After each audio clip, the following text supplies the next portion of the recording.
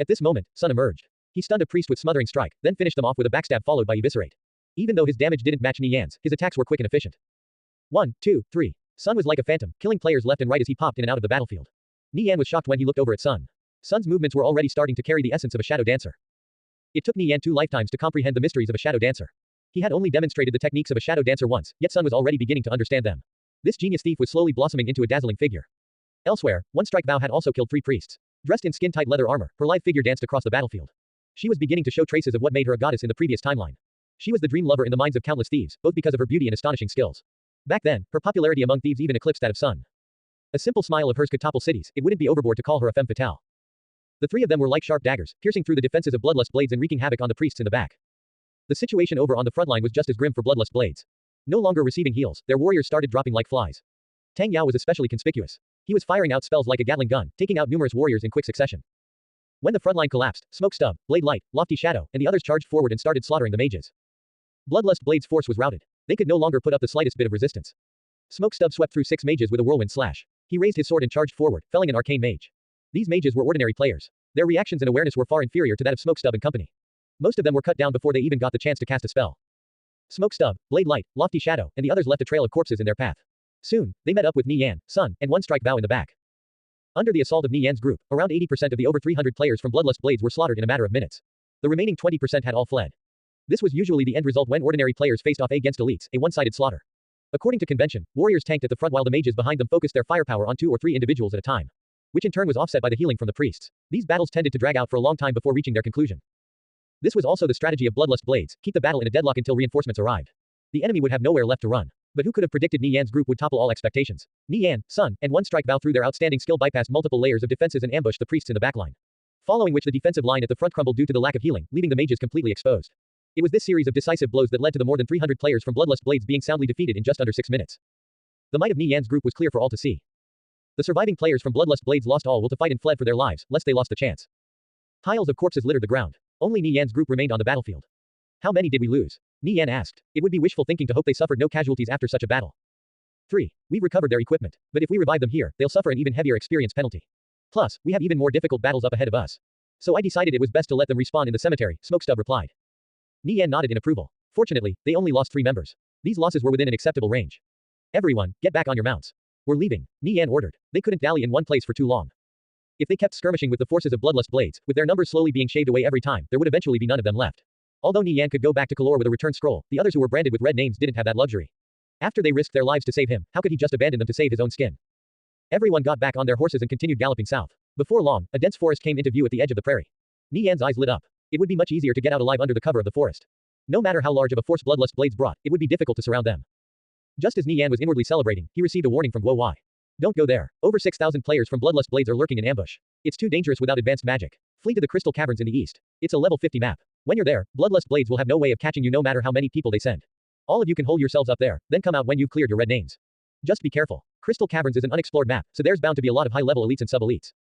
Even Nie Yan was flabbergasted by how Guo Wai obtained this information.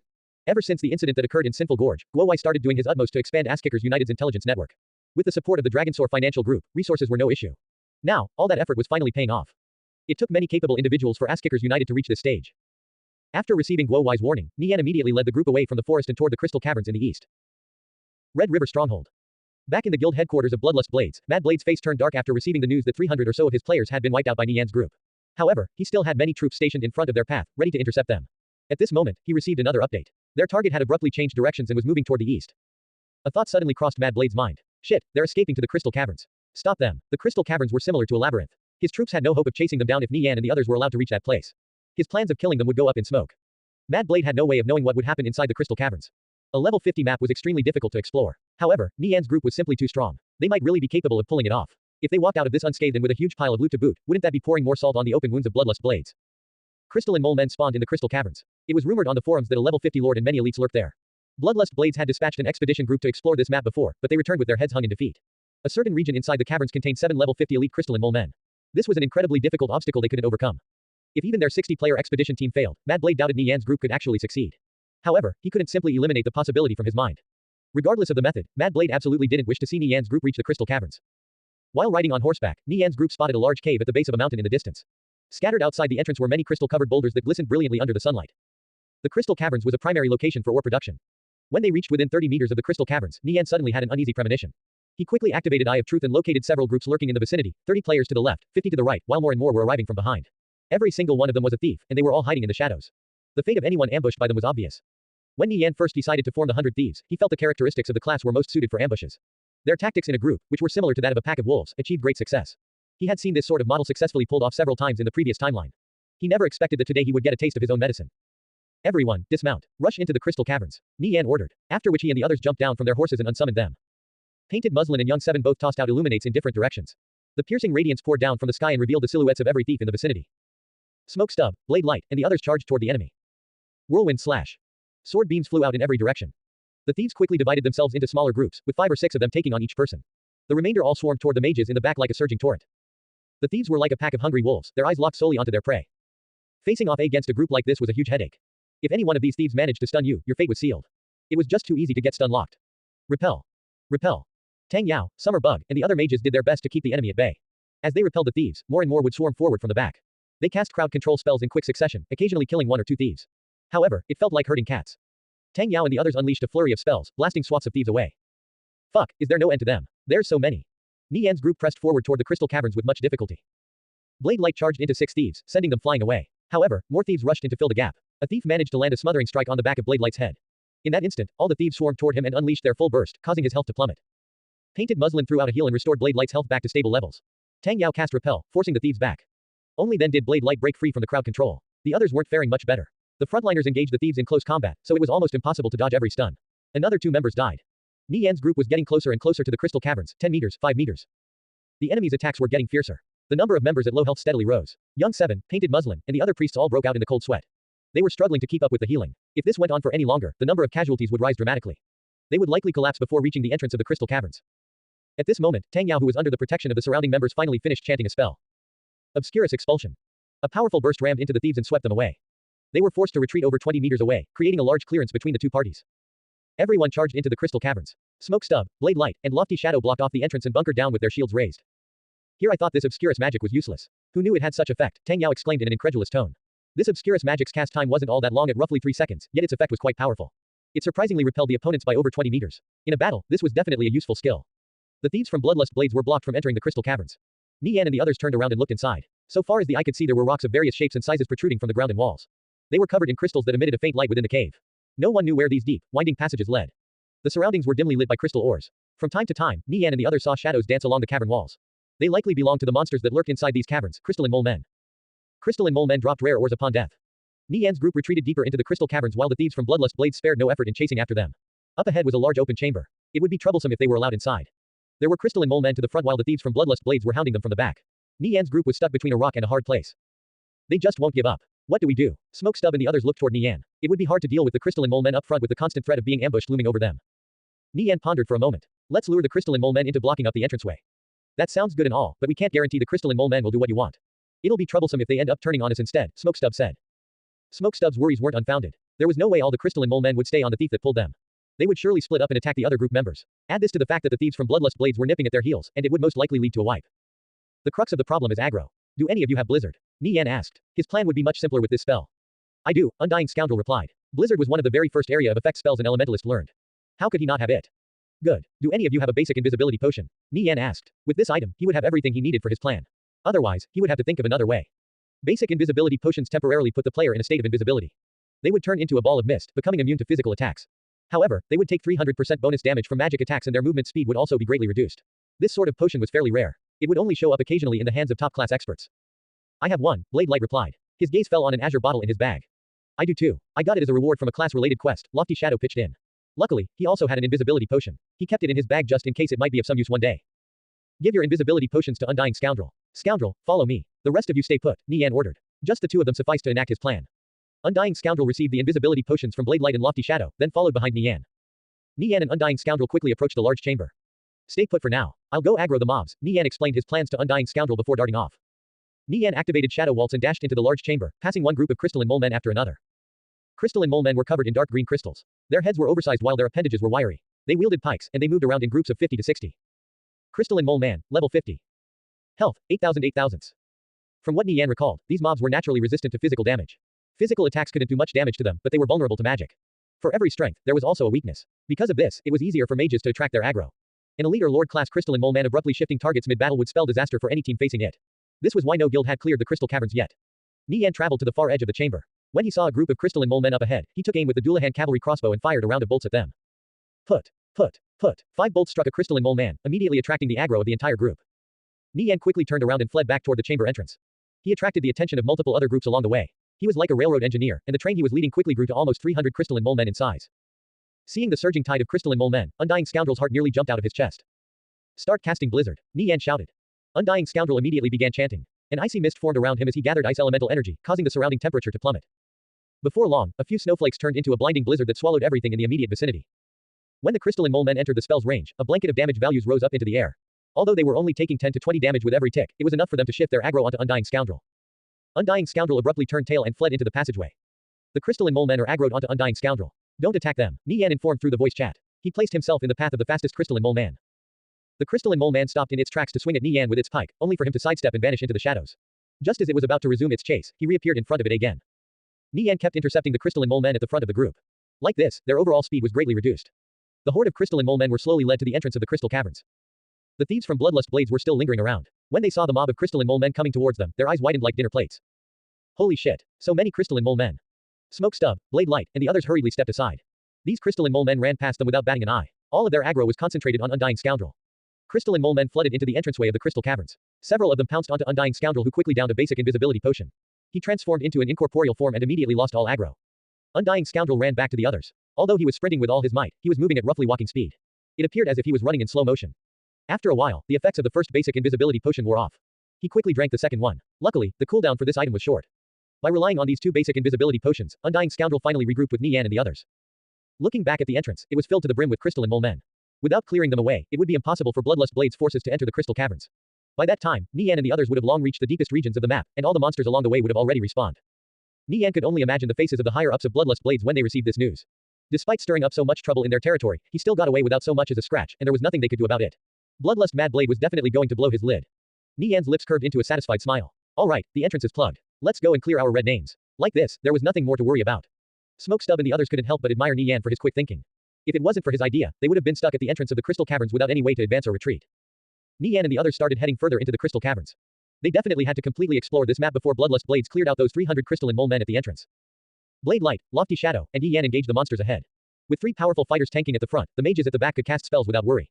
They left a trail of corpses behind them as they traveled through the twisting and winding tunnels. At some point, Nie Yan received a message from Sleepy Fox. Check the Union of Assassins. You'll be in for a big surprise. Did something happen in the Union of Assassins? Nie Yan checked the organization's page to look for Sleepy Fox's so-called surprise.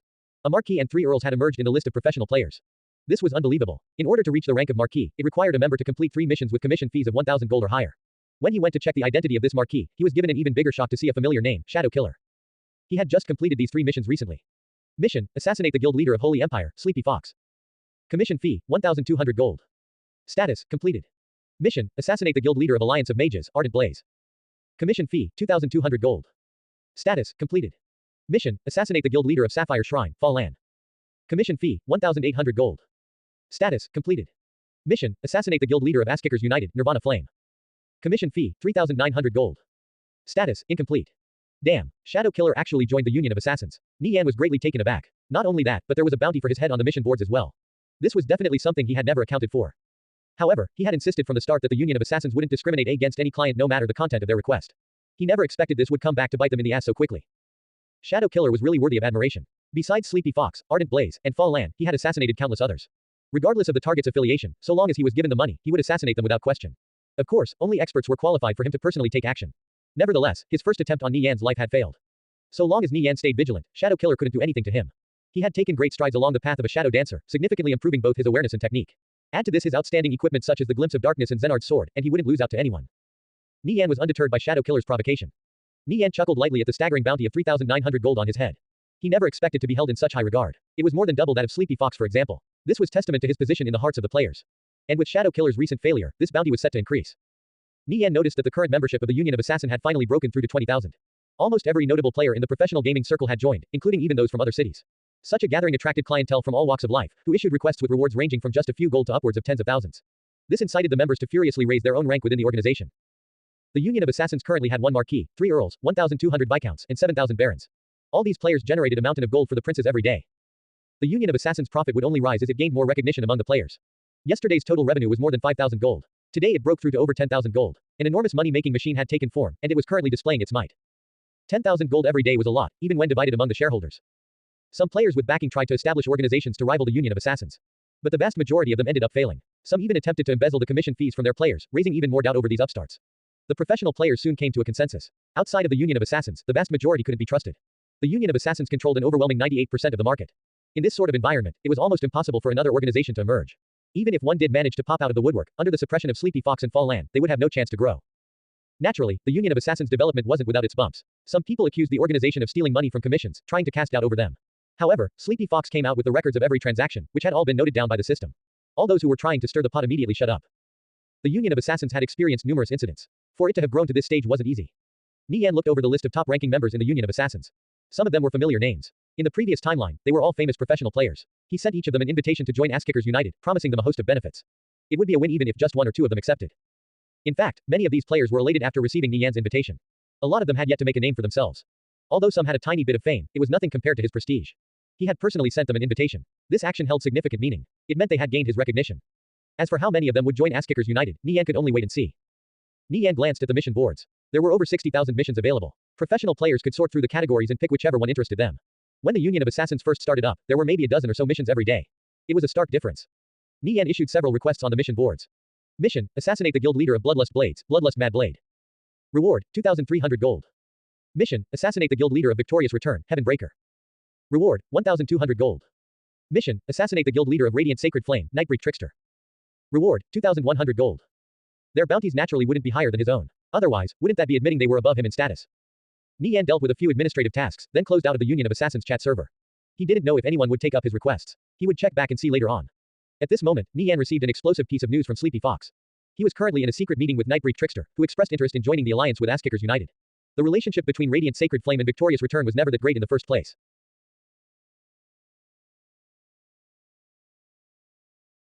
Nightbreak Trickster didn't wish to become a puppet of Bloodlust Blades, Alliance of Mages, and Divine Protectors. But circumstances forced him to their side. He was more than willing to make peace with Asskickers United, especially if it meant that the strongholds Radiant Sacred Flame controlled in Kalor would no longer be under threat. However, as a guild leader, he naturally had his own considerations. He first needed Asskickers United to make a few promises. Nie Yan snapped out of his daze midway through listening to Sleepy Fox narration. He realized his previous way of thinking was flawed. In his past life, Radiant Sacred Flame and Victorious Return only became Cao Shu's lackeys after being acquired by the Century Financial Group. He subconsciously classified them as mortal enemies. But in this life, Century Financial Group was forced to abandon their plans in Kalor due to the emergence of Asskickers United. Heaven Breaker and Cao Shu were business partners in reality, so it would be hard to shake up their relationship. But what sort of relationship did Nightbreak Trickster have with Cao Shu? The answer was simple: absolutely none. None of their interests were tied together, nor did they share any sort of friendship. If Radiant Sacred Flame jumped ship, Victorious Return would be left to suffer all alone in Kalor. They would no longer have any hope of making a comeback. It was entirely possible they would even disband. From then on, Kalor would only consist of Asskickers United and its allies. Bloodlust Blades, Alliance of Mages, and Divine Protectors' plans of using Radiant Sacred Flame and Victorious Return as chess pieces to deal with Asskickers United would be ruined. Don't spare any effort to try and win Radiant Sacred Flame over. Show them our sincerity. Let them put forward their conditions. As long as they're reasonable, agree to all of them. We have to get Radiant Sacred Flame on our side. Nie Yan replied to Sleepy Fox. Radiant Sacred Flame definitely had a price. They wouldn't easily betray their allies. Since it was like this, all Nie Yan had to do was agree to their conditions. Their defection would have far-reaching effects on the power balance of the Viridian Empire. Sleepy Fox, invite Fall Land to this call. I have something important to talk about, Nie Yan said to Sleepy Fox. He had come to a few realizations. At present, Asskickers United was far and away the top guild in Kalor. Both Holy Empire and Sapphire Shrine heavily relied on them. Not just their top brasses, but also the average player in their guilds had become blind followers. Asskickers United had already firmly established its position. Sleepy Fox and Fall Land understood it would be impossible to have a falling out with them. However, if things continued on like this, Holy Empire and Sapphire Shrine would inevitably be swallowed up. To counter this outcome, they would exclude Asskickers United at times to ensure some semblance of independence. The relationship of the two sides was extremely complicated. Before receiving the support of the Dragonsaur Financial Group, Asskickers United's position was already secure. Their growth after receiving the support of the Dragonsaur Financial Group made others even more envious. Nie Yan understood this logic. All right, Sleepy Fox replied. He invited Fall Land to join the voice call. I want to talk about our alliance. Previously, the Dragonsaur Financial Group purchased shares in Asskickers United. I'm sure you all already know of this by now. For a guild, receiving a backer will aid in their growth. The supervisor from the Dragonsaur Financial Group recently told me they wish to invest in your guilds and have me act on their behalf. What do the two of you think? Would you be interested? Nie Yan asked. He planned to borrow the name of the Dragonsaur Financial Group to acquire Holy Empire and Sapphire Shrine. It was stealing a rafter and replacing it with a column. Like this, he could fully control Sapphire Shrine and Holy Empire. As for why he was borrowing the Dragonsaur Financial Group's name, it was to prevent a negative reaction from Sleepy Fox and Fall Land. After all, both sides had their own personal disagreements. He currently made more than 7,000 gold a day from the auction houses, Starry Night Potion Shop, Union of Assassins, business estates, and other sources of income. He had almost 60,000 gold saved up in his private account. There was also an additional 40,000 gold he could withdraw from the guild at any time. Add to this his daily income, and he had more than enough to buy out Holy Empire and Sapphire Shrine. Sleepy Fox and Fall Lan pondered for a moment. What are their requests? Fall Lan asked. In reality, it was really difficult to get by as a guild without the support of a financial group. For example, Sapphire Shrine only made roughly 2,000 gold a day. The guild's daily upkeep was high, not to mention having to constantly spend gold on strengthening their strongholds and providing guild members with mounts. In comparison to Ass-Kickers United, who had received the investment of the Dragonsaur Financial Group, the gap between them was growing larger and larger. It would be impossible for him not to feel a little anxious. The Dragonsaur Financial Group wants a 35% stake in your guild under the name of their supervisor, and another 25% in my name. You guys will still be the leaders of your respective guilds. They won't interfere with your decisions either, Nie Yan said with a straight face. Sleepy Fox and Fall Lan would definitely suspect him of having his own motives. After all, asking for 60% right off the bat was quite ruthless. However, this was a financial group acquiring a guild. Of course it would at least be 60%, just like with how Century Financial Group acquired the 5 major guilds in the previous timeline. The Dragonsaur Financial Group only requiring 30% shares in Ass-Kickers United was a special case. Fall Lan's eyes flashed. The 35% stake, will it really be controlled by the Dragonsaur Financial Group? Of course. Or do you really think I'm that rich? Nie Yan chuckled. No merchant could become successful without a bit of cunning. Both Holy Empire and Sapphire Shrine would inevitably fall under his control. Borrowing the name of the Dragonsaur Financial Group simply made the pill easier for them to swallow. Truthfully, it didn't matter whether the investment came from Ass-Kickers United or the Dragonsaur Financial Group. A guild without a powerful backer could only last so long. With Sleepy Fox and Fall Lan's financial abilities, it was only a matter of time before their members would move on to greener pastures. Just having a powerful ally wasn't enough to keep a guild afloat. Many financial groups recognized the current climate in Kalor. Ass-Kickers United held tremendous sway over the decision-making of both Holy Empire and Sapphire Shrine. Even if you did invest in these two guilds, their fates were subject to the whims of an outside party. There would be no way to safeguard your interests. Given the situation, who would be willing to throw in their money just to watch it float away? Holy Empire and Sapphire Shrine were stuck in an awkward predicament. Fall Lan couldn't help but feel dejected after thinking to this point. But what other choice did he have? It wasn't like he was swimming in a sea of options. So what if Ass-Kickers United acquired Sapphire Shrine? All it would do was solidify their alliance. Sleepy Fox also clearly understood his current position. As a professional player, his prime focus lay in securing the best deal. By allowing Ass-Kickers United to invest in Holy Empire, it would remove the final barriers between them. And with him still owning 40% of the guild, he would continue to receive benefits well into the future. Ass-Kickers United would surely also have to depend on Holy Empire and Sapphire Shrine at times. When the several of them joined forces, they didn't lose out in the slightest to Bloodlust Blades, Divine Protectors, and Alliance of Mages. What's their offer? Fall Lan asked. Sapphire Shrine and Holy Empire currently had 4 strongholds between them. This was their leverage. Finances were tight for both Sapphire Shrine and Holy Empire. Developing their strongholds required tens of thousands of gold. Currently, the vast majority of their income came from the contributions of guild members. This amounted to roughly 2,000 gold a day, which wasn't anywhere near enough to meet their demands. They would only have a reliable source of income after their strongholds were developed. This is what led to the current situation where they were struggling to make ends meet. If they ran out of capital midway through, what awaited them was bankruptcy. They attempted to find funding through the credit exchange before, but practically all of the gold on the market had been snatched up by the large financial groups. There was nothing left for them. Nie Yan was also aware of their situation. He carefully thought things over, only to find that he had been too kind in how he dealt with these matters. When Holy Empire and Sapphire Shrine allied with Ass-Kickers United, he didn't interfere with their plans out of principle. But in reality, he should have put them firmly under his grasp from the start. This would have been beneficial for both sides. Sapphire Shrine and Holy Empire brought in several thousand gold a day at most. All they could do was tighten their belts and hope their days of hardship would quickly come to pass. They weren't like Nie Yan, who had mountains of gold flowing in from his various properties like the Starry Night Potion Shop, along with other sources of income. We'll invest 150,000 gold into your guilds over 2 months spread out across 20 installments, with the first installment being 30,000 gold for each guild. It will be delivered immediately after signing the contract. Naturally, all expenditures will be recorded. We'll appoint a supervisor to both your guilds to handle all administrative affairs related to Ass-Kickers United and the Dragonsaur Financial Group. We'll also subsidize the costs of your contracted members, up to 5,000 credits per person with a quota of 500 players for each guild. Control over the development of the real-world business districts in your strongholds will be handed over to Ass-Kickers United. Finally, we'll continue to support you financially after the initial investment by paying out a bonus of 100,000 gold for every additional stronghold you capture, Nie Yan replied. 150,000 gold was a monumental sum to both Holy Empire and Sapphire Shrine. It was like a bright light at the end of a dark tunnel.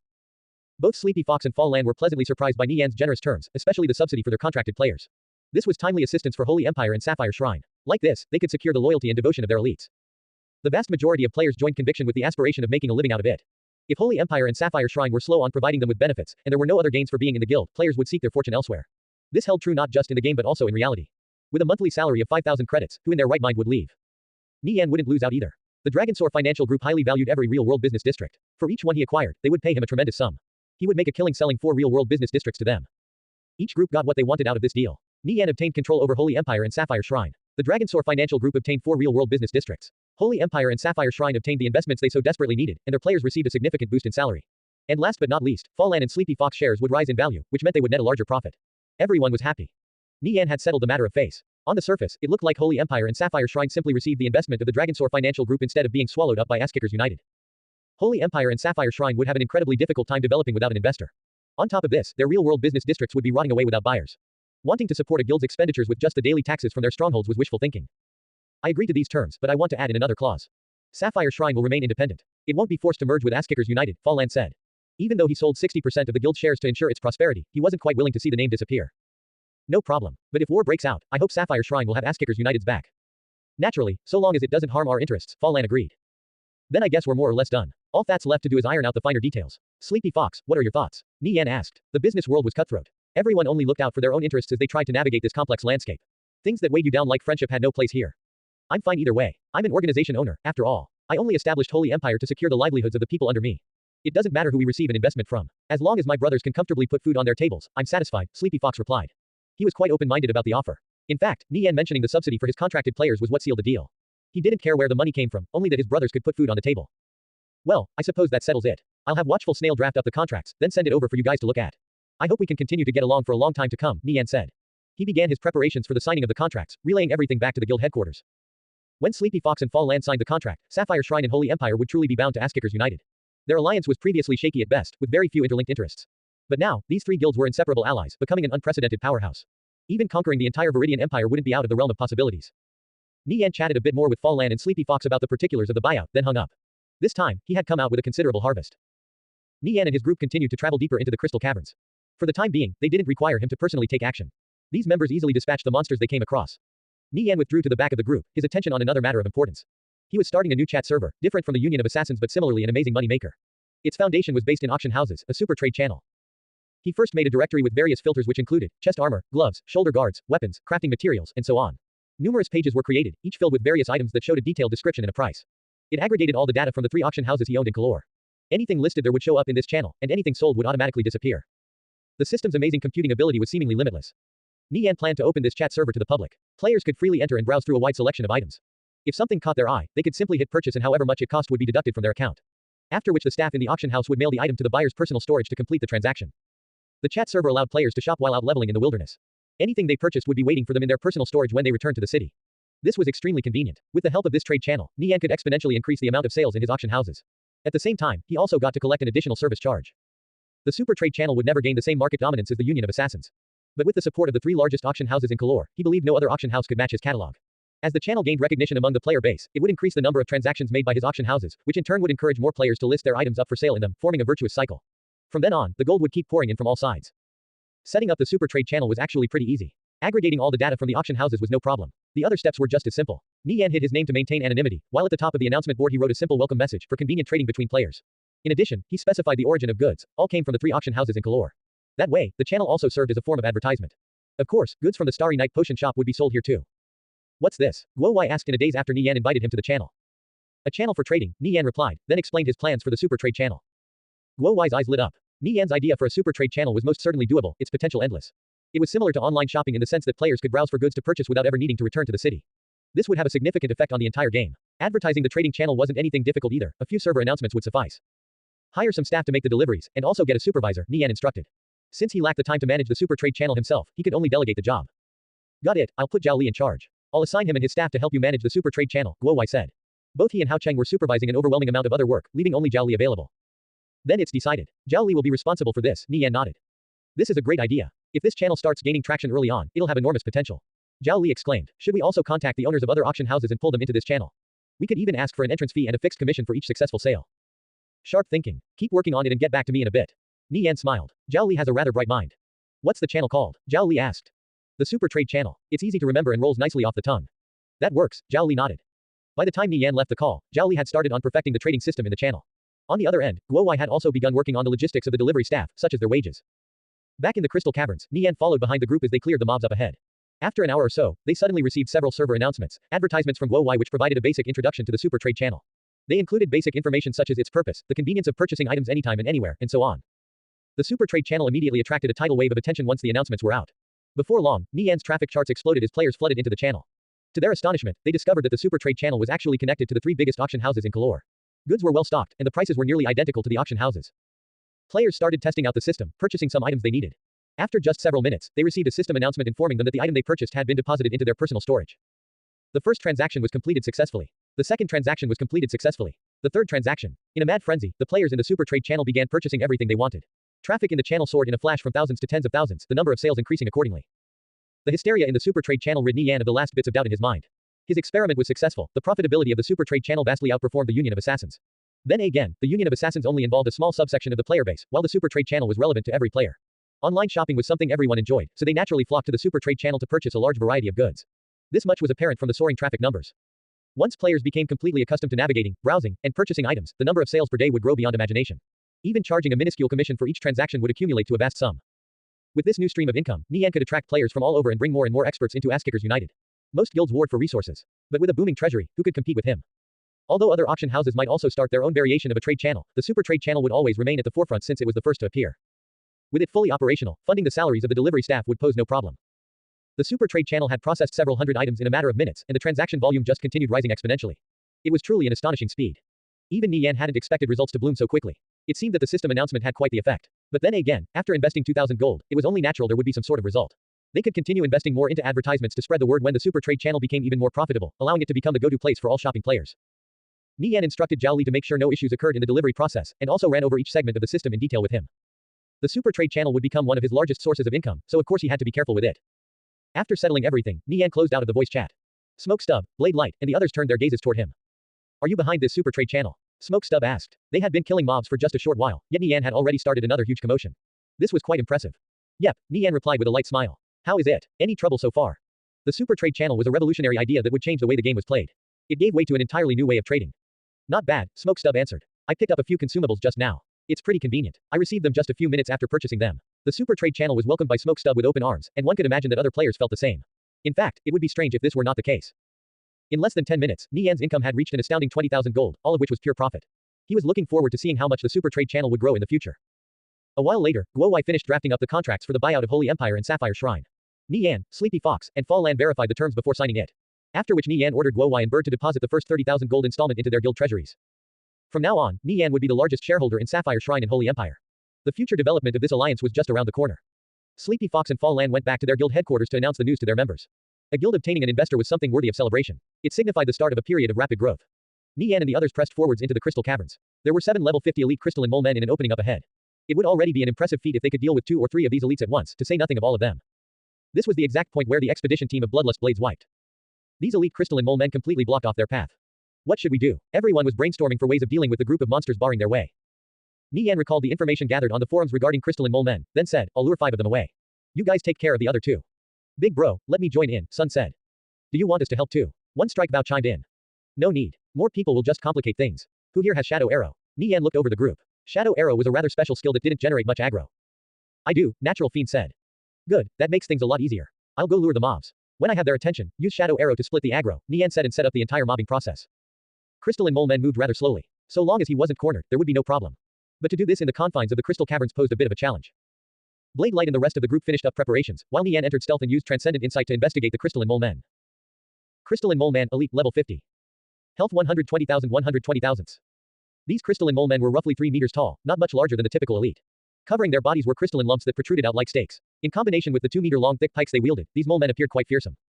It was a mystery what items would drop from killing a level 50 elite. At level 50, players could attempt a class advancement quest. Their stats would rise exponentially if they successfully completed the quest. To accommodate for this sudden increase of the average player's strength, the mobs also received a buff at level 50. This led to level 50 becoming somewhat of a special number in the minds of the players. Nie Yan glanced at his current level, 31. After dealing with these elites, he would still have to keep on working on his level.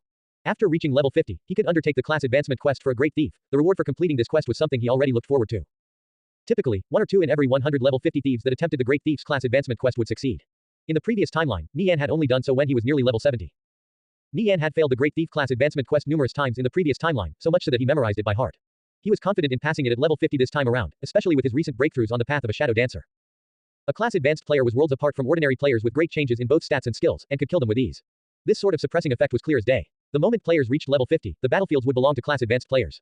It would take as many as 8 ordinary players to deal with a single equal-leveled class advanced player. Nie Yan organized the information related to class advancement in his mind. When the elites of the guild were ready to class advance, he would pass it on to them. This way, he could greatly increase their chances of succeeding. The future was ruled by players who class advanced. So long as they successfully broke through this hurdle, they would be taking their first steps towards becoming genuine elites. Nie Yan originally intended to retrieve the next fragment of Sulgate's shadow after snatching away Fated's chapters from the Book of Order. But he never expected for such a large mishap to occur. It appeared he would have to put this off for another time, most likely some time after reaching level 50. Asskickers United currently wasn't powerful enough. It was too dangerous for them to enter the territory of Bloodlust Blades. Glory City was Bloodlust Blades' base of operations. How could they allow players from other guilds to act unbridled in their territory? Nie Yan also felt conflicted. He knew there was only so much he could accomplish alone, but a large force would make a prime target for bloodlust blades to surround. Even a mighty dragon couldn't repress a snake in its burrow. The transport fees between cities was too expensive at 1 gold per player. Otherwise, Nie Yan wouldn't mind bringing Asskickers United's forces to duke it out with them. Their losses this time around couldn't be considered too bad. They had only lost 5 members despite being chased down a rabbit's hole. Even then, they had more than made up for it by slaughtering hundreds of enemies. Although nearly all the group members were prevented from returning to Kalor due to their red names, they were relatively safe hiding in the crystal caverns. Naturally, this didn't mean they could lower their vigilance. In order to avoid bloodlust blades from catching up to them, they had to keep traveling deeper into the crystal caverns. Only like this could they ensure their safety. For the next couple of days, they would be confined to these caverns as they were clearing their red names. Only afterwards could they return to Kalor. Nie Yan approached the crystalline mole guards and took aim with his cavalry crossbow. Whoosh, whoosh, whoosh. 5 bolts flew out and struck one of them. The 7 crystalline mole guards were immediately alerted of Nie Yan's presence and charged toward him. Fiend, use shadow arrow. Nie Yan ordered through voice chat. Nie Yan had barely finished speaking when a black bolt shot out from Natural Fiend's hand, smashing into a crystalline mole guard with a soft pop. Its aggro shifted to Natural Fiend, and it charged toward him. As planned, the other monster's aggro remained on Nie Yan, so they continued their chase. Now that a crystalline mole guard had split from the group, Blade Light charged forward to intercept it with a shield bash. The monster thrust its pike at him, dealing over 800 damage with a single crushing blow. Even though Blade Light had close to 2000 health, such high damage was still extremely dangerous to him. Cold Peak and Lofty Shadow also jumped into the fray. The 3 fighters firmly blocked the crystalline mole guard from advancing. Seismic Slam. The crystalline mole guard sent Blade Light, Lofty Shadow, and Nie Yan staggering several meters back while also stunning them. Young 7 and Painted Muslin quickly cast heal, restoring their health bars back to full. After breaking free from the encirclement, the crystalline mole guard charged toward the players in the backline. The crystalline mole guard was a tough nut to crack. It barely took any damage from the warriors, only around 50 damage. Its aggro shifted to the priests who were healing. Taunt. Smoke Stub forced the crystalline mole guard to target him. He rammed into its large frame with a charge, causing it to stagger several steps back. At this moment, Blade Light and the others regained control of their bodies and immediately moved to surround it again. The crystalline mole guard stabbed out with its pike and struck Smoke Stub for over 1000 damage. After losing almost 2/3 of his health, Smoke Stub quickly fled for safety. Just as the crystalline mole guard waved its pike and was about to give chase, Blade Light intercepted it and roared. Demoralizing shout. Taunt. Blade Light activated the skills back to back, causing the crystalline mole guard's aggro to shift back onto him. Everyone, keep it locked down. Mages, fire away. Blade Light shouted as he unleashed a flurry of attacks on the crystalline mole guard. The crystalline mole guard repeatedly struck Blade Light, causing his health bar to plummet. However, Young 7 and Painted Muslin provided timely healing, binging him back from the brink of death as a gentle radiance washed over him. If an elite crystalline mole guard already hits so hard, what do we do if we meet a lord? Smoke Stub asked. The attacks of these crystalline mole guards were simply too fierce. I have a rank 8 shield. I don't know if it'll be of any use, Blade Light said. If he activated the shield, his survivability would increase several fold, to the extent he could possibly tank a crystalline mole lord. However, none of them were completely confident. Tang Yao and the others bombarded the crystalline mole guard with spells. It furiously flailed and thrashed about, but its health rapidly fell. Nie Yan was also constantly on the brink of death. The 6 crystalline mole guards were hot on his trail, and in such a narrow space it was difficult to keep dodging. The crystalline mole guards surrounded Nie Yan, and it appeared he would be killed at any moment. Sun and the others broke out in a cold sweat. But at this moment, he shot out a webline from his silk spinner ring at a nearby wall and swung away to safety. As Nie Yan flew over the heads of the crystalline mole guards, Natural Fiend struck one of them with a shadow arrow, causing its aggro to shift onto him. Sun and One Strike Vow also seized this opportunity to lure away 2 crystalline mole guards, greatly lessening the burden on Nie Yan. With his shadow dance footwork, he could easily avoid the remaining 3 crystalline mole guards. His only worry was accidentally colliding with Sun or One Strike Vow. This area was simply too small. A minute later, the first crystalline mole guard finally fell. Natural Fiend immediately used shadow arrow to lure another one over to Blade Light and the others, who proceeded to attack without pause. They were all players with exceptional awareness, so their cooperation was extremely smooth with few mistakes. Even when someone did, the others could make up for it. From their teamwork and synergy, you could easily tell the difference between an ordinary and elite team. Ordinary teams would often wipe with the slightest mistake, while elite teams could quickly adapt to the situation. This didn't mean elite teams never wiped, just that the chances of it happening were far lower. Did the crystalline mole guard drop anything good? Smoke Stub asked Blade Light. No. Blade Light shook his head. A level 50 gold grade Shadow Priest robe, 2 gems, and I think a quest item. He shared the item's information in chat. Crystalline Mole Lord Bennett's journal page quest item 1/5. This journal page was extremely tattered. The writing on it was from the ancient common language. The beautiful Empress Venus kissed my forehead on this cold, lonely night. I feel as though I could melt under the warmth of her gentle lips. The cold from the blizzard split open the rock of the crystal caverns on the night. Empress Venus draped her warm leather robe over me, something she personally knitted. 2 damage to continue. It was an extract from a tale told on a wintry night of Mole Lord Bennett and Empress Venus' love. His words were broken and incomplete without much continuity, but Nie Yan could still feel the general gist of it. Everyone gazed and turned to look at each other, clear shock in their eyes. What sort of clues did this journal page contain? They learned a few things. The crystal caverns was probably where Crystalline Mole Lord Bennett resided. This mole lord wasn't an ordinary lord but rather a named one, which was often much tougher to deal with. This most likely meant clearing the crystal caverns would be much more difficult than they originally anticipated. In addition, who was Empress Venus? Why would she be important enough to appear in this journal? The page raised so many questions, but without any further information they could only make simple guesses. Let's just keep it for now. There'll probably be more clues later on, Nie Yan decided after quickly reading through the page. Blade Light past him. Nie Yan tried to recall what he knew about Crystalline Mole Lord Bennett. But to his disappointment, he didn't remember anything. The vast majority of things he memorized were related to Kalor, to the extent he could recall every nook and cranny. But when it came to Glory City, he was a bit helpless. He knew the general layout of the land because it was still pretty close to Kalor, but he had truly been too poorly off in the previous timeline. He knew practically nothing about the lore surrounding Glory City. Nie Yan opened up the official website and searched up a few keywords such as Bennett and Empress Venus. He found an information page on Empress Venus. She was the leader of an ancient tribe of spider worshippers that resided in the underworld. The tribe was classified as a neutral evil faction, often attacking other races indiscriminately. Humans or even fellow inhabitants of the underworld like dark elves and fallen were all regarded as food. They were called arachni for their distinctly sharp jaws. Nie Yan skimmed through this brief background information. The crystalline mole guards collapsed to the ground at a steady pace. The group's teamwork was extremely smooth as they whittled down the enemies. After 20 minutes, only a single crystalline mole guard remained. This one was also a level 50 elite. But unlike the others, its skin was crimson instead of bluish-green. It looks different from the others, Blade Light pointed out. It might be related to the quest. He rammed his shield into the crystalline mole guard's massive frame, then bellowed out with a demoralizing shout, firmly attracting its aggro. The mages unleashed a hail of spells while Nie Yan circled around and slashed down on the crystalline mole guard's back with Zenard's sword. -534. Spells ruthlessly bombarded the crystalline mole guard as sparks flew out everywhere. Blade Light slowly pulled the crystalline mole guard to a nearby open area. The group members were scattered in the surroundings. There were 7 warriors, 1 paladin, 3 thieves, 6 mages, and 2 priests for a total of 19 players. They had a bit too many warriors, but it was still a balanced team composition. Besides, there were advantages in having a larger number of frontliners. The crystalline mole guard struggled and thrashed about ceaselessly. But the warriors firmly held their ground, not giving it any chance to break out of the encirclement. When the crystalline mole guard's health fell to 20%, it let out an angry roar. Its body swelled in size and its skin glowed hot red. The crystalline mole guard slammed down with its pike, pushing Blade Light and the other warriors back with seismic slam. In the same instant, Nie Yan avoided the attack with Gale Step. After breaking free of the encirclement, the crystalline mole guard charged toward the mages. Nie Yan suddenly emerged out of nowhere and tossed out a pouch of intermediate flash powder. Poof! A flash of blinding light enveloped the surroundings, causing the crystalline mole guard to cry out in pain. Its vision was adapted to the poor lighting of the crystal caverns, so the flash powder was even more effective. It ran around frantically like a headless chicken. Nie Yan had used the flash powder at the perfect moment. Were it not for his quick reaction, the crystalline mole guard would have already started wreaking havoc on the mages in the backline. This red crystalline mole guard was a tough nut. It was much harder to deal with than the others. The mages quickly retreated. Just as the blindness was about to wear off, another pouch of flash powder exploded in front of the crystalline mole guard's eyes. 2 pouches of flash powder was the limit. The third would most likely have no effect whatsoever. The mages went all out, especially Tang Yao, who practically never stopped firing spells. They threw caution to the wind, no longer caring about aggro. Only now did Blade Light and the other warriors come out of their stuns. They quickly moved to surround the crystalline mole guard. The crystalline mole guard's health rapidly plummeted. It only had a tiny sliver remaining. It's almost dead. Everybody, give it that final push. Nie Yan shouted. Everybody stepped up the pace. When Tang Yao landed the killing blow, the crystalline mole guard let out a mournful cry. Its entire body was giving off steam while its head started swelling up like a balloon. Everyone, get out of the way. Nie Yan called out as he suddenly had a bad premonition. Nie Yan, Blade Light, and the others quickly fled as far away as possible. The crystalline mole guard kept swelling up before finally reaching a critical point. Boom! It exploded in a rain of blood and gore that splattered all over Blade Light, Smoke Stub, and the other 5 warriors. Even the faraway mages felt the shockwave of the explosion. A naked imp-like creature suddenly emerged from the corpse of the crystalline mole guard. It had hands resembling claws, arms covered in fine bristle-like hairs, and a pair of appendages that protruded out of its cheeks like fangs. Aside from these features, it looked just like an ordinary person. It was actually living inside of the crystalline mole guard. Nie Yan, who hadn't been hit by the crystalline mole guard's explosion, was closest in proximity to this creature. It immediately pounced toward him. Its hands were the sharpest weapons. This was an arachne like the ones mentioned in Empress Fina's information page. It was extremely fast, appearing in front of Nie Yan in the blink of an eye. Nie Yan instantly activated Shadow Waltz and disappeared without a trace. Bang, bang, bang. The mages bombarded the arachne with spells to attract its attention. While hidden within the shadows, Nie Yan inspected the arachne with transcendent insight. Arachne Fini Elite Level 50. Health, 2200. It wasn't very tanky at only 2200 health, but for every weakness there was also a strength.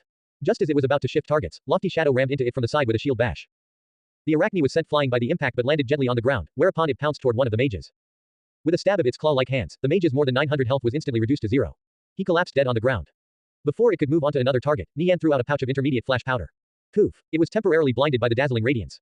Nie Yan circled behind it and slashed its neck with cutthroat as a dazzling streak of red blossomed in the air. -502. -86. -93. Nie Yan then followed up with backstab and eviscerate. Meanwhile, Tang Yao and the other mages never stopped bombarding it with spells. The arachne's health instantly plummeted by more than half. It swung around and swiped at Nie Yan. However, he avoided the attack with the Shadow Dancer's footwork and activated Disappear to vanish into stealth. A string of damage values floated up above Arachne Fini's head. It let out a growl as it scanned its surroundings. It suddenly locked onto a silhouette and pounced toward the stealthed Nie Yan. Crap! He found me. Nie Yan quickly fled for his life. For every bit of distance he covered, he would be giving more time for his teammates to attack and for the burn and bleed damage to continue chipping away at its health. The arachne's health continuously fell. It quickly caught up to Nie Yan and stabbed toward his back with its right hand. The arachne only had about 500 health remaining. Just as its attack was about to land, Nie Yan avoided it with a sharp pivot of his body. Vital strike. Nie Yan's dagger slashed the arachne's neck as their bodies crossed. His movements were sharp and decisive. The arachne far outclassed Nie Yan in both movement speed and attack speed. But he could rely on his experience to predict its movements, allowing him to dodge while simultaneously retaliating with an attack of his own. This was something unimaginable to ordinary players. Nie Yan's vital strike dealt over 300 damage to the arachne. Thanks to the ignore level property of Zenard's sword, Nie Yan could still deal massive damage even against level 50 elites. He could hit much harder than his level 40 teammates. Bang, bang, bang. 6 spells bombarded the arachne's body and finally shaved away its last bit of health, causing it to collapse on the ground. Phew, that was tough. Nie Yan breathed out a sigh of relief. Seeing the Arachne's corpse laying on the ground, Tang Yao and the others whose nerves were stretched taut finally relaxed. Everyone was watching nervously when the Arachne was chasing Nie Yan. None of the warriors could provide help. Several times they even believed he was a goner for sure. However, he somehow miraculously survived. Not only this, but he also accounted for nearly half their total damage. Young Seven in painted muslin walked over. Nie Yan glanced at the corpses of their comrades on the ground. Go ahead and revive them all. Only after reviving these teammates could they continue exploring deeper. It definitely wasn't easy taking down that Arachne. I wonder what sort of stuff it dropped, Tang Yao said. It would only be a matter of course for such a strong monster to drop high-quality equipment. There was also a high likelihood of it dropping a quest item. Nie Yan spotted 3 pieces of equipment beside the Arachne's corpse. He bent down to pick them up. There was an arcane mage's accessory and surprisingly a necklace. This was a strange necklace. It was made out of ash-gray metal while 3 sharp fangs were attached to it. It was simple and unadorned. Nie Yan glanced over the necklace's properties. Necklace of Deception Dark Gold Special Item. Requirements, Focus plus 50, Cloaking plus 30. Description, this item is divided into 2 states, righteous and evil. In the righteous state, the player will show up as part of the righteous faction. In the evil state, the player will show up as part of the evil faction. All stats minus 30% upon activating this item for 3 hours. Cooldown, 1 day. Can be seen through by some skills. Restrictions, none. Nie Yan raised an eyebrow when he saw the Necklace of Deception's properties. It was definitely a useful thing. He clearly understood the value of such an item. 2 nations represented the evil faction in the underworld. When righteous faction players entered their domain, they would suffer from heavy stat penalties. Not only this, but they would also be attacked on sight by players of the evil faction. The 2 factions were constantly at war. All sorts of magical trinkets and baubles from the underworld would appear in the Hilton Stronghold every year. Aside from the Hilton Stronghold, players could also reach the territory of the evil faction through the numerous tunnels leading to the underworld. Many of the high-reward quests issued in Kalor required traveling to the underworld. One could imagine the difficulty of completing a quest in the territory of the evil faction as a player from the righteous faction. Apart from being pursued by hordes of evil faction players, you would also have to be wary of crossing paths with an evil faction NPC, some of whom could kill you in an instant. But with the Necklace of Deception, that all changed. Nie Yan could use it to disguise himself as part of the evil faction. Of course the Necklace of Deception could be seen through with skills such as Eye of Truth. The Necklace of Deception was similar to the Jewel of Disguise, but its duration was much longer which made it more practical for questing in the territory of the evil faction. The Necklace of Deception might be of little use to ordinary players. But Nie Yan knew many quests that required him to travel to the underworld. Nie Yan would definitely be traveling there often in the future. He never thought a Necklace of Deception would drop here. What luck. Nie Yan looked at the other group members. Does anyone need this? Even though he had use for the Necklace of Deception, as their guild leader, he couldn't simply take it without saying anything. No, I don't think any of us can use it. Tang Yao shook his head. He almost felt a headache coming on after looking at the complicated description of the Necklace of Deception. It might allow the player to switch factions, but it didn't give any stats. In fact, it actually reduced them. Who would have any use for such an item? Nie Yan shifted his attention to Smoke Stub, Blade Light, and the others. Smoke Stub shook his head. We don't have any use for this item right now. We'll just borrow it from you if we ever do. Although they could see the use of the Necklace of Deception, opportunities to travel to the territory of the evil faction didn't just drop from the sky. They might not necessarily be able to use this item effectively either. Alright, I'll be taking this Necklace of Deception then. If you guys ever need it, just let me know. Nie Yan was about to compensate the group members with guild merit points when he was interrupted. No need. Smoke Stub stopped Nie Yan. What need would contracted members like them have for guild merit points? Their equipment was directly given to them by the guild, even their mounts were. At the strong refusal from the group members, Nie Yan gave up trying to compensate them. What's the last thing that dropped? Blade Light asked. Aside from the arcane mage accessory and Necklace of Deception, there was one final item left. Nie Yan picked up the item. It was a ruined journal page with a few things written on it. I am deeply in love with Empress Venus. Her face is deeply imprinted into my mind. She's so compassionate. Her flawless angelic body appears to be carved out of the most brilliant crystal. It's a pity she's an empress while I'm just a lowly slave, a mole man. Even the wretched can still feel love. Nie Yan was especially touched by the last line. Wasn't he also a wretch in his past life? Back then, he deeply clung onto his love for Xie Yao. Only after reincarnating did he break out of his cocoon and emerge as a dazzling butterfly. Nie Yan roughly gathered a few clues from this journal page. It appeared the plot of the story revolved around Mole Lord Bennett and Empress Venus. As for what happened next, he would have to look for the remaining journal pages to find out. He wondered how this quest concluded. Do you think we can handle a Lord-class crystal and Mole Man? Blade Light asked. If they almost wiped against elites, what did this say about their chances when facing a Lord? We'll cross that bridge when we get there. If we wipe, so be it. Just make sure we don't drop all our equipment, Nie Yan replied. They could only give it their best shot, even if it meant facing the possibility of wiping at the final stretch. I guess that's all we can do. Blade Light nodded. You guys keep advancing. I'm going to explore further ahead. Nie Yan wanted to scout out the Mole Lord's position, so they would have some time to prepare. The consequences would be dire if they ended up unwittingly bumping into it. Will you be fine all by yourself? Blade Light asked. After all, this was a level 50 map. Everyone's attention was focused on Nie Yan. Nie Yan confidently smiled. Don't worry. I have quite a few tricks left. If I end up meeting danger, I'll have no problem escaping. These words contained no arrogance. On top of owning all sorts of escape skills, he still had the unknown transfer scroll. No one was better than him at staying alive. The group members also realized this. Since the founding of Ass-Kickers United, Nie Yan had survived dangerous situations numerous times by relying on his outstanding skills. By now, the fallen teammates were revived. They sat down to recover their health and mana. Alright, just be careful, Blade Light said. They had faith in Nie Yan, so they didn't try to stop him. Let me know if anything happens. Nie Yan bid everyone farewell, then disappeared into stealth. Nie Yan departed from the group. He planned to open up the path ahead and search for more clues related to the quest. The Crystal Caverns was a huge map. It was filled with winding and twisting paths that connected with each other. Crystal and Mole Men were everywhere, roaming every passageway and chamber. Nie Yan snuck past numerous Crystal and Mole Men along the path. His cloaking and stealth were very high, allowing him to completely ignore these Crystal and Mole Men. He traveled through the snaking tunnels and headed deeper down. When Nie Yan turned back, he could no longer see the others. This area was full of crystal ores. Nie Yan guessed that in his previous life this was a prime mining site.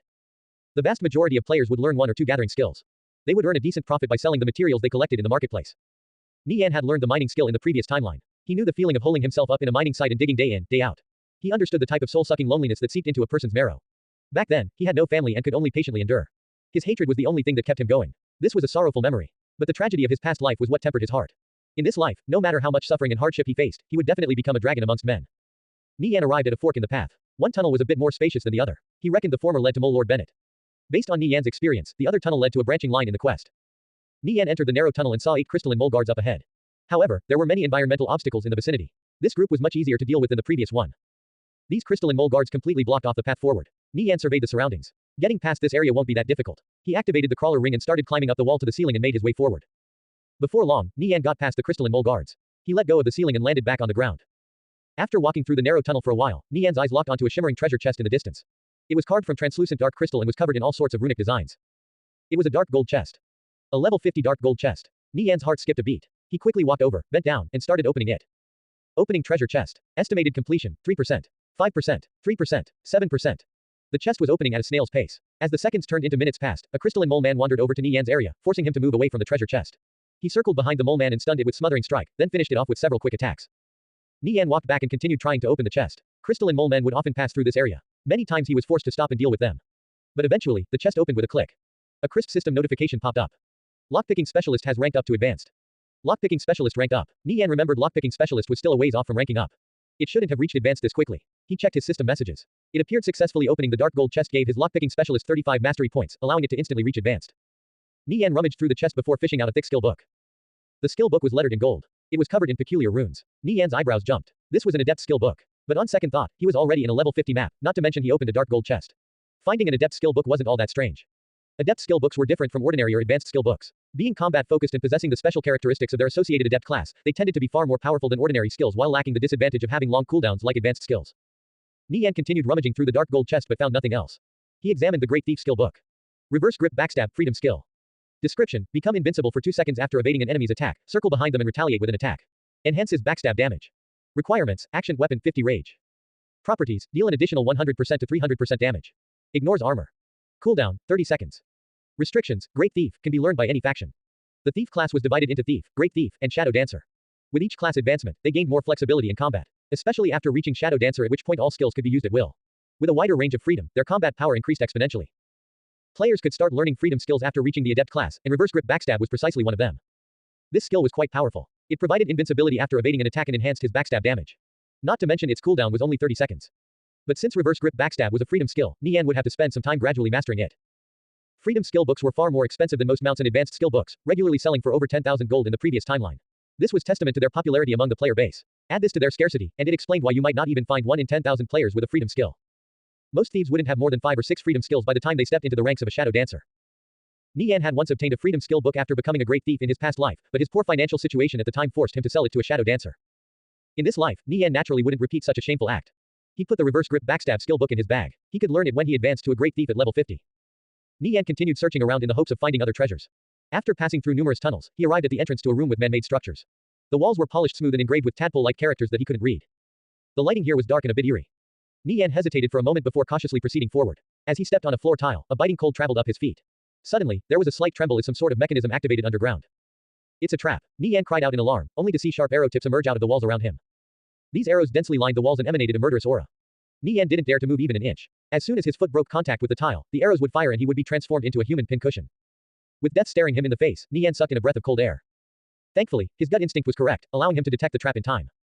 However, he couldn't stand here forever. Nie Yan looked up ahead. The arrows lining the wall stretched out for the next 10 meters. That's right, I still have the leaper ring in my bag. Nie Yan equipped the leaper ring. He determined his landing spot, then leapt high into the air like a grasshopper. The sound of arrows firing rang out behind him as he flew across the danger zone. Nie Yan landed safely on the other side. When he turned around, countless arrows covered the ground, protruding out like stalks in a rice paddy. Seeing this scene, he felt as though he had gained a new lease on life.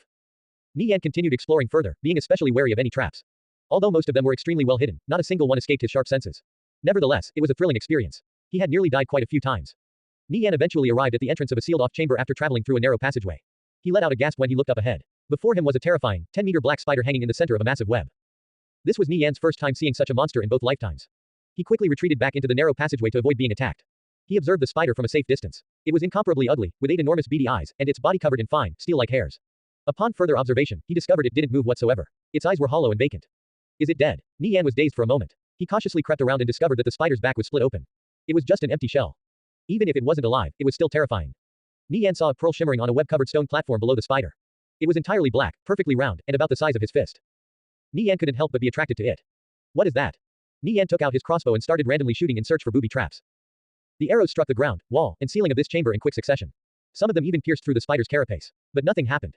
After confirming there was no danger, Nie Yan carefully walked over to the stone platform, still cautious of any traps below his feet.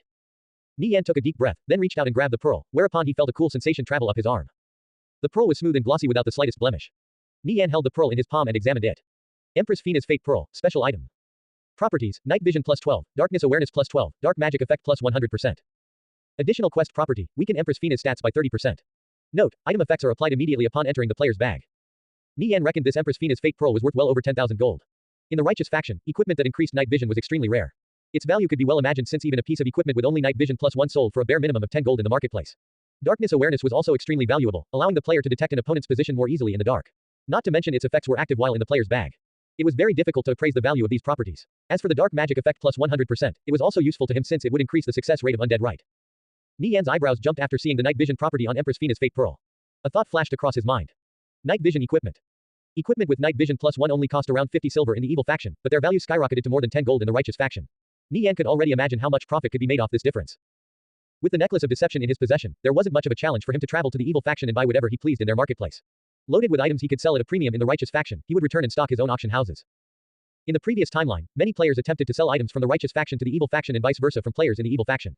But all of them would end up failing. The reason was simple. Righteous faction and evil faction players were not allowed to communicate, trade, or have any form of contact with each other whatsoever. If a player was found to be smuggling items, they would be punished by the NPCs of their respective side. Righteous faction items were not allowed to be transported to the evil faction. Even if they were deliberately abandoned for evil faction players to pick up, as long as the sum value of the items exceeded 10 gold, it was treason by Kalor law. The law enforcements would track down the perpetrator and arrest them. However, Nie Yan's plan of selling items from the evil faction to the righteous faction was allowed. But if he attempted to do the opposite, regardless of the method, Kalor law enforcement would immediately come looking for him as soon as he stepped foot in the city. These actions were tantamount to treason. Even the title of Grand Scholar couldn't protect him at that time. Due to this, it was very hard for items to circulate on both sides. One could never have too much money. Nie Yan reckoned if he went over to the evil faction and brought back 5 bagfuls of high-level equipment, he could easily make a profit of 50,000 to 60,000 gold. It was possible to sell 50 gold worth of equipment from the evil faction for up to 1,000 gold in the righteous faction, especially if it was night vision equipment. If Nie Yan could transport items from the evil faction over to this side, he would definitely sell them across the various cities in the Viridian Empire. Besides that, he would also stock up Asskickers United's treasury. Naturally, this was only a plan. He didn't know if it would actually succeed. But with so much potential for profit, it was worth giving a try. Nie Yan put Empress Fina's Fate Pearl in his bag. This item would probably have a use in the quest later on. He searched the room for other items but came up empty. He retraced his steps as he went to regroup with the others. How's things on your side? Nie Yan asked in voice chat. Sun found the Mole Lord, Blade Light informed. Now, they were just waiting for Nie Yan. Nie Yan glanced at Empress Fina's Fate Pearl in his bag, wondering when it would come in handy. Let's deal with the Mole Lord first. He withdrew his gaze. Have you found the other journal pages? Nie Yan asked. Those pages also contain clues to the quest. We've found 3 pages. Combine those with the 2 on you, and we'll have the complete journal, Blade Light replied. They only obtained these 3 pages after killing numerous mole men and opening several chests. Blade Light shared what was written on the last 3 journal pages. Even though I'm well aware Empress Fina's only wants my body as a tool, I'm still happy to become her vessel. I'm just a lowly crystalline mole man, but I'm willing to offer up both my life and this useless body for the sake of showing her my love. My dear Empress Finas, during those long winter nights, when both my soul and body have long since faded into dust, will you still recall the silly love of this lowly crystalline mole man? Although the journal pages were easy to collect, it appeared there was still a secret hidden within them that had yet to be uncovered. I'll be there right away, Nie Yan said. He traveled through numerous winding tunnels and arrived back at the fork in the path. There, he spotted Blade Light and the others who were recovering their health and mana. Where's Sun and One Strike Vow? Nie Yan asked after not seeing them. They're scouting out the path ahead, Blade Light replied. Sun and One Strike Vow had discovered the Mole Lord's location before Nie Yan. Take out the other 3 journal pages for me, Nie Yan said. He wondered what kind of transformation would occur when all 5 pages were brought together. Blade Light handed over the journal pages to Nie Yan. After completing the trade, the 3 journal pages fell into Nie Yan's bag. With the 5 pages gathered together, they emitted a flash of brilliant light and combined into a complete journal, albeit still badly damaged like before. Bennett's Journal, Undying Soul, Love of a Lowly Mole Man quest item. Description: it possesses boundless mysterious power. The owner of this journal will be guided by a soul. Search for traces of Empress Finas. Weakens Mole Lord Bennett's stats by 30%. Empress Finas left the crystal caverns for the underworld 1,000 years ago. She completely drained the life of Mole Lord Bennett, leaving behind a corpse with an undying soul. No matter how many times he is killed, he will revive when night descends. The journal appeared extremely old. A halo of light containing the power to pierce space revolved around it. Nie Yan's intuition told him that this journal wasn't simple. It was probably connected to a larger quest chain. It seems like this quest requires you to go the underworld. You should think of a way on your own. I'm afraid we can't help you. Smoke Stub helplessly smiled. At the current stage of the game, only thieves could travel to the underworld. With their stealthing abilities, they could still get around without instantly being ganged up on by players of the evil faction. At present, the fight between the warring factions was still limited to the borders. Very few players dared to enter the enemy's territory. The deeper in they were, the heavier the stat penalty. Someone had once done the calculations in the previous timeline. When a player was roaming near the capital of an enemy faction, their stats would be reduced by as much as 60%. This wasn't a trivial matter. Under such circumstances, a level 50 righteous player probably wouldn't even be a match for a level 40 evil player. Out of everyone in the group, Nie Yan was the most suited to do this quest. Sun had made decent progress, but he was still too wet behind the ears. As for One Strike Vow, she wouldn't be willing to stay in a gloomy underworld city for a prolonged period of time. We'll see after things settle down, Nie Yan replied. He would definitely visit the underworld, if not only to at least check out the situation there.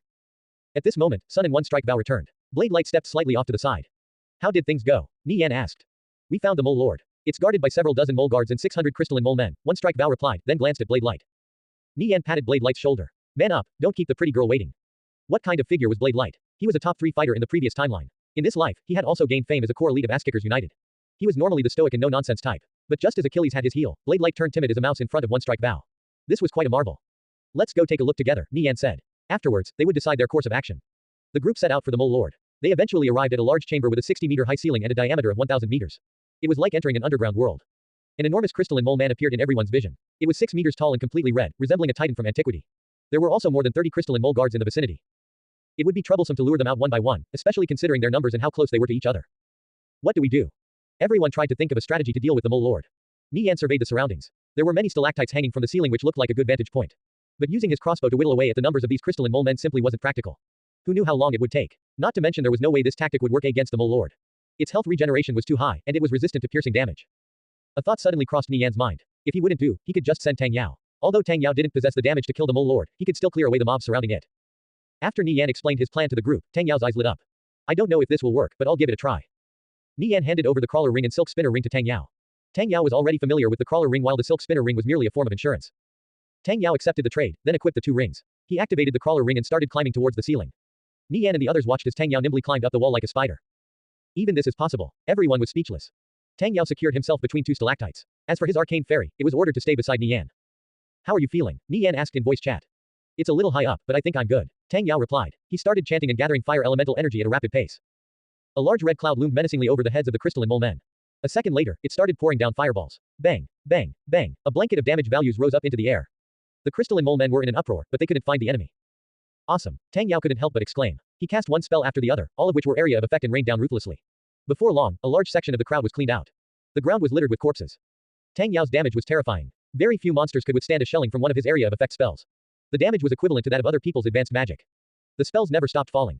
After 5 or 6 of them, their destructive range far surpassed that of advanced magic. This unrivaled barrage of magic left everyone stupefied.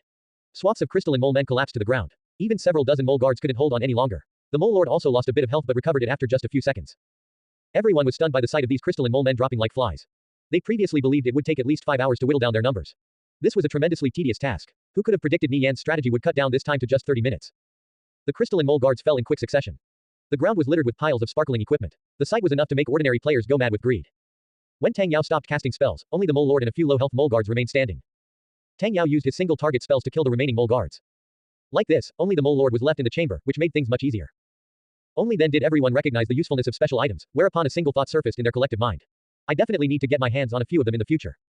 Special items were fairly rare, but due to their bizarre natures, it was difficult to determine their true value. So, 1 or 2 would occasionally pop up in the marketplace for a low price. If you were to be so lucky as to find one, you should buy it immediately, lest you be filled with endless regret for missing the opportunity later on. Perhaps Nie Yan was the only person who could put a special item to full use. I'll go draw the aggro. Get ready, you guys, Nie Yan said. He sprinted off toward the Mole Lord. Blade Light and the others spread out and moved into formation. Nie Yan took aim with the Dullahan cavalry crossbow and fired. Put. 5 bolts flew out and struck the Mole Lord, whereupon it let out a earth-shattering roar, causing the entire chamber to tremble violently. It was as if it wanted to bring the whole place down. It charged toward Nie Yan with bounding strides. Nie Yan quickly turned tail to flee. Trying to fight the Mole Lord was suicidal. Probably only Blade Light could tank a hit. Blade Light raised his heavy shield and charged forward to intercept the Mole Lord. Shield bash. The shield slammed into the Mole Lord with a heavy thud. Heroic strike. Blade Light chopped down on the Mole Lord. Minus 56. At this moment, the others took the time to inspect the Mole Lord. Mole Lord Bennett Lord level 50. Health, 110,000.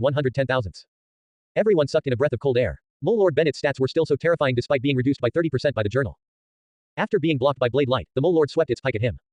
Clang. The pike struck the heavy shield as Blade Light felt an enormous force travel up his arm. He dug his feet into the ground and used both arms on his shield to brace against the impact. However, he was still blown back. Blade Light was forced backwards 5 meters before finally regaining his balance. At this moment, Lofty Shadow and Nie Yan rushed forward to cover for Blade Light. Lofty Shadow was provided high-quality equipment by the guild. Add this to his impressive talent and skill, and he overtook Nie Yan to become the number 2 fighter in Asskickers United. He was just a step behind Blade Light in terms of tankiness. Lofty Shadow was naturally the next one up after Blade Light was blown back. Taunt. Lofty Shadow bellowed out, forcing the Mole Lord to target him.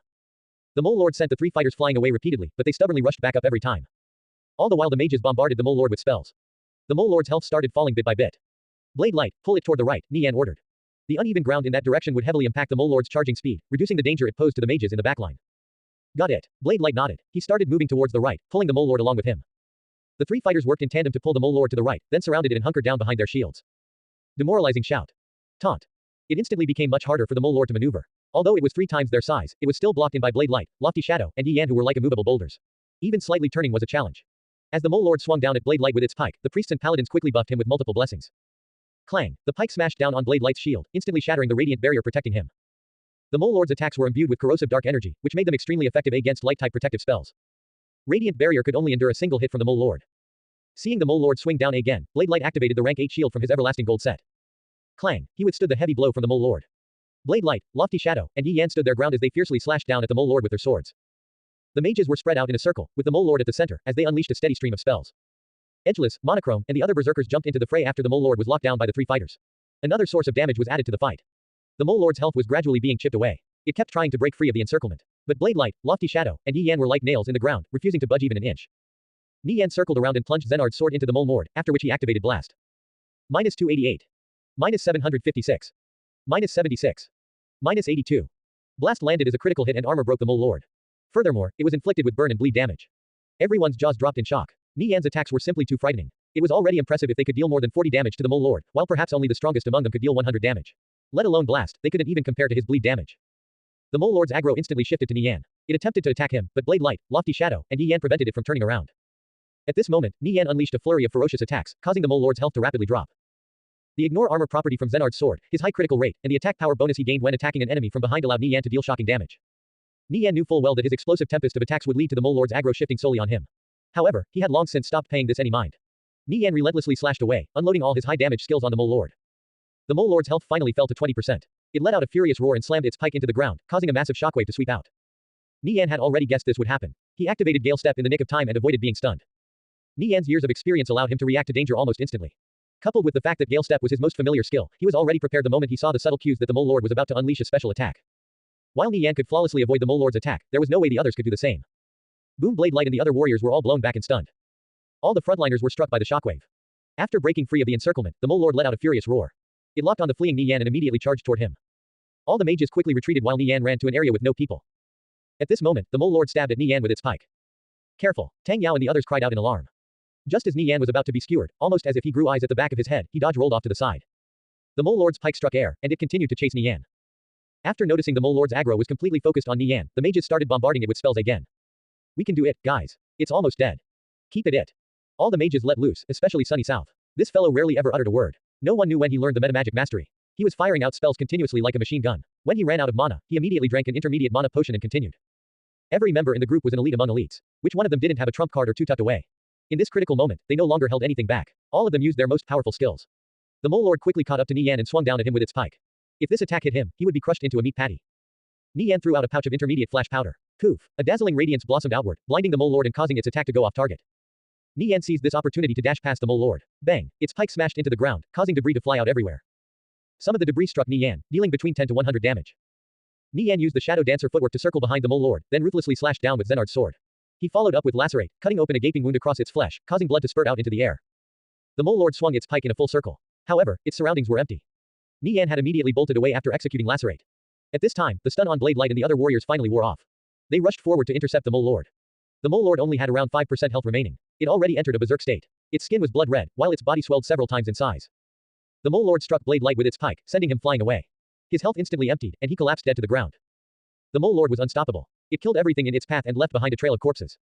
Seeing the Mole Lord's rampage, the mages intensified their barrage as spells were fired out continuously. The Mole Lord's health was about to hit zero. Nie Yan noticed something was off about the Mole Lord. Young 7, stay behind. Painted Muslin, quickly get out of here. Find somewhere to hide.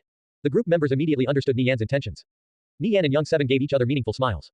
Painted Muslin hesitated as she looked at everyone, then finally turned away and left. A priest was the lifeline of a team. Even if Nie Yan and the others wiped, painted muslin could still bring them all back. Everyone, one final push. It's almost dead, Nie Yan said. His life was in constant danger while being chased down by the Mole Lord. However, he relied on his shadow dancer footwork to avoid its attack. Several times he had only survived by a hair's breadth. Only Nie Yan was still alive out of all the melee class players. Seeing the Mole Lord with only a few hundred health remaining, Nie Yan went for broke. He used the shadow dancer footwork to circle behind it. He leapt into the air and stabbed down with assassinate, then activated eviscerate. Phew, a fountain of blood gushed out as the Mole Lord let out a mournful cry. It's over, Nie Yan exclaimed. The Mole Lord's health hit zero, and it heavily crashed to the ground, causing the entire cavern to shake. Nie Yan quickly ducked for cover. When he saw no changes in the Mole Lord's corpse, he breathed out a sigh of relief. He believed it would explode like the mole guard they previously encountered. This was why he ordered painted muslin to retreat. It appeared he was just being a worrywart.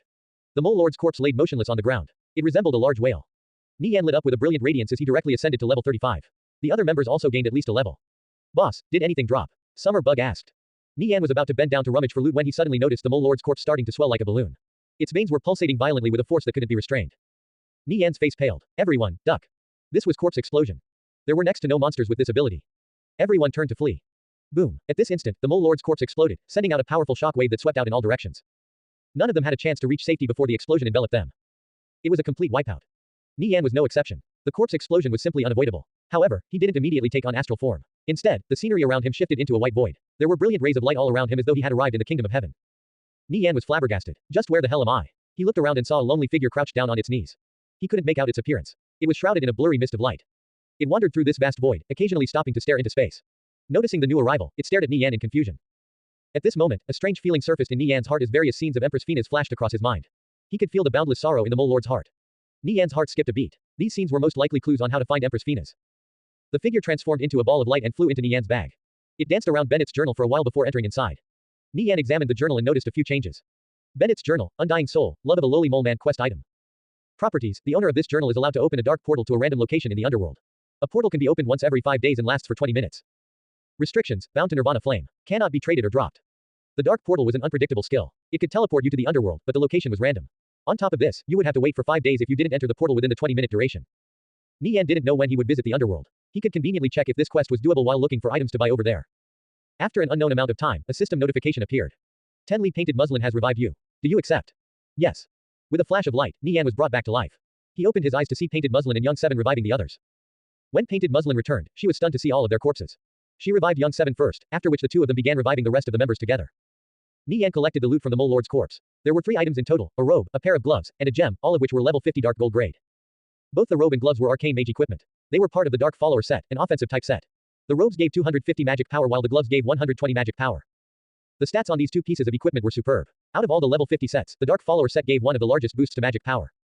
A complete Dark Follower set would probably increase magic power by over 1000. Nie Yan shared the information of the 2 pieces of equipment in the chat. The Mole Lord respawns every day. Should we collect the full set before we leave? Smoke Stub asked. He understood just how valuable this set was. We'll be staying here for the next several days, so I don't see why not, Nie Yan replied. It would take quite some time to clear away their red names. With the Mole Lord dead, all they could do was kill ordinary mole men until it respawned. There were simply too many arcane mages in Ass-Kickers United. A single Dark Follower set obviously wasn't enough to go around. So, they could only satisfy one player for the time being. Nie Yan would have to carefully consider who would receive this set. These sorts of situations arose pretty often. If handled unfairly, it could easily lead to discontent among the guild members. Besides the 2 pieces of equipment from the Dark Follower set, there was also a Dexterity Gem 7 which increased dexterity by 35. Nie Yan planned to socket it to his own equipment. The group sat down to recover their health and mana. Afterwards, they started farming the regular mole men. Nie Yan was at the back of the group, leeching experience while managing the affairs back in Kalor. Just at this moment, Nie Yan received a call from Yao Yao. Nirvana Flame, I completed the quest. I received a Templar magic as a reward. Thank you, Yao Yao informed. If it wasn't for Nie Yan's guidance, she could have never done this quest. No problem. You're a member of Ass-Kickers United. It's only natural I help. Nie Yan chuckled. Yao Yao felt somewhat disheartened. Besides being a guild member, was there really no other reason for him to help her? From when they first met in Lake Rondo to their recent adventures in Zenard's domain, did all of that mean nothing? She wished Nie Yan would like her inside the game more. Xie Yao had only met Nie Yan a few times in real life, so there was still a bit of unfamiliarity between them. However, she felt very comfortable with him inside the game. Leveling, running dungeons, and going on adventures together, could all of that really not compare to a few encounters in real life? What kind of Templar magic did you get? Holy Purification. Nie Yan raised an eyebrow in surprise. Holy Purification was one of the better advanced magics. Not bad. The servers are going down soon. I'm heading off first, Yao Yao pouted. Nie Yan only cared whether or not she was an asset to the guild. Alright, see you later. Nie Yan didn't say anything else despite picking up the discontent in Yao Yao's voice.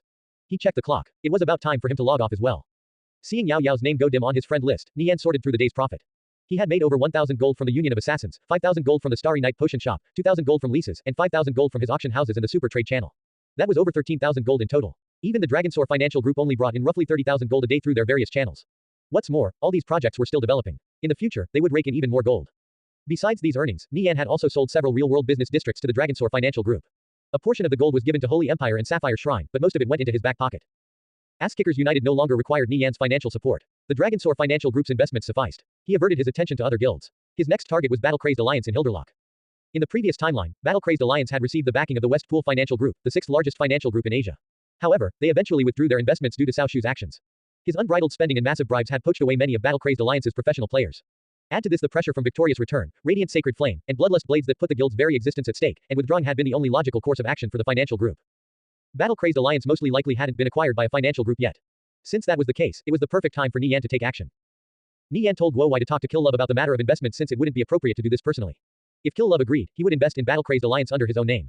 The details of their cooperation could be discussed at that time. Just as Nie Yan finished arranging these matters, he received a call from Tuo Batime. Do you have any gold? I'm short on funds. Tuo Batime got straight to the point. How much do you need? Nie Yan asked. Tuo Batime was quite a rich fellow. He would have no problem obtaining 50,000 gold. If he was asking to borrow money, it definitely wouldn't be a small sum. I need 600,000 gold in a month's time, Tuo Batime replied. Nie Yan gasped. What do you need so much gold for? 600,000 gold was easily more than enough to acquire a large guild. He thought about it for a moment. Based on how much he made every day, although it would be difficult, it was still possible. If you help me get this gold, I'm willing to give you 30% of the Tuoba family's assets in conviction. This includes 11 shops, 21 plots of land, and 3 auction houses. Tuo Batime dropped another bomb on Nie Yan. These assets might only be worth 20,000 gold right now. However, their value would skyrocket to 80,000 gold in just a month's time, and who knew how much more further down the line. Yet Tuo Batime was willingly sell them to Nie Yan for the measly price of 600,000 gold. Tuo Batime approaching Nie Yan at this moment signified he was about to take action. As one of the Tuoba family's shareholders, he absolutely wasn't willing to fall under Tuoba Hongye. The power struggle between the two sides was only just beginning. The 600,000 gold would be a starting capital to oppose Tuoba Hongye. If you have the 600,000 gold, we can sign a contract right now. Otherwise, just tell me how much you can spare. I need at least 50,000 gold by today, Tuo Batime said. This matter was of extreme urgence. I can do it, Nie Yan said. He would regret it for a lifetime if he missed this opportunity. Aside from developing Ass-Kickers United, Nie Yan also wished to become a rich tycoon in the real world. When the profit from his auction houses, leases, shops, and strongholds grew to a certain point, he would convert a huge portion of it into credits. He absolutely couldn't pass up Tuo Batime's offer. With Nie Yan's current capital, it absolutely wouldn't be a problem for him to gobble up these auction houses, plots of land, and shops. Where are your auction houses, shops, and plots of land located? Nie Yan asked. These assets were probably not in Kalor. After all, there was only one auction house in Kalor that wasn't his. Nisode City, Tuo Batime replied. Nisode City was the second largest city in the Viridian Empire. A portion of the Tuoba family's capital was concentrated there. They owned a large number of auction houses, plots of land, shops, and 3 guilds in that region. Nie Yan's eyes lit up. The War God tribe operated in Nisode City in his past life. In the previous timeline, the majority of Nisode City was controlled by the Tuoba family. But they were suddenly beaten black and blue by the recently established War God tribe. Back then, Nie Yan's father had acquired over 20 of the top 100 gaming organizations across the nation. Furthermore, he had also invited many veterans who started working as professional players after retiring from the army. Although the War God tribe had swept away the Tuoba family's 3 guilds with unrivaled momentum, they were always plagued by lack of in-game currency since their only source of income was a single auction house in Nisode City. If Nie Yan took over the Tuoba family's businesses in Nisode City and used them to support the War God tribe, its rise to power would be even more spectacular this time around. If Ass-Kickers United and the War God tribe worked together to deal with Victorious Return, the only ones that could contend against them in the entire Viridian Empire were Bloodlust Blades, Alliance of Mages, and Divine Protectors. Nie Yan could tell Tuo Batime was different from his usual lazy and casual self. It appeared as if he was a sword drawn of its scabbard. Nie Yan was looking forward to see if he could drag Tuo Bahongye off his pedestal. I have a request. Is it possible for you to transfer those auction houses, shops, and plots of land to me first? I'm willing to pay an extra 6,000 gold a day, Nie Yan asked. He could connect the 3 auction houses and shops in Nisode City to the super trade channel. While they remained under the control of Tuo Batime, they likely wouldn't net more than 5,000 gold a day. But if he could get his hands on them, he was confident he could boost that number to at least 8,000. Let's sign a contract. I'll have someone draft one up, Tuo Batime replied. All he needed was gold. He was more than willing to give up his businesses in Nisode City if it meant he would gain control of all the Tuoba family's operations in conviction. All of Tuo Bahongye's efforts would have gone to waste. Afterwards, he would find a way to swallow up Tuo Bahongye's shares in the real world. It didn't take long for Nie Yan to receive the contract. After confirming the terms, he signed his name. I'll immediately tell someone to deposit the first payment of 60,000 gold into your account, Nie Yan said. Meanwhile, he had Guo Wai take over management of the auction houses in Nisode City, then connected them to the super trade channel. Guo Wai had also persuaded the owner of the remaining auction house in Kalor to join the super trade channel. With this, the super trade channel held a complete monopoly in Kalor as well as a majority market share in Nisode City. Over the next 3 days, Nie Yan would go to school during the day and level with Smokestub and the others in the crystal caverns during the night. After clearing the map, they discovered the Mole Lord had become easier to deal with. The difficulty had dropped by a significant amount. During these 3 days, the business in his auction houses was booming thanks to the super trade channel. Furthermore, the Starry Night Potion Shop had also greatly expanded its influence, especially in Nisode City where branch stores popped up all over. Adding all his revenue streams together, Nie Yan's daily profit had risen to over 20,000 gold. This kind of growth was unprecedented. If the large financial groups were to catch wind of this, they would start breaking out in a cold sweat. After all, they had to invest an enormous sum to acquire their gold, but Nie Yan hadn't spent a single cent in real life. His achievements were nothing short of a miracle. Like clockwork, Nie Yan took off his game helmet and headed downstairs. Mother Nie originally planned to eat breakfast with him today, but she rushed out the door after being called into work for an emergency meeting. He vaguely overheard a few things about the War God tribe in Nisode City. He thought for a long time. His businesses in Nisode City were already flourishing. He also heard that his father had recently acquired more than 10 gaming organizations. It appeared the War God tribe was finally about to make its debut in Conviction, which also meant it was time for him to lay out all his cards. Nie Yan would make sure the War God tribe would never decline like it did in the previous timeline. Nie Yan drove to the company. His father had recently bought him a sports car. It was maroon with a sleek design. He finally had his own car. Although he didn't care about the brand, it was apparently a sarong which was known to be expensive. The company wasn't that far from home, only about a 10-minute drive away. Because he lived in the suburbs, there was a lot of greenery. Both sides of the road were shaded by trees. A modern white building came into Nie Yan's view. It looked recently constructed. This was the office building his father had bought. When Nie Yan walked through the doors, he saw many people busily at work. They all wore the same uniform. Everything appeared neat and orderly. Nie Yan relied on the memories of his past life to navigate through this building. Nie Yan was deeply moved when he spotted a familiar face walking over to him. This man was tall and robust, and from his muscular and toned body, it was evident he worked out regularly.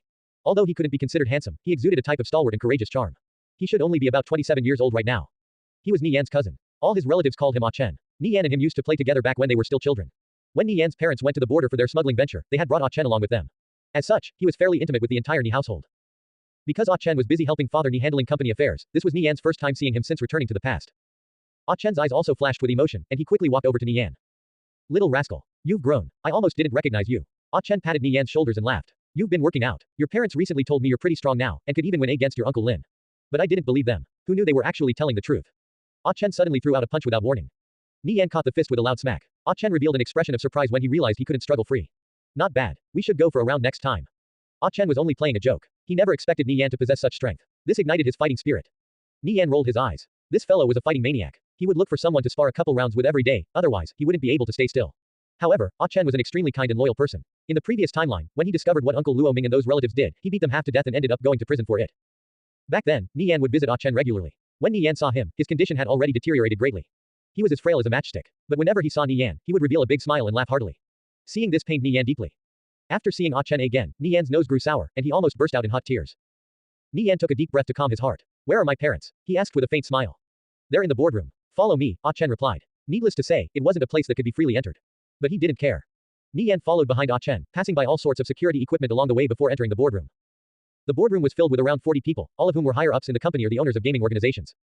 Nie Yan swept his eyes over the boardroom. His gaze locked onto 5 people. They were big shots in the domestic gaming scene. Sitting to the far left at the front was a 25-year-old man. He was dressed in a casual attire. He was the owner of Icewind, Frozen Pros. Icewind was the rank 5th gaming organization in the country. Next to Frozen Pros sat a square-faced man in his 40s. He was the owner of Azure Dragon, the rank 9th gaming organization in the country. There were also the owners of Thunder God, Nightmoon, and Blaze. All these gaming organizations were ranked within the top 30 in the country. To get the owners of so many large gaming organizations in the same room wasn't something that could be achieved with money alone. It also required connections. Father Nie's contacts were definitely solid for him to make a business out of reselling metal. Just what kind of gargantuan effort did it take to gather all these famous figures inside the game together? For the War God tribe to be able to threaten Victorious Return's position in the previous timeline definitely wasn't without reason. But when Nie Yan saw these people, his gaze contained a hint of arrogance. This was because he was Mad Rogue Nirvana Flame. A young female presenter was currently up on stage detailing the War God tribe's development plans to the people from the gaming organizations. Nie Yan's parents and Uncle Lin sat far off in a corner listening as well. The War God tribe's development was important. Right now, Nisode City was the Tuoba family's domain with 3 guilds under their banner. For the War God tribe to rise to prominence here would prove difficult. Father Nie had laid out the groundwork, investing a vast sum in preparation for the guild's establishment. The War God tribe was gathering strength and waiting for the opportune moment to strike. The only thing they lacked right now was gold. Their only source was a single auction house, and the rest would have to be bought through the credit exchange. But purchasing gold was unreliable, and supply could be cut off at a moment's notice by a third party. The only solution was to capture a few strongholds the moment they could. When the strongholds were developed, only then would the War God tribe have a reliable source of gold. Father Nie was at his wits' end trying to amass gold, but none of his ideas were feasible. The War God tribe had just recently been established. They had gathered numerous experts, and their popularity was flourishing. They absolutely couldn't end up dead in the water. Conviction had long since stopped being a simple game as it had become an important place for relaxation and leisure. People spent nearly half of their lives in the virtual world. It was obvious what kind of economic effect this produced. Conviction had already become a money-making tool for many people. For the War God tribe to get a piece of the pie this late in was an uphill battle. Ah Chen brought Nie Yan to where his parents were. Many higher-ups were seated next to them. Why are you here? This is a boardroom meeting. If you need something, it can wait, Father Nie said in a strict tone. But when he glanced at Nie Yan, there wasn't a hint of anger in his expression. This was simply how he behaved in front of his son. I just came to take a look, Nie Yan replied, then took a seat beside his parents. He wasn't as afraid of his father compared to his past life. It's fine. Little Yan can listen to this meeting. Mother Nie gently smiled at her husband. Ah Chen gave Nie Yan a wink. Father Nie didn't reply. He wasn't at all opposed to Nie Yan joining the meeting. Everyone continued listening to the female presenter. Quote ellipsis. Although the War God tribe has recently attracted some unwanted attention from the Tuoba family's 3 guilds, it's just a minor bump. After all, we still don't have any strongholds. During the initial protective period, the Tuoba family can't do anything to us. Our main goal for the future is the guild's growth. We need to seize a stronghold as soon as possible. Furthermore, the female presenter turned to look at Father Nie way off in the corner. Father Nie nodded. With Father Nie's approval, she continued, the guild gravely lacks funds. We hope that everyone present can provide a channel to purchase gold, which will be used to fund our future wars. We will offer a fair price. The owners of the gaming organization sunk into heated discussion. A single question surfaced in their minds. If the War God tribe couldn't even collect gold, how would it grow? Gathering all these large gaming organizations together was a good idea, no doubt. But even the best housewife couldn't cook without rice. Without a reliable source of gold, would the War God tribe really have a future to speak of? What the hell do we do without any gold? Why even bother establishing a guild? This is ridiculous. What a waste of time. Father Nie knitted his brows and revealed a somewhat unhappy expression at these comments. He had huge plans for the War God tribe, otherwise, he wouldn't have invested so much resources into conviction. However, the lack of gold really was a big problem. There were boundless business opportunities in conviction. Everyone wanted a share of the pie. Father Nie was no exception, only that his connections inside the game couldn't compare to the financial groups with deep foundations. He still hadn't found a reliable channel to purchase gold. The services of several groups he had previously contacted were already bought by other financial groups.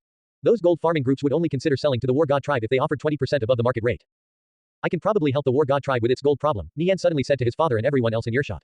He decided to no longer conceal things. Mother Nie, Father Nie, Ah Chen, Lin Ya, and the others shifted their focus to Nie Yan, expressions of confusion and bewilderment in their eyes. Although Nie Yan's parents knew he played conviction, they didn't even know his in-game name, let alone the fact that he was the guild leader of Ass-Kickers United. The War God tribe's problem can't be solved with just a few gold. Father Nie waved his hand, cutting Nie Yan off. In his opinion, his son was just an ordinary player at best. For him to take out a few gold would already be impressive. But the development of the War God tribe required tens of thousands of gold. Not to mention they still had to organize their troops to attack the Tuoba family's strongholds, which would eat away even more at their finances. There was no way Nie Yan could possibly resolve their problems. I can give you 60,000 gold right now and continue providing around 30,000 gold every week, Nie Yan said. Nie Yan's words immediately caused an uproar. Little Yan, this is a boardroom meeting. You can't play jokes like this, Lin Ya gently reminded. They had poured vast sums of money into conviction without any luck. Yet Nie Yan suddenly informed them he had such immense wealth. It was no wonder no one believed him. I'm not joking around. Ah Chen can withdraw the gold when he gets online later today, Nie Yan earnestly replied. Nie Yan didn't look like he was joking. Even though it was hard to imagine, Father Nie and the others who knew him decided to believe him. Nie Yan wasn't the type of person to lie. Father Nie gazed at Nie Yan in shock. Ever since returning home, his son had been full of surprises. Just how did Nie Yan come about so much gold? A person could live the rest of their days in leisure if they sold 60,000 gold to the large financial groups. Father Nie gave Nie Yan a meaningful gaze. Just what was his son doing every day in the game? Both doubt and shock could be found on the faces of the higher-ups seated beside Father Nie. Did Nie Yan really have so much gold? This amount was more than enough to acquire an established guild. Ah Chen, go fetch little Yan's gold in the game, Father Nie said. Although he was suspicious of where Nie Yan acquired so much gold, he still decided to put his trust in his son. No problem. Little Yan, what's your name in the game so that I can get in touch with you? Ah Chen casually asked. It's Nirvana Flame, Nie Yan replied. After which everyone looked at him in complete shock and disbelief. The atmosphere turned dead silent, to the extent you could even hear a pin drop. Just what was the significance behind the two words Nirvana Flame? It was the name of a godly player in conviction, whose videos were plastered at the top of every large video sharing site and whose achievements garnered the reverence of all players. He was a legend that surfaced during the battle in Kilnfire Woods. Nirvana Flame, the guild leader of Ass-Kickers United. Ah Chen asked, his throat somewhat parched. Yes, Nie Yan nodded. He had long since predicted this reaction. After all, the reputation of Nirvana Flame was simply too shocking. Since they would find out sooner or later, rather than keeping it hidden, it was better to reveal it now. Like this, he could help out the War God tribe conquer Nisode City. Father Nie was stunned for a moment before coming out of his daze. He glanced at Nie Yan, then turned back to the front of the boardroom. Someone should have Little Su come down from the stage. It seems we'll have to revise our development plans. We'll have Little Yan and Ah Chen come up with a proposal, which we'll look over before approving. Good rascal. You sure are amazing. Do you know how many people would have a heart attack if it was spread that you're Nirvana Flame? Ah Chen happily patted Nie Yan's shoulders. Nirvana Flame didn't just represent a single person but also the entirety of Ass-Kickers United.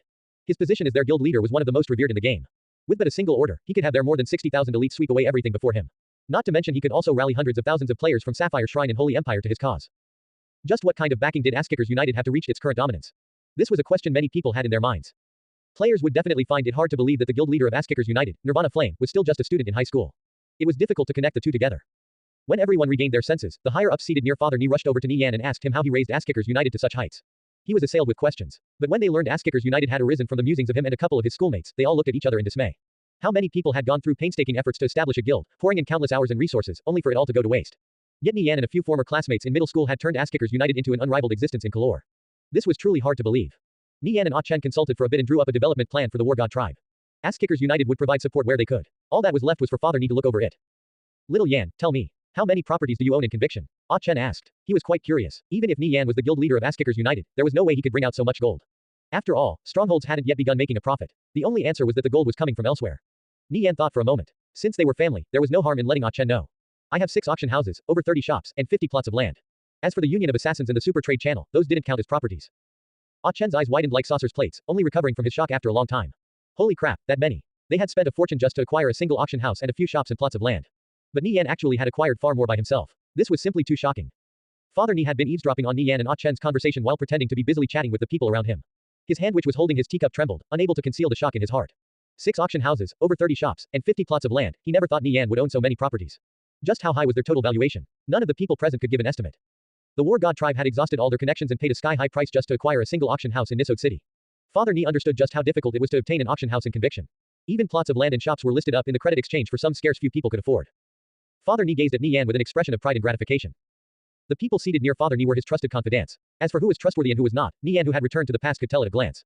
Fortunately, Luo Ming and those relatives were booted to the curb. Otherwise, he wouldn't so casually reveal his identity as Mad Rogue Nirvana Flame. Just what kind of consequences would there be if this information was leaked to the outside? He didn't dare to imagine. The people close to Father Nie were all trustworthy. Nie Yan looked around. His mother, Lin Ya, and the others were still recovering from their shock. None of them could have imagined he would have such achievements in conviction. None of you are to reveal little Yan's identity inside conviction or anything related to him to the outside. Otherwise, I'm sure you're all aware of the consequences, Father Nie declared in an imposing tone after sweeping his eyes over his employees. Drastic measures had to be taken to ensure the confidentiality of this piece of explosive knowledge. Yes, Chairman. Everyone agreed in unison. None of them dared to oppose Father Nie. Just like in the previous timeline, his word was absolute law in the company. Tell us, how much gold do your auction houses bring in every day? It'll better help us draw up a development plan for the War God tribe if we know. Ah Chen nudged Nie Yan with his elbow. Not just Ah Chen, but everyone wanted to know the answer. As more of Nie Yan's foundation came to light, it became increasingly difficult to suppress the shock within their hearts. Nie Yan had already become the focal point of attention. Everyone was eagerly awaiting his answer. The earlier heavy atmosphere had lightened considerably. Everyone was previously anxious about the War God tribe's future. If they couldn't find a reliable source of gold, they would have no choice but to continue hemorrhaging funds to purchase some at a marked up rate. Not to mention they were all alone. Whether or not they could truly rise up and sweep away the competition in Nie City still remained to be seen. This was a huge risk. If the company suffered a crushing setback while expanding their virtual business, all the money they invested would go down the drain. But now, it felt as though a weight had been lifted from their shoulders. With Nie Yan's support, what did the War God tribe have to fear? Conquering Nie City would no longer be a problem. Their rise to glory was imminent. In the previous timeline, the War God tribe had still risen to prominence thanks to the perseverance of Father Nie. It was only after they encountered victorious return later on that they suffered a series of crushing setbacks. Nie Yan's actions had changed history. With the threat of victorious return neutralized, the War God tribe would have even brighter prospects. Looking at the crowd's anticipation-filled gazes, then back at his parents, Nie Yan straightened his posture. 3 of the 6 auction houses I own are located in Kalor. They are the Central Auction House, the Mercenary Auction House, and the Northern Auction House. The other 3 are the Zirin Auction House, the Waker Auction House, and the West Bell Auction House in Nie City. As for my shops, you might have heard of my famous one since it recently gained a bit of attention. It's called the Starry Night Potion Shop. We've opened many branches across the Viridian Empire. My other shops like the Crafting Material Shop and Tinkerer Shop have yet to expand to such a scale. But we aren't lacking talent, so I expect them to develop smoothly as well. Nie Yan listed off all his businesses in conviction. The more everyone listened, the more fearful they became. Of the auction houses mentioned, which one wasn't eyed like a thick slab of meat by countless financial groups? Their value several years down the line would be incalculable. All of these golden geese had surprisingly been snatched away by Nie Yan. He controlled more than 60% of the assets in Kalor and Nie City. This sort of capital was enough to throw down with even the largest of heavyweights. Additionally, he tried to downplay the fact that he was the owner of the Starry Night Potion Shop. However, its current growth was nothing short of astonishing. There were no less than several dozen branches opened across every major city, all of which were in prime real estate locations. What's more, they were still feverishly recruiting. Waves of alchemists flocked to join under the banner of the Starry Night Potion Shop. No one would be surprised if it became the largest potion shop chain in the entire Viridian Empire. It was extremely valuable just by itself. For a single person to be behind all these things, it was simply too frightening. With little Yan here, the War God tribe can expand worry-free. Lin Ya smiled. His old comrade's son had grown up. He also felt gratified. Nie Yan glanced at the people by his father's side. They no longer dared to regard him as a useless brat. They had met him several times in the past. But since he appeared quite ordinary, they had somewhat looked down on him. The only thing they feared about him was his identity as the chairman's son. But now, they looked at him in a new light.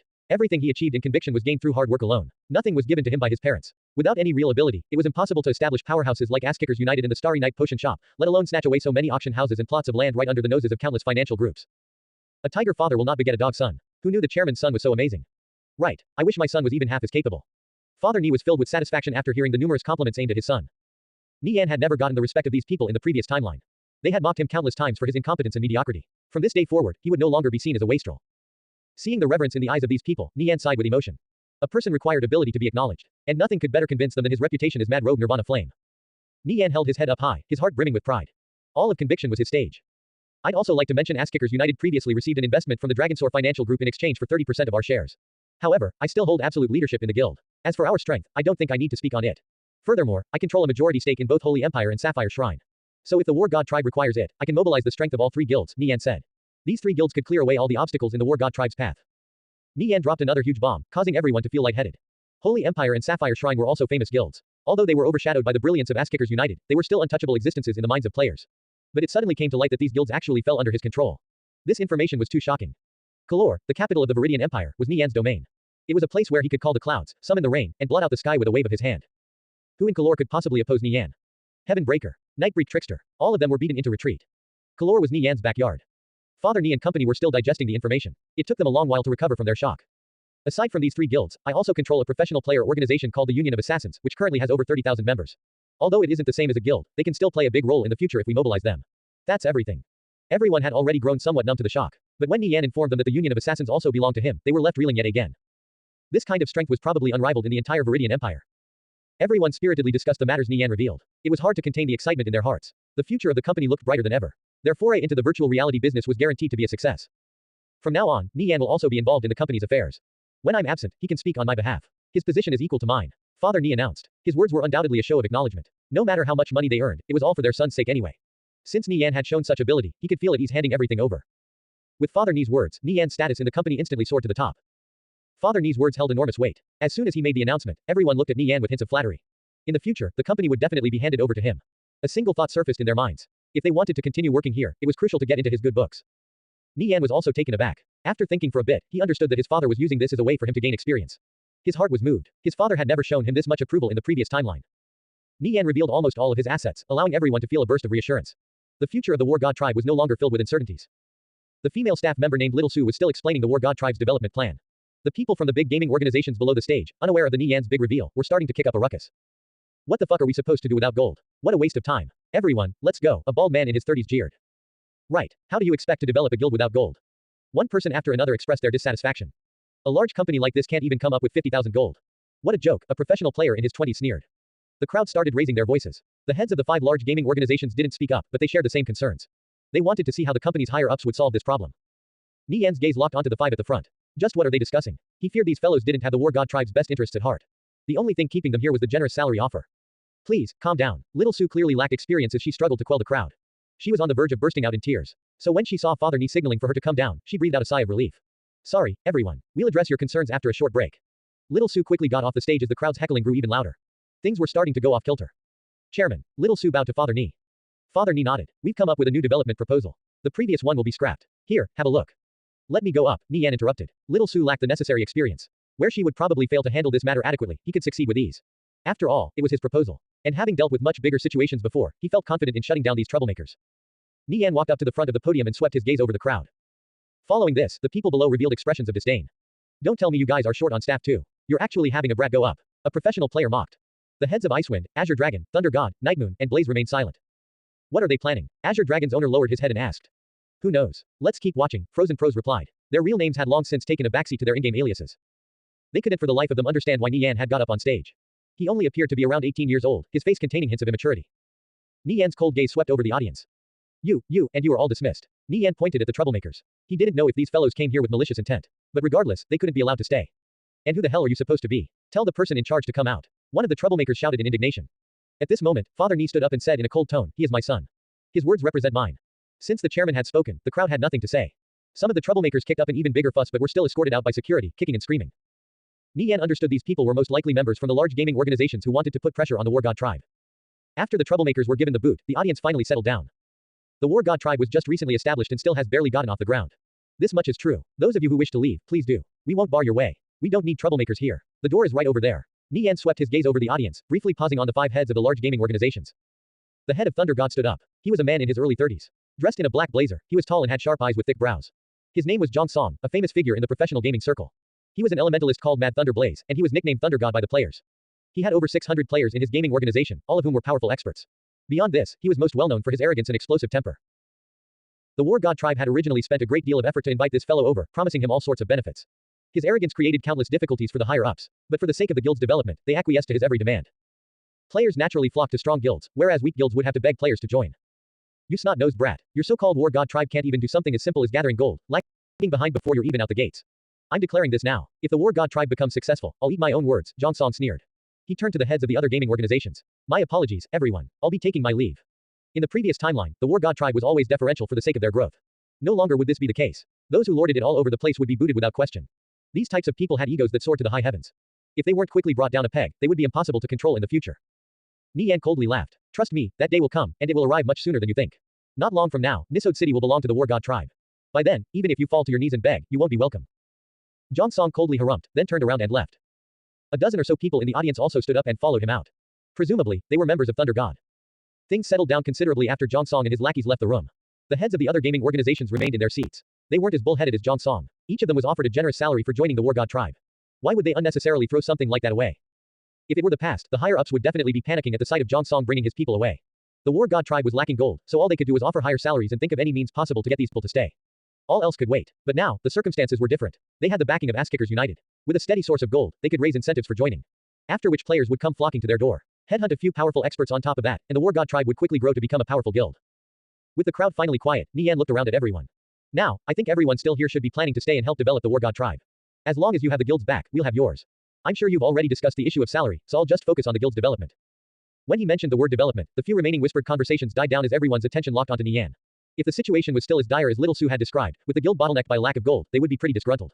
If the War God tribe didn't have enough in-game currency, and couldn't even provide their elites with the most basic requirement of mounts, what development was there to speak of? Regarding the development of the War God tribe, we'll be providing an initial investment of 60,000 gold to outfit everyone with mounts, followed by a weekly injection of 30,000 gold. Furthermore, we'll be aligning with Ass-Kickers United over in Kalor. Each and every one of you will also receive a 5% discount when purchasing items at any branch of the Starry Night Potion Shop. The War God tribe is currently recruiting many gaming organizations. I predict we'll have 10 to 20 more top-ranked gaming organizations in the country joining us a little further down the line. Our current goal is to capture 2 or 3 strongholds from the guilds under the Tuoba family's control within a week, Nie Yan announced. He appeared cool, confident, and at ease while speaking on the podium. After hearing his words, everyone in the audience, including Icewind and the other large gaming organization heads, were in shock. The War God tribe was actually so filthy rich, directly investing 60,000 gold and an additional 30,000 gold every week on top of that. This was unthinkable. Except for a handful of the most wealthy consortiums, no one could gather so much gold. The War God tribe had found a secure channel to acquire gold. This was a major surprise, but even though they had some doubts in their hearts, they knew that there was no reason for such a wealthy company to lie to them. Having already spent so much money, ruining their reputation would only bring unnecessary harm. With so much funding, not to mention after recruiting so many gaming organizations, it would be a joke to think the War God tribe would fail. Zhang Song would definitely regret the words he spoke today. The previously contempt and uninterested expressions in their eyes disappeared. They were now seriously listening to Nie Yan. To gather so much gold in such a short amount of time, this person's connections were definitely shocking. This wasn't something that could be bought with money. The War God tribe had just been established, but it had already formed an alliance with the mighty Ass-Kickers United, not to mention receiving a deal from the owner of the Starry Night Potion Shop. These were all major powerhouses. They couldn't help but wonder what sort of background this company possessed. No one had the nerve to cause any more trouble. Thinking back to what just happened a moment ago, everyone broke into a cold sweat. Which large financial group or company didn't possess powerful influences behind the scenes? If they had really kicked up a ruckus a minute ago, that would have been like courting death. Nie Yan didn't overlook anything while explaining the War God tribe's development plan. He calmly swept his gaze over the audience as if he were a god high atop the clouds looking down on the world. Then again, considering his status and conviction, he was genuinely qualified to look down on these people. It was rumored that this company ran a metal business, smuggling ores into the country with the military's backing. The heads of the gaming organizations originally didn't pay much attention to these rumors. But thinking about it now, their minds descended into shock. They looked up at Nie Yan, their expressions completely different. Their gazes were now full of resolve. After Nie Yan got off the stage, Little Su stepped in to replace him. She began explaining the finer details of the War God tribe's development plan. The audience was much more receptive to her words compared to before. I didn't know you were such a charismatic speaker. Ah Chen teased when Nie Yan returned. Nie Yan faked a laugh, but inwardly thought, after so many years of experience, how could something as insignificant as this rattle me? Father Nie faintly nodded. Nie Yan's performance had thoroughly satisfied him. My son has grown up. He continued to chat with the group for a while before something occurred to him. Wait, son, doesn't the Tuoba family own the Nisode auction houses you mentioned? Father Nie asked. Nie Yan began explaining how he acquired the auction houses as well as the Tuoba family's internal turmoil. All signs pointed toward Tuoba time preparing to take action against Tuoba Hongye. Father Nie thought of something. He looked toward the back of the crowd and ordered, Little Li, give me an updated report on the Tuoba family's situation. The Tuoba family controls a total of 7 companies. They've recently encountered some financial problems due to the Century Financial Group attempting a hostile takeover of 2 of their companies. Tuoba Hongye and Tuoba Fengyuan are currently scrambling to stop this by dumping shares into their less important companies and liquidating their assets. With the Tuoba family and Century Financial Group going at each other so fiercely, there were definitely sharks circling around, smelling the stench of blood. It's a good opportunity. Father Nie's eyes lit up. With Nie Yan settling the War God tribe's gold problems, they had a huge surplus of real-world capital to invest. Why not take this opportunity to fish in troubled waters? Who knew what kind of benefits they could reap from this struggle between 2 large financial groups, especially if they played their cards right. While Father Nie went to arrange these things, Nie Yan remained to delegate some of the War God tribe's more pressing matters. When everything was settled, the day was almost over. It appeared Nie Yan had unwittingly played hooky all day. However, it couldn't be helped. He drove home. After dinner, he would log back into conviction. Huahai High School. The day had passed in the blink of an eye. As the sun set, the final rays of orange light shone through the classroom windows. Xie Yao sat in her seat, staring at the empty desk beside her. Every time she noticed the void where he should be, she felt a sense of loss. When she logged off, she had been quite annoyed with him. However, when he didn't show up at school, the annoyance in her heart slowly faded away, leaving behind only emptiness. Xie Yao absent-mindedly glanced out the window. Xie Yao, school's over. Let's go. Xia Ling walked over. Oh, alright, let me pack my things. Xie Yao snapped out of her daze and began tidying up her desk. Xia Ling looked at Xie Yao with a teasing smile on her face. Nie Yan didn't come today. Yeah, Xie Yao nodded. That's too bad. He usually walks you to your car at the end of the day, Xia Ling quipped. Xie Yao took one last glance at Nie Yan's computer, her emotions in turmoil. Let's go. Seeing Xie Yao's moody expression, Xia Ling quickly changed the subject. At this time, a young man in a white tracksuit walked over to the 2 girls. It was Lu Rui. The bruises on his face were already healed, and he appeared quite dashing. Oh my. Lu Rui, you're back. How's your face? Nothing wrong, right? Xiaoling feigned pleasant surprise, her voice carrying a noticeable hint of sarcasm. Truthfully, she couldn't stand the guy. She used to think he was alright. But with Nie Yan's appearance, his shortcomings became all the more apparent. He was far too arrogant, his ego bruised over the smallest of things. Even though Nie Yan was far from being flawless, he was much more pleasing to the eye. I'm doing fine. Yao Yao, it's been too long. Lu Rui hid his embarrassment and greeted Xie Yao. Xie Yao nodded. She wore an indifferent expression. Are you still playing Conviction? How strong are you now? I've recently hit level 42 and outfitted myself with a full set of gold grade equipment, Lu Rui proudly announced. I'll take you leveling with me in Grand Drum Gill. It's a level 45 map. But don't worry, I've convinced some of my brothers in victorious return to take us. We'll level up really fast, he said enthusiastically. He hadn't seen Xie Yao in Conviction in a long time, so he had no idea what her current level was. Piffed. Xiaoling involuntarily giggled. Lu Rui really was a frog living at the bottom of a well. Xie Yao was currently level 47, and she was decked out in top-quality level 45 gold grade equipment, with even a few pieces of dark gold grade equipment mixed in. Lu Rui furrowed his brows, rather displeased by Xiaoling's response. However, Xie Yao was right there, and the girls were close friends, so he wisely kept his mouth shut.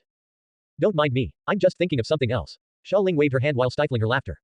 Sure, I'll tag along. But can I invite a friend? Xie Yao replied after suddenly having a mischievous idea. It was about time Nie Yan got out of the crystal caverns. She wondered just what kind of reaction Lu Rui would have when he met Nie Yan's character inside the game. Stupefied. Scared silly. Is your friend a guy or a girl? If it's a girl, my brothers will certainly welcome her, Lu Rui joked with what he thought was a bright and sunny smile. Sorry, I'll have to disappoint them. It's a guy, Xie Yao replied insipidly. Lu Rui's smile froze on his face, but he forced a new one on in a pretentious show of generosity. That's also fine. What level is this guy? I think he's level 30-something. Oh, that's a bit low. I don't know if my brothers will be willing to take him. But don't worry, it should be fine if I talk to them. Lu Rui patted his chest. Then we'll have to trouble you. Where should we meet up? Xie Yao asked, mentally rubbing her hands and cackling maniacally. Someone actually wanted to help power level Nirvana Flame, and even thought his level was too low for their standards. Ha. Let's meet 30 minutes after the server opens. How about Galore East entrance? Lu Rui suggested. Xiaoling was inwardly dying from laughter to the side. Xie Yao was simply too mean. She was normally gentle and refined. But she was perfectly capable of concocting up some devious schemes. Xie Yao, let me send you off. Lu Rui glanced at Xiaoling. He wanted to get rid of this unwanted third wheel and spend some quality time with Xie Yao. It's more exciting if everyone goes together. Xie Yao grabbed Xiaoling's hand. Xiaoling, let's go. The two girls walked out the classroom, happily chatting away. Little Yu said she's coming back to see us. Really? When? I don't know. I heard she's been very busy helping at her family's company. She's only able to come online every once in a while. Xie Yao and Xiaoling gossiped happily while Lu Rui quietly tagged behind. He was effectively turned into the third wheel. His expression was dark because his underlings had kept him updated on everything that happened in school, especially anything related to Xie Yao. She had been spending a lot of time alone with Nie Yan, and she was always smiling when they were together. It had caused a feeling of unease to sprout in his heart. He was intimidated by Nie Yan's talent and ability. He only dared to show himself today because he heard Nie Yan was absent. I'm going home now. Xie Yao bid farewell to Xiaoling as she got in her family car. She didn't spare Lu Rui so much as a glance. Lu Rui got the message of Xie Yao's cold shoulder loud and clear. Stupid bitch. You're nothing but a pretty face. What's there to be so arrogant about? He was more interested in her wealth than anything else. The world was full of beauties. He could easily pick them out as he pleased. As Nie Yan drove home from his parents' company, Xie Yao's dial tone began playing on his phone. He pressed the answer button, and Xie Yao's beautiful face showed up on screen. What made him almost veer off the road, however, was the fact that she was lying on a couch in a lacy pink nightgown. The tantalizing sleeveless outfit, decorated with cute polka dots, revealed her jade white arms all the way up to her alluring shoulders. Her pretty cheeks were dazzling, with a slightly shy blush that made her appear somewhat drunk. Xie Yao looked charmingly naive, her tight skirt and protruding chest exposing hints of white skin on both sides. Nie Yan racked his brain, but couldn't fathom why Xie Yao would wear such a sexy outfit to video call him. Nevertheless, his eyes were immediately glued onto the screen and refused to look away. Xie Yao looked at Nie Yan's face through the video screen, her pulse racing. Her face blazed as she felt his gaze roaming her body. A strange feeling arose in her heart, and she suddenly felt ashamed of the bold whimsy that led to this scene. Nie Yan had been gone for just a day, yet she already felt empty inside as if she were incomplete. She had no idea when she had become so reliant on Nie Yan. Her parents had gone on vacation and wouldn't be back for months. Being home alone, her sense of loss had bred a fervent desire to call Nie Yan.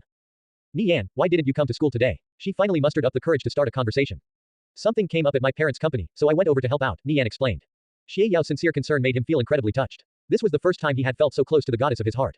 This video call connected them to each other much deeper than ever before. Looking at Xie Yao gave Nie Yan a feeling that an entire lifetime had passed since he'd seen her. Her sexy yet charming figure seemed too picturesque, almost like a porcelain doll. Nie Yan's affections from both lifetimes merged together, everlasting yet impossibly distant.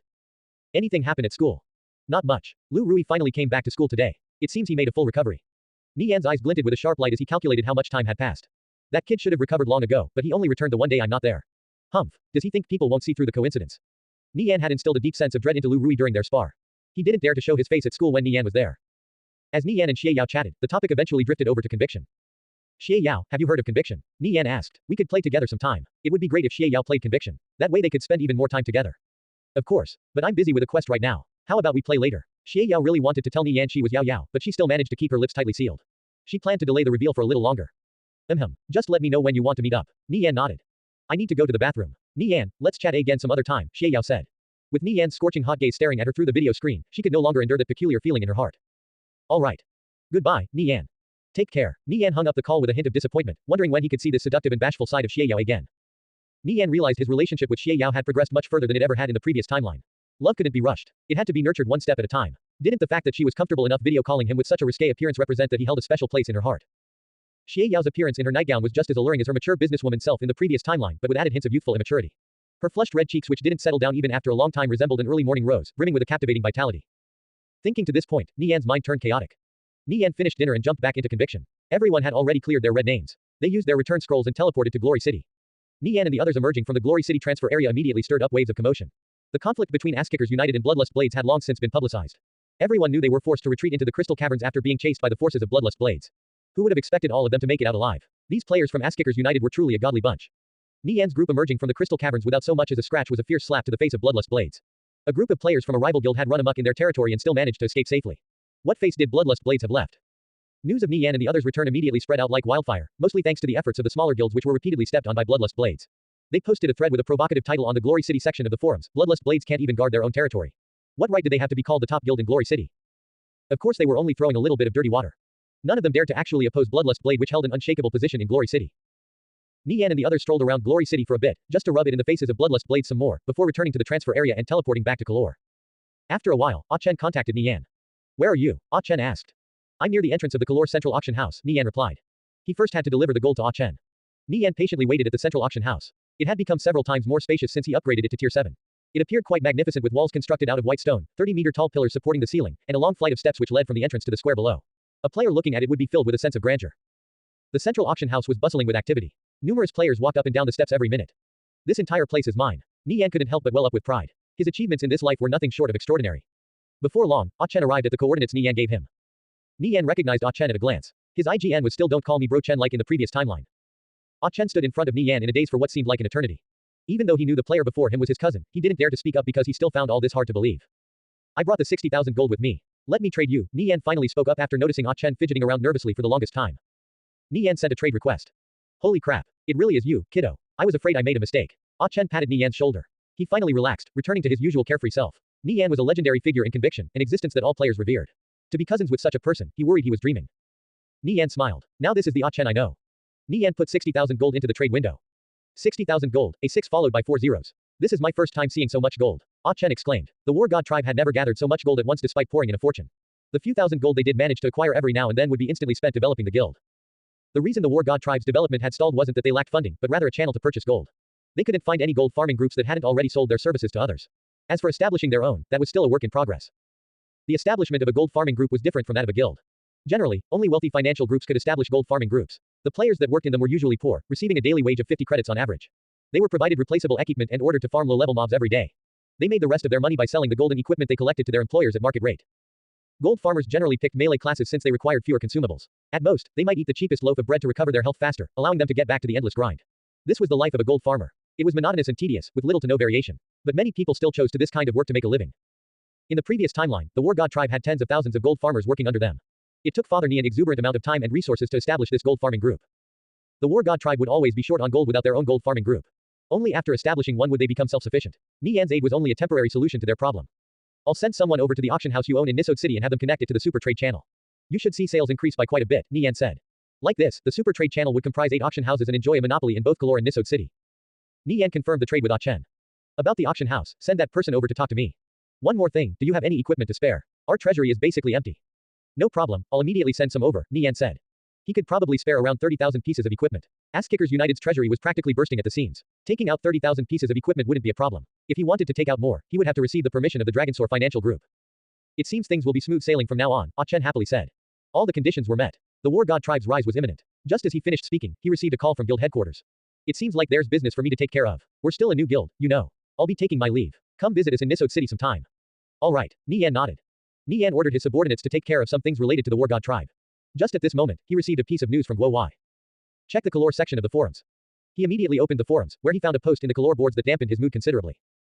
Bloodlust Blades declares war on Ass-Kickers United. You will be rewarded 2 gold for every member of Ass-Kickers United killed. Kill count, 32. The kill count was rapidly rising. A reward of 2 gold was already incredible, and that was just for killing an ordinary member. A top-ranking member would give even more gold, with Nie Yan's bounty at the very top. He was worth over 5,000 gold. After doing some calculations, if Bloodlust Blades wished to kill all 60,000 members of Ass-Kickers United, they would have to spend roughly 200,000 gold. What lavish spending. Aside from investing a bit of gold, Bloodlust Blades suffered no losses. This announcement was made on the Kalor forum boards in any case. They could simply sit back, relax, and enjoy the show all the way from Glory City. Seeing this announcement, Nie Yan boiled with anger. Ass-Kickers United wouldn't take this lying down. For Bloodlust Blades to be willing to part with so much gold, who knew how much money the Century Financial Group had invested? Want to see who has deeper pockets? Let me show you. Nie Yan snarled. He immediately thought of the Union of Assassins. It had currently developed to the point where they had over 30,000 professional players, including some of the best in the business. Nie Yan wrote an announcement in the Union of Assassins. You will be rewarded 2 gold for every member of Bloodlust Blades you kill. There is no upper limit. This announcement was a golden opportunity for these professional players. It was the same reward, but the players of Bloodlust Blades were much easier to deal with than those in Ass-Kickers United. They would naturally pick the easier of the two. Countless players applied to Ass-Kickers United every day, but only a tiny fraction of them were accepted due to the stringent screening process. This was why Ass-Kickers United had far fewer members than other major guilds.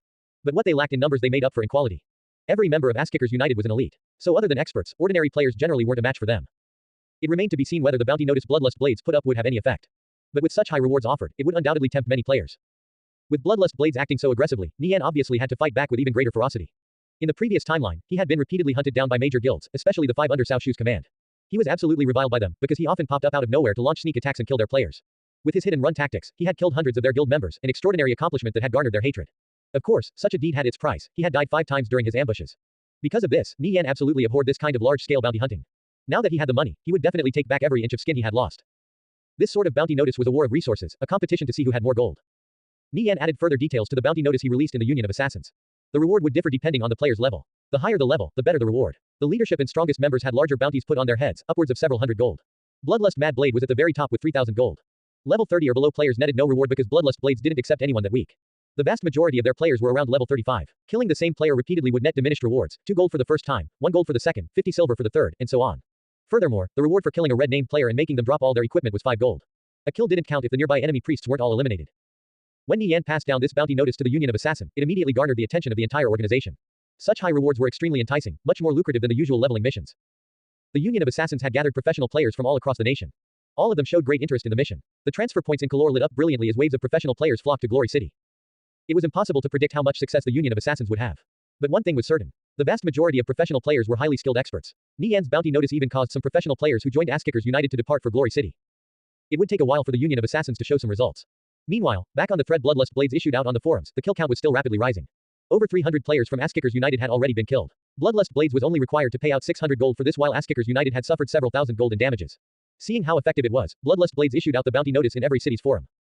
Nie Yan quickly issued out an order for the players of Ass-Kickers United to conceal their identities while going out leveling. Even Ass-Kickers United couldn't deal with being pursued by so many ordinary players. Nie Yan also released the bounty notice he put on Bloodlust Blades out to the public. The two guilds entered a war of attrition as gold flowed out like water, seeing which side could hold out the longest. Nie Yan didn't know if Ass-Kickers United's finances could support this war for very long. The entire guild nervously got to work, preparing for any dangers that might arise. All the players in the Viridian Empire could smell the gunpowder in the air. The forums were full of heated discussion regarding the conflict. I think Bloodlust Blades is only pulling this kind of gambit because they want to reclaim some face for the ruckus Ass-Kickers United caused in Glory City. Who do you guys think will win? I don't know, but if I had to pick a side, I would go after the players from Bloodlust Blades. I'm not willing to antagonize Ass-Kickers United. I heard they're all quite ruthless. With a single word in their guild chat, you'll be instantly swarmed by thousands of their players. That kind of guild unity is too terrifying. It's hard to say. Bloodlust Blades is really wealthy. They already have 6 strongholds, 3 of which are up and running while the other 3 are still under construction. I heard the Century Financial Group gave them a ton of money. Not to mention they have virtually no rivals in Glory City, so they grow unimpeded. Each one of their members have a lot of gold. If we're comparing resources, Ass-Kickers United isn't necessarily a match for Bloodlust Blades. Out of these numerous discussions, 2 consensuses were reached. The first was that if this conflict lasted for more than 20 days, Ass-Kickers United and Bloodlust Blades would have to personally get involved. The other was that from the very beginning, Bloodlust Blades planned to see this war of attrition against Ass-Kickers United through to the very end. Which side was going to collapse first? Nie Yan thought for a moment. If this conflict was going to last beyond a few days, he would have no choice but to prepare a few countermeasures to subsidize the cost, such as expanding Ass-Kickers United's funding source, acquiring a few more strongholds, and expanding his businesses. While Nie Yan was handling a few administrative affairs in the auction house, he received a message from Yao Yao. After reading it, he rushed over to Kalor East Entrance. Kalor East Entrance. This was a wide open street with storefronts lining both sides. There were all kinds of shops selling a large variety of items, such as potions, equipment, and so on. The number of people who passed through the East Entrance were numerous, flowing in and out like a continuous stream. 5 youths were gathered here. There were 4 guys and a girl. One of them was Lu Rui. They were currently chatting while waiting. Lu Rui was a level 42 arcane mage called Sky Piercer. As for the others, one was level 43, 2 were level 44, and 1 was level 45. They were considered some of the strongest among ordinary players. There were 2 warriors, 1 priest, and 2 mages. All their equipment was level 40 gold grade. Of course, none of them wore sets. God damn it, Sky Piercer, your girlfriend sure is full of herself. She's made us wait for this long. A young man who looked like a thug exclaimed. He was called Sky Pivot. He and Lu Rui had met at a bar. He was the type who wandered the streets late at night. What level is your girlfriend? The short girl in the group asked. Her face was pretty, but she was short and chubby, making for a weird contrast. She was called Heavenly Silk. I think she's around level 35. Her friend is also level 30-something, Lu Rui replied. From his memory, Xie Yao's skills weren't half bad. But compared to Victorious Return elites like them, she was far too lacking. After all, he was ranked in the top 100 players of all of Victorious Return. This position was a huge source of pride and something he had always liked to show off. Among his classmates, there was no one better than him.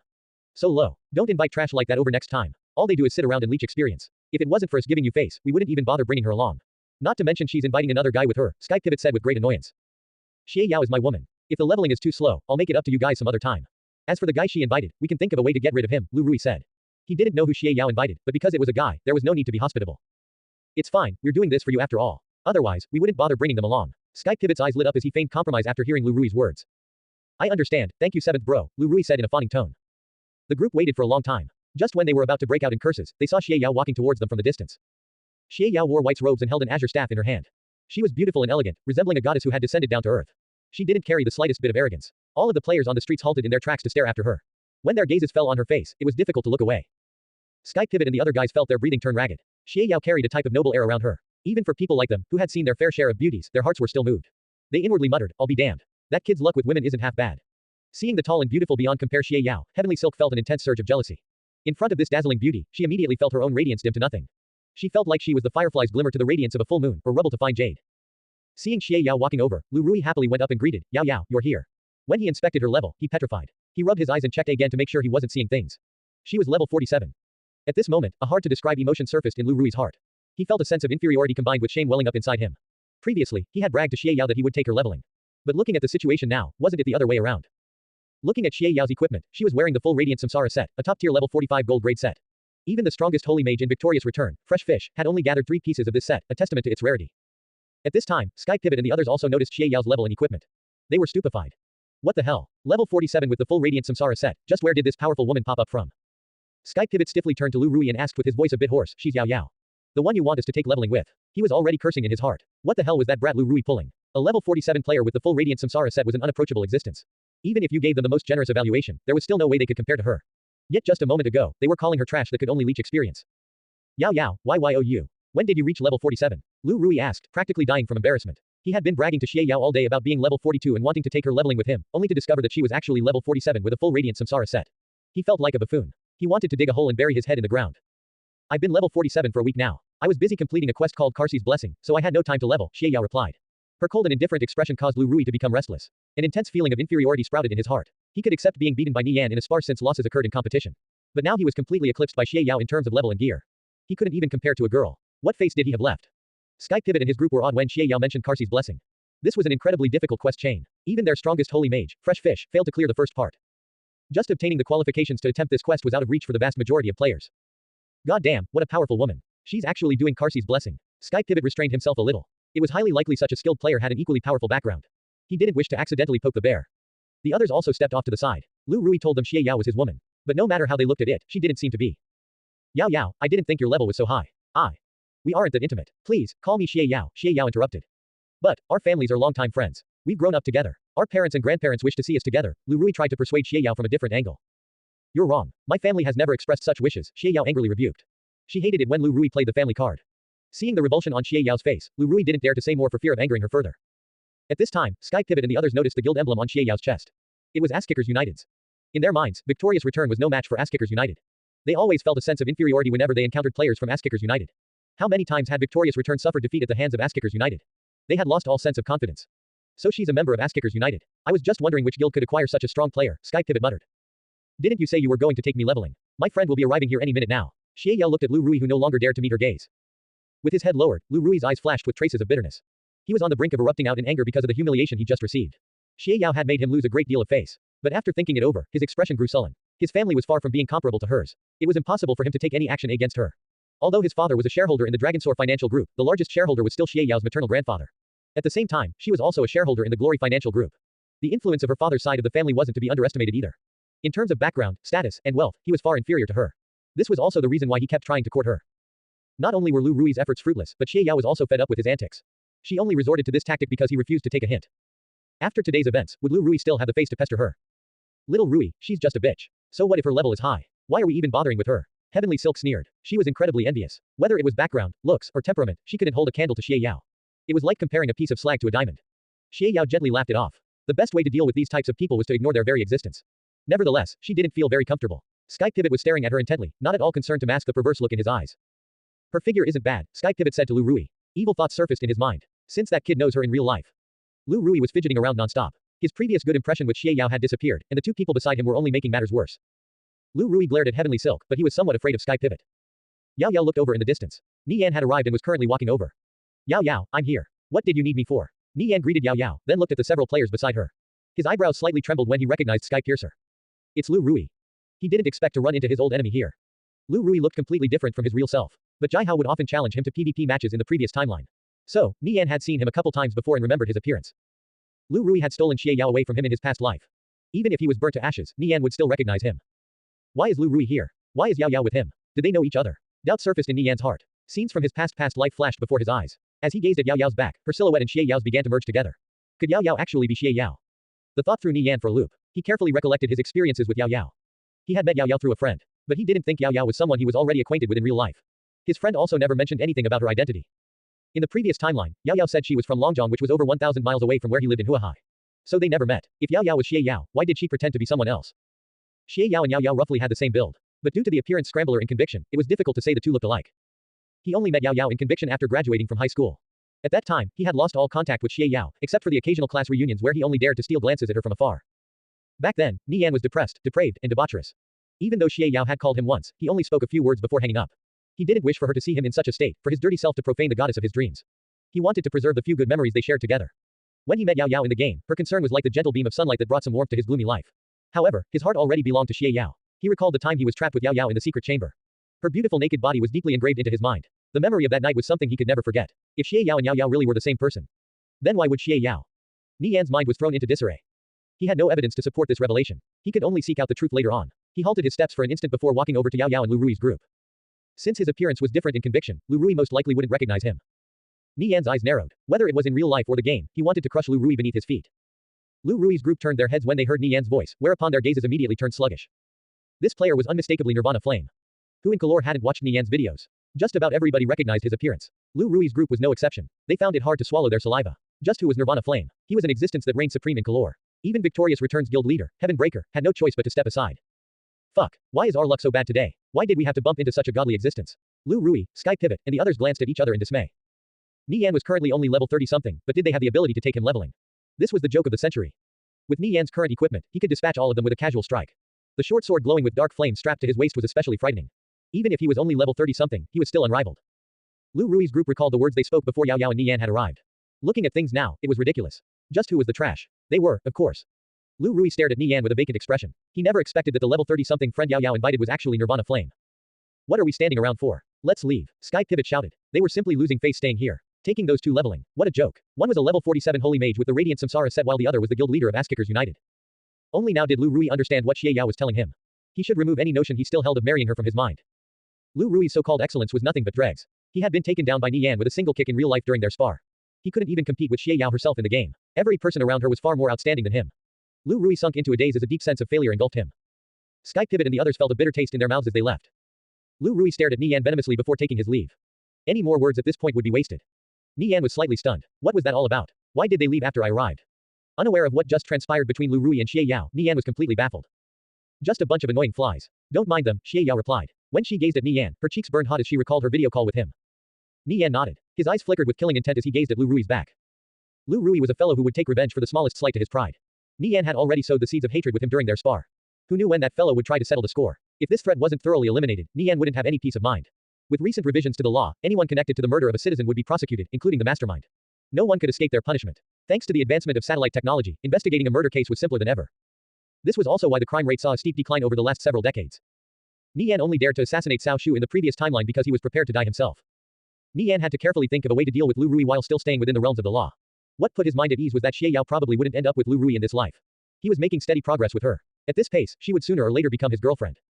Nie Yan passed down an order to Guo Wai. Keep watch over a player called Sky Piercer from Victorious Return. Send the 100 thieves to take care of him. I want him peakhead back to level 0. So long as he steps foot out of the city, I want you to send him back to the graveyard. Perhaps it was due to his father's influence, but Nie Yan had always possessed this sort of fiery temperament.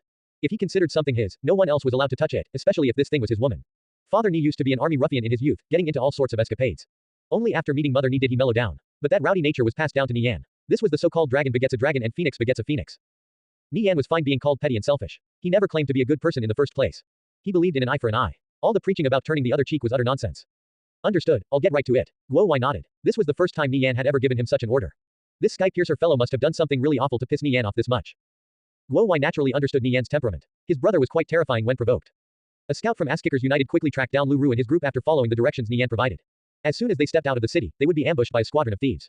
A total of 10 highly skilled thieves were dispatched, 3 of whom were specifically assigned to Lu Rui. When Nie Yan's gaze fell on Yao Yao, he suddenly felt her and Xie Yao's expression were awfully similar. How wonderful would it be if Xie Yao and Yao Yao were one and the same? Nie Yan felt his heart race as several seductive scenes floated into his mind. He resolved to find out the truth no matter what. Only now did Yao Yao notice the announcement post on the guild page. She turned to Nie Yan and asked, "Are we going to war with bloodlust blades?" Yeah, Nie Yan nodded. But this war is different from the ones before. Victory will be decided by who has the deeper pockets, and I'm afraid we'll be the ones to collapse first. They have the backing of the Century Financial Group. Ass-Kickers United was currently hemorrhaging gold at a frightening rate. Between the time it took for him to get from the central auction house to Yao Yao, more than 2,000 players from Ass-Kickers United had died due to being ambushed in the wilderness. However, these players couldn't just stop going out to level, otherwise, the losses would be even greater. Ass-Kickers United couldn't allow bloodlust blades to just do as they pleased. Giving them a taste of their own medicine was undoubtedly the best way to retaliate. It was a competition of wealth. Which side would collapse first? Over 16,000 players from the Union of Assassins had accepted the bounty notice issued out by Nie Yan. They all successively left for Glory City. He didn't know how much success they would have. But considering their skills, they would definitely kill quite a few players from bloodlust blades. Nie Yan only worried about what to do when it came time to pay them. Besides the bounty rewards, Nie Yan also had to provide monetary support to fallen guild members. If he didn't, they would be crushed under the pressure. Ass-Kickers United simply couldn't catch a break. Right after settling one conflict, the next would arise. Ass-Kickers United was on the verge of a financial crisis. But they couldn't afford to back out even if it meant bankruptcy. They absolutely couldn't be the first to pull out in this game of chicken, lest they fell into a perilous situation where they were surrounded on all sides. At this moment, a new post from Bloodlust Blades appeared on the forums. Ass-Kickers United, do you dare to fight? Below were more provocations followed by Bloodlust Mad Blades' declaration of war. Let everyone be witness to my words. Whoever is the first to remove their bounty notice is the other's grandson. Mad Rogue, do you have the guts? Kill count, 2,382. This was a provocation from Bloodlust Blades. Only 2 hours had passed since they released their bounty notice. Within seconds of the post going up, the guild chat of Ass-Kickers United erupted out in a rage. Fuck those bastards. If they want to fight, we'll give them a fight. Who the hell is afraid of them? We've wiped the floor with Azure Falling Sky, Unhindered, Radiant Sacred Flame, and Victorious Return. What's another name to the list? Boss, we're not afraid of them. Let's slaughter a path to Glory City. The transfer fee to Glory City is 1 gold. We'd just be increasing the burden on the guild. Not to mention Glory City is the territory of Bloodlust Blades. Their guild has over 100,000 players. Combined with their branch guilds, they have at least 400,000 players in total. Do you think they're easy pickings? We'd get completely overwhelmed. Listen to what the boss has to say. Boss, isn't this just a battle of who's got more gold to burn? We have so many brothers in our guild. What's there to be afraid of? Let's just pool our gold together. We'll drain their treasury down to the last copper. I have 3 gold. I have 2 gold. I also have 2 gold. The guild has done so much for us. It's time for us to return the favor. One player after another chimed in, further igniting everyone's emotions. Before long, the whole guild wanted to donate for this cause. Seeing the fervent support in chat, Xie Yao gazed at Nie Yan. Just what was it that made him so charismatic? So many players were willing to empty out their pockets without the slightest hesitation for the sake of the guild. Even though Ass-Kickers United did have some selfish players, those who watched on without lifting a finger were a minuscule minority. Nie Yan looked at the guild chat. Every player firmly had his back. What was there for him to be afraid of? Even if Bloodlust Blades was 10 times more powerful, could they match this solidarity? No, of course not. The sense of camaraderie in Ass-Kickers United was built up through countless battles. After facing one crisis after another, they only grew more united.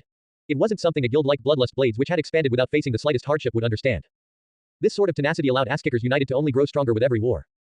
Would the ordinary players of Bloodlust Blades step forward bravely like the brothers in Ass-Kickers United when faced with a similar situation? The answer was a resounding no. They would flee like rats. Nie Yan's eyes began to water after witnessing the passion of these players. He took a deep breath to settle his mind. What the hell? I take my eyes off the chat for a second, and you guys are already holding a donation rally. You're planning a disaster relief for yourselves. Aren't you putting the cart before the horse? Nie Yan scolded in a joking manner. Boss, you're here. Boss, Bloodlust Blades has gone too far. We'll pool our gold and see who lasts longer. The guild's members grew excited when Nie Yan showed himself. We receive support from the Dragonsaur Financial Group every few days. I can also still take out a few 100,000 gold myself. Put away your gold for now. If we really can't hold out any longer, I won't stop you guys, Nie Yan said. He had no idea how much gold Bloodlust Blades had in reserve. Wow, the boss is so rich. Nie Yan's revelation shocked them. Even though the Dragonsaur Financial Group had invested a lot of gold into them, most of it had been spent on providing them with mounts. They believed it would be impressive if he could even take out 50,000 gold. Who knew he actually had this much gold saved up? Truthfully, Nie Yan didn't actually have that much gold. However, his auction houses, the Starry Night Potion Shop, and his other businesses brought in a lot of gold every day. In a short amount of time, he could pool together quite a bit. If he added this to the support from the Dragonsaur Financial Group, he could barely scrape by. Nie Yan did some calculations. The 20,000 to 30,000 gold he made every day wasn't enough. He could sell off 1 or 2 plots of lands. However, this was a last measure since their value would only rise in the future. Unless absolutely necessary, Nie Yan wasn't willing to touch the gold of his guild members. After all, the 1 or 2 gold they had was their blood and sweat. In case something happened, they wouldn't have any emergency funds. Nie Yan was racking his brain over how to make gold quickly. Capturing more strongholds was probably their best bet. Seeing Nie Yan's helpless expression, Yao Yao bit her lips. Only she could help him at a time like this. She sent a message to Yu Rui. After a while, Nie Yan received an excited message from Guo Wai. The Dragonsaur Financial Group has agreed to provide us 100,000 gold to tide us over during these difficult times. Nie Yan blinked. How did the Dragonsaur Financial Group react almost instantly after he came across a problem? He glanced skeptically at Yao Yao beside him. His suspicions that she was actually Xie Yao only grew. All the signs pointed to this being the case, and many inexplicable events would suddenly make sense. Send my thanks to the Dragonsaur Financial Group supervisor. I've already passed it on, Guo Wai replied. This 100,000 gold couldn't have come at a better time. Nie Yan felt reassured in winning this war of attrition against bloodlust blades.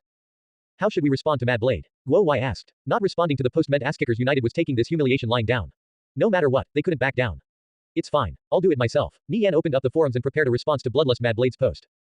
Alright, Guo Wai nodded, then focused on another matter of importance. After killing some members of Bloodlust Blades, players were arriving to collect their bounties.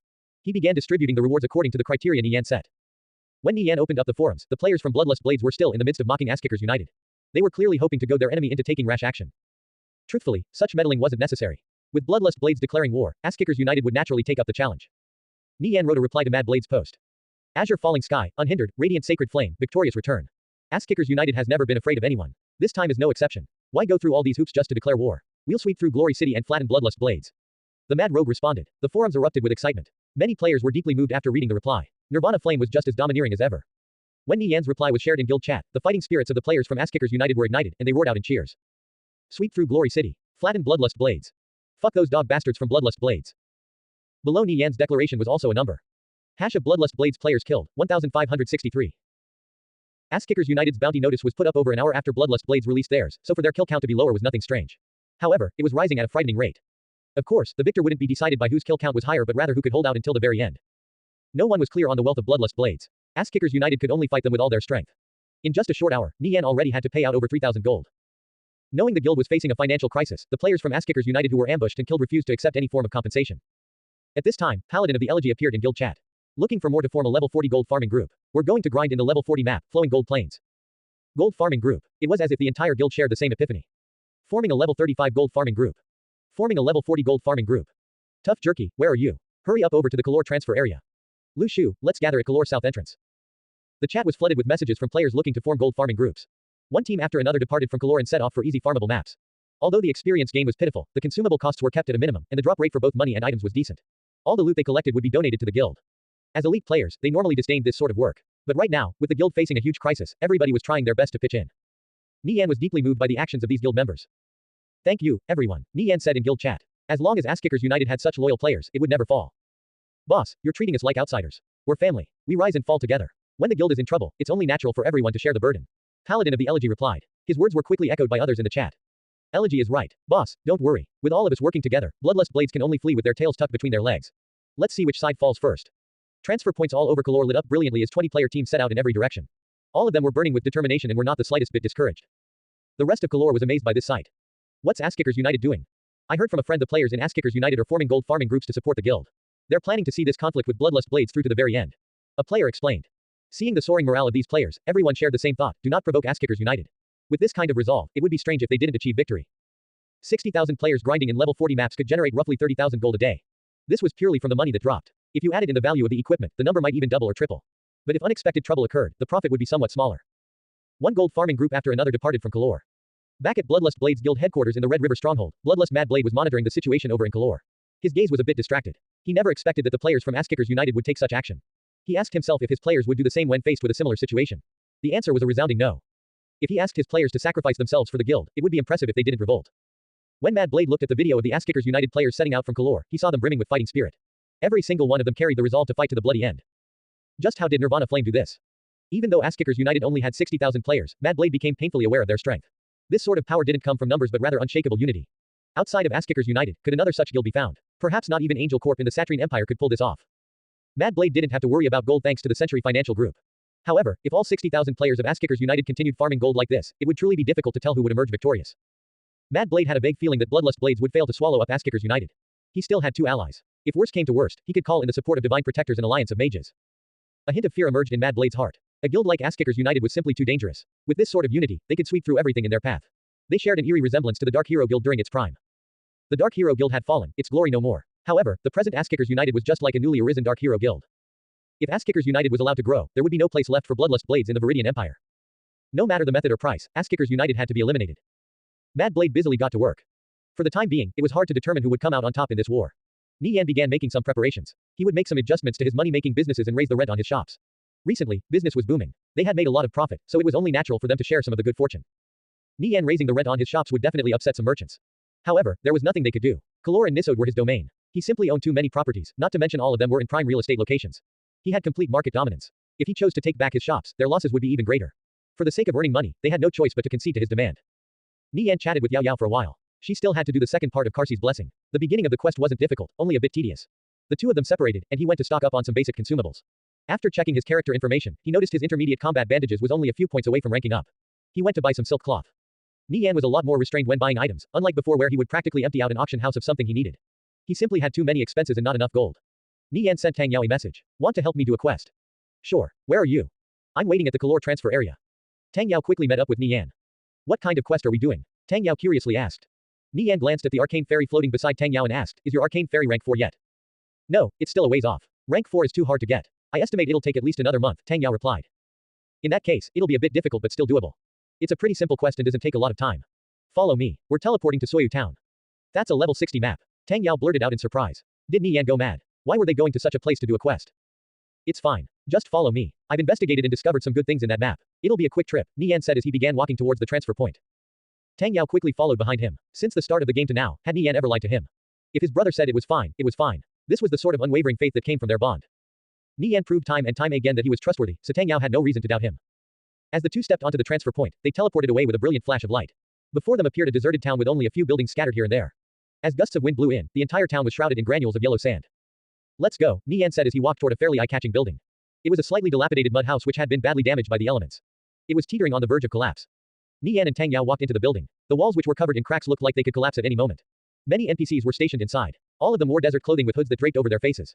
They sold a variety of consumables and crafting materials, all of which were local specialties. Nie Yan led Tang Yao past these NPCs to a remote corner in the back, where they stopped in front of a shabby wooden door. Behind it was a narrow underground passageway. Let's go, Nie Yan said as he walked down. Where are we going? Tang Yao asked. The passageway was so dark he couldn't even see his feet. He could only rely on his other senses to follow Nie Yan. We're going to an NPC to buy a few scrolls, Nie Yan replied. His ability to see in the dark had greatly improved thanks to Empress Fina's Fate Pearl. His pupils narrowed into vertical slits and emitted a faint blue glow. Everything in the passageway became as visible as day. Oh, so we're just buying scrolls. Tang Yao breathed out a sigh of relief. However, he couldn't help but think this NPC was too secretive. Without prior knowledge, this place was almost impossible to find. Perhaps only 1 or 2 players would occasionally stumble across it. Secret NPCs were abundant in conviction. They could be found in remote locations across every town and city. Trembling Milo back in Kalor and Scrollmaster Divina, who Nie Yan and Tang Yao were currently visiting, were examples of such NPCs. They often sold goods that couldn't be found in regular shops. Scrollmaster Divina was an eccentric woman. There were many rumors related to her floating around in this desert town. But little did everyone know that she was actually living below the town. Her temperament was odd. No one wanted to associate with her. She restricted the number of scrolls a player could purchase from her to 10 a day. If they tried to buy more, she would shoo them away with a nasty attitude. The items she sold were quite rare. Occasionally, some amazing items would emerge. Players were often able to get many good things from this place. After walking through the passageway for several minutes, they saw a dim light up ahead. We're here, Nie Yan said, his pupils returning to normal as he walked toward the light. He surveyed the surroundings and saw a cramped room roughly 3 by 5 meters in size. The walls were lined with shelves filled with different kinds of scrolls, many of which were only half finished or incomplete. A desk and chair stood in the middle of the room. The remaining space could only accommodate 2 or 3 people at most. Scrolls were chaotically scattered across the floor. Sitting behind the desk was a person in black robes which hid her appearance. All that could be discerned was that she was a woman. Her pale white hand was holding onto a slender ash-gray pen. She was scribbling on a piece of parchment, inscribing all sorts of strange runic patterns. She was buried under a pile of scrolls. Her figure was solitary as if she was cut off from the rest of the world. She sells the scrolls? Tang Yao asked. He was about to take a step forward. Nie Yan quickly reached out his arm and stopped him. Wait, don't move. Stopped by Nie Yan, Tang Yao's foot remained hovering midway through a step. Nie Yan bent down and started picking up the scrolls on the floor. With a pile of scrolls in his arms, he walked toward the shelves and started putting them away in an earnest manner. Scrollmaster Divina continued scribbling on the piece of parchment, ignoring Nie Yan. In the previous timeline, when players discovered this place they boorishly stepped atop these scrolls. Not only did Scrollmaster Divina refuse to sell them anything, she even drove them out of her dwelling. This was a hidden requirement. Players had to show Scrollmaster Divina enough respect to purchase her scrolls.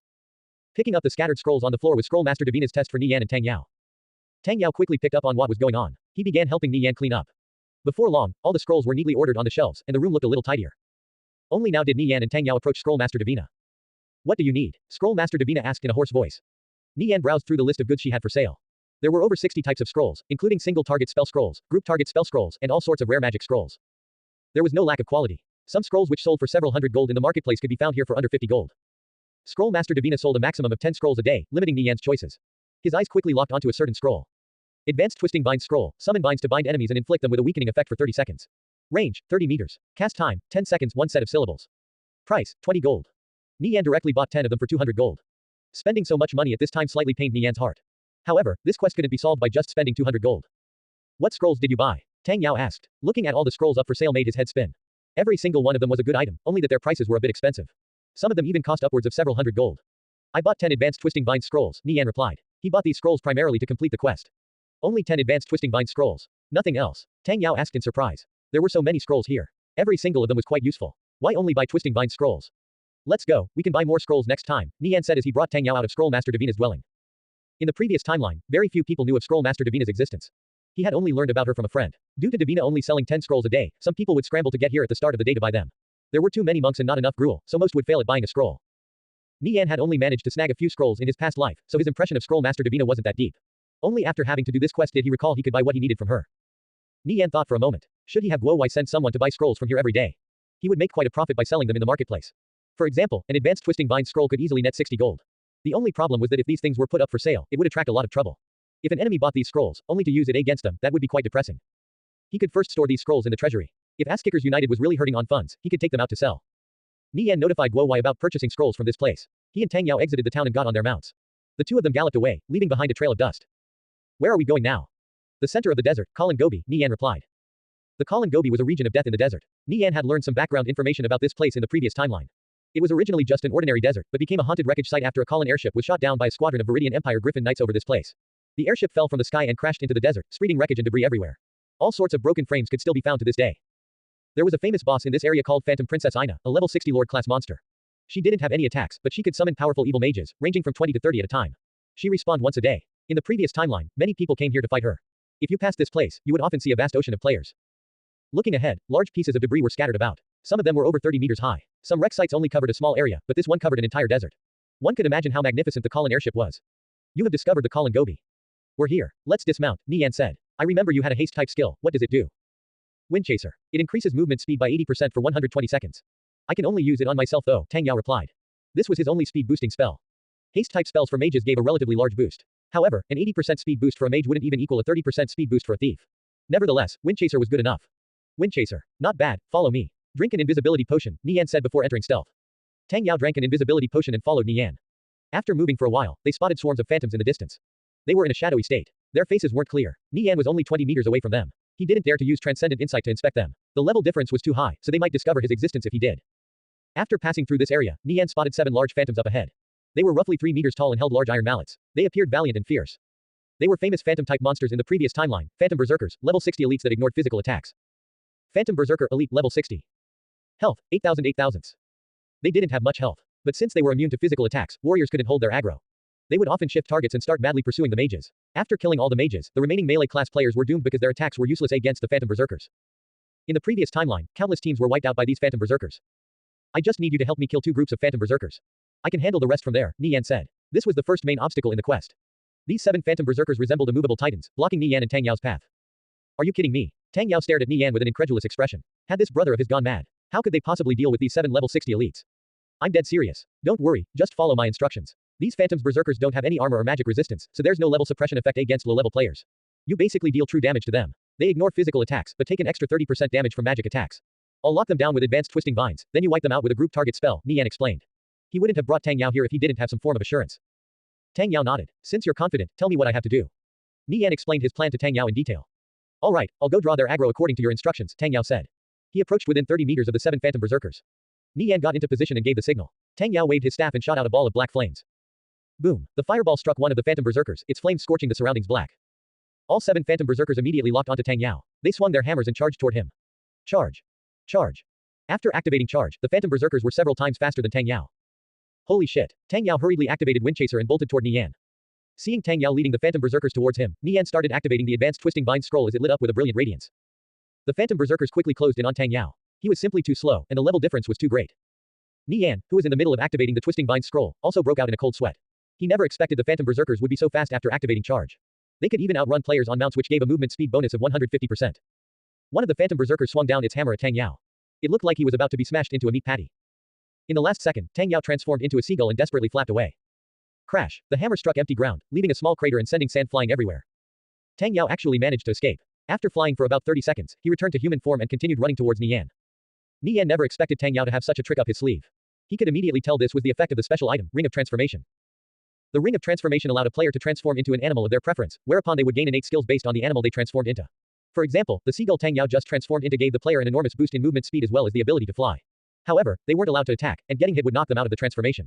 Furthermore, the Ring of Transformation's duration was extremely short at only 30 seconds. In a dire situation like the one Tang Yao was just in, the Ring of Transformation was extremely useful. After barely escaping by the skin of his teeth, Tang Yao breathed out a sigh of relief. Work like pulling mobs and drawing aggro really wasn't his cup of tea. Seeing Tang Yao lead the group of phantom berserkers toward him, Nie Yan waved and activated the twisting vine scroll. Thick and solid vines shot out of the ground and tangled the feet of the charging phantom berserkers, stopping them dead in their tracks. Tang Yao, who was previously fleeing for his life, turned around and waved his staff. After chanting several unintelligible syllables, a black cloud of flames condensed in the sky and started raining down flames on the phantom berserkers. -276. -312. -298. -305. A blanket of damage values floated up into the air. The phantom berserkers had no magic resistance, so Tang Yao basically dealt true damage. He continually retreated as he cast area of effect magic non-stop. The phantom berserkers struggled ceaselessly, roaring and yelling in the blaze, but the vines firmly locked them down. Their health fell by roughly 30%. Nice work. Nie Yan faintly smiled. The seconds ticked away. Get back 30 meters. Nie Yan anxiously shouted. Tang Yao immediately retreated to a position 30 meters away from the phantom berserkers. Before the vines released their grip on the phantom berserkers, Nie Yan began activating the second advanced twisting vine scroll. After 30 seconds, the phantom berserkers broke free of the vines and charged toward Nie Yan. They were getting closer and closer, 10 meters, 6 meters, 3 meters. The phantom berserkers were like lions pouncing on their prey. When they were only 2 meters away from Nie Yan, the twisting vine scroll in his hand disappeared with a flash of light. Vines shot out from the ground and began wildly growing. The phantom berserkers were firmly bound right in front of Nie Yan. Tang Yao let loose with another area of effect spell. Thanks to the support of his arcane fairy, he could fire spells without break. The health of the phantom berserkers rapidly dropped. Advanced twisting vines would only be effective 3 times. Afterwards, the phantom berserkers would become resistant to its effects. However, 3 twisting vines bought enough time for Tang Yao to kill them. Just like before, Nie Yan used the third and final advanced twisting vine scroll while Tang Yao continued attacking. When the last barrage of spells fell, the 7 phantom berserkers let out mournful roars before collapsing on the ground. Is it over? Tang Yao asked in a daze. They had killed the phantom berserkers without a hitch thanks to Nie Yan's strategy. 7 level 60 elites were dead just like that. He found this hard to believe. Nie Yan once more proved with his actions that his judgment was correct. The 7 corpses of the phantom berserkers disappeared, leaving behind a pile of loot on the ground. Nie Yan collected it all. Most of it was level 60 equipment, ranging from silver to gold grade. These pieces of equipment couldn't be used for the time being. He continued rummaging around and found 3 gems with quality ratings of 7. Each one was worth over 120 gold. All at once, he had made back the money he spent on the twisting vine scrolls. A few other items also caught Nie Yan's eye. One was an intermediate revive skill book which currently couldn't be found in the marketplace. It had an extremely low drop rate and only appeared in level 50 maps or higher. With an intelligence requirement of 580, he didn't know if any priest in the guild could learn it yet. Furthermore, there were 2 advanced alchemy recipes which were also quite valuable. Out of the 7 advanced alchemists in Kalor, 5 were currently in the Starry Night potion shop. Both Bird Leaves No Eggs and Quiet Nanan were about to break through from the advanced rank to become master alchemists. These 2 alchemy recipes would be very beneficial to both of them. The final item caught Nie Yan's attention the most, a standardized equipment blueprint. It was the level 60 gold grade Sinister Light set, a set of equipment for arcane mages. It could only be crafted by an intermediate tailor or higher. It required 3 magic rune cloths, 2 raging flame cloths, and 3 golden silk threads. The Sinister Light set wasn't the best level 60 set available, but it was still pretty decent. Top experts probably wouldn't need it, but to mid-ranked players, this was definitely a treasure. Standardized equipment blueprints were different from regular blueprints in that they could be learned by up to 20 players. As long as there were enough crafting materials, these 20 tailors could continuously craft this level 60 gold set. The Sinister Light set was easily mass-manufactured since the blueprint could be learned by intermediate tailors and the crafting material weren't that precious.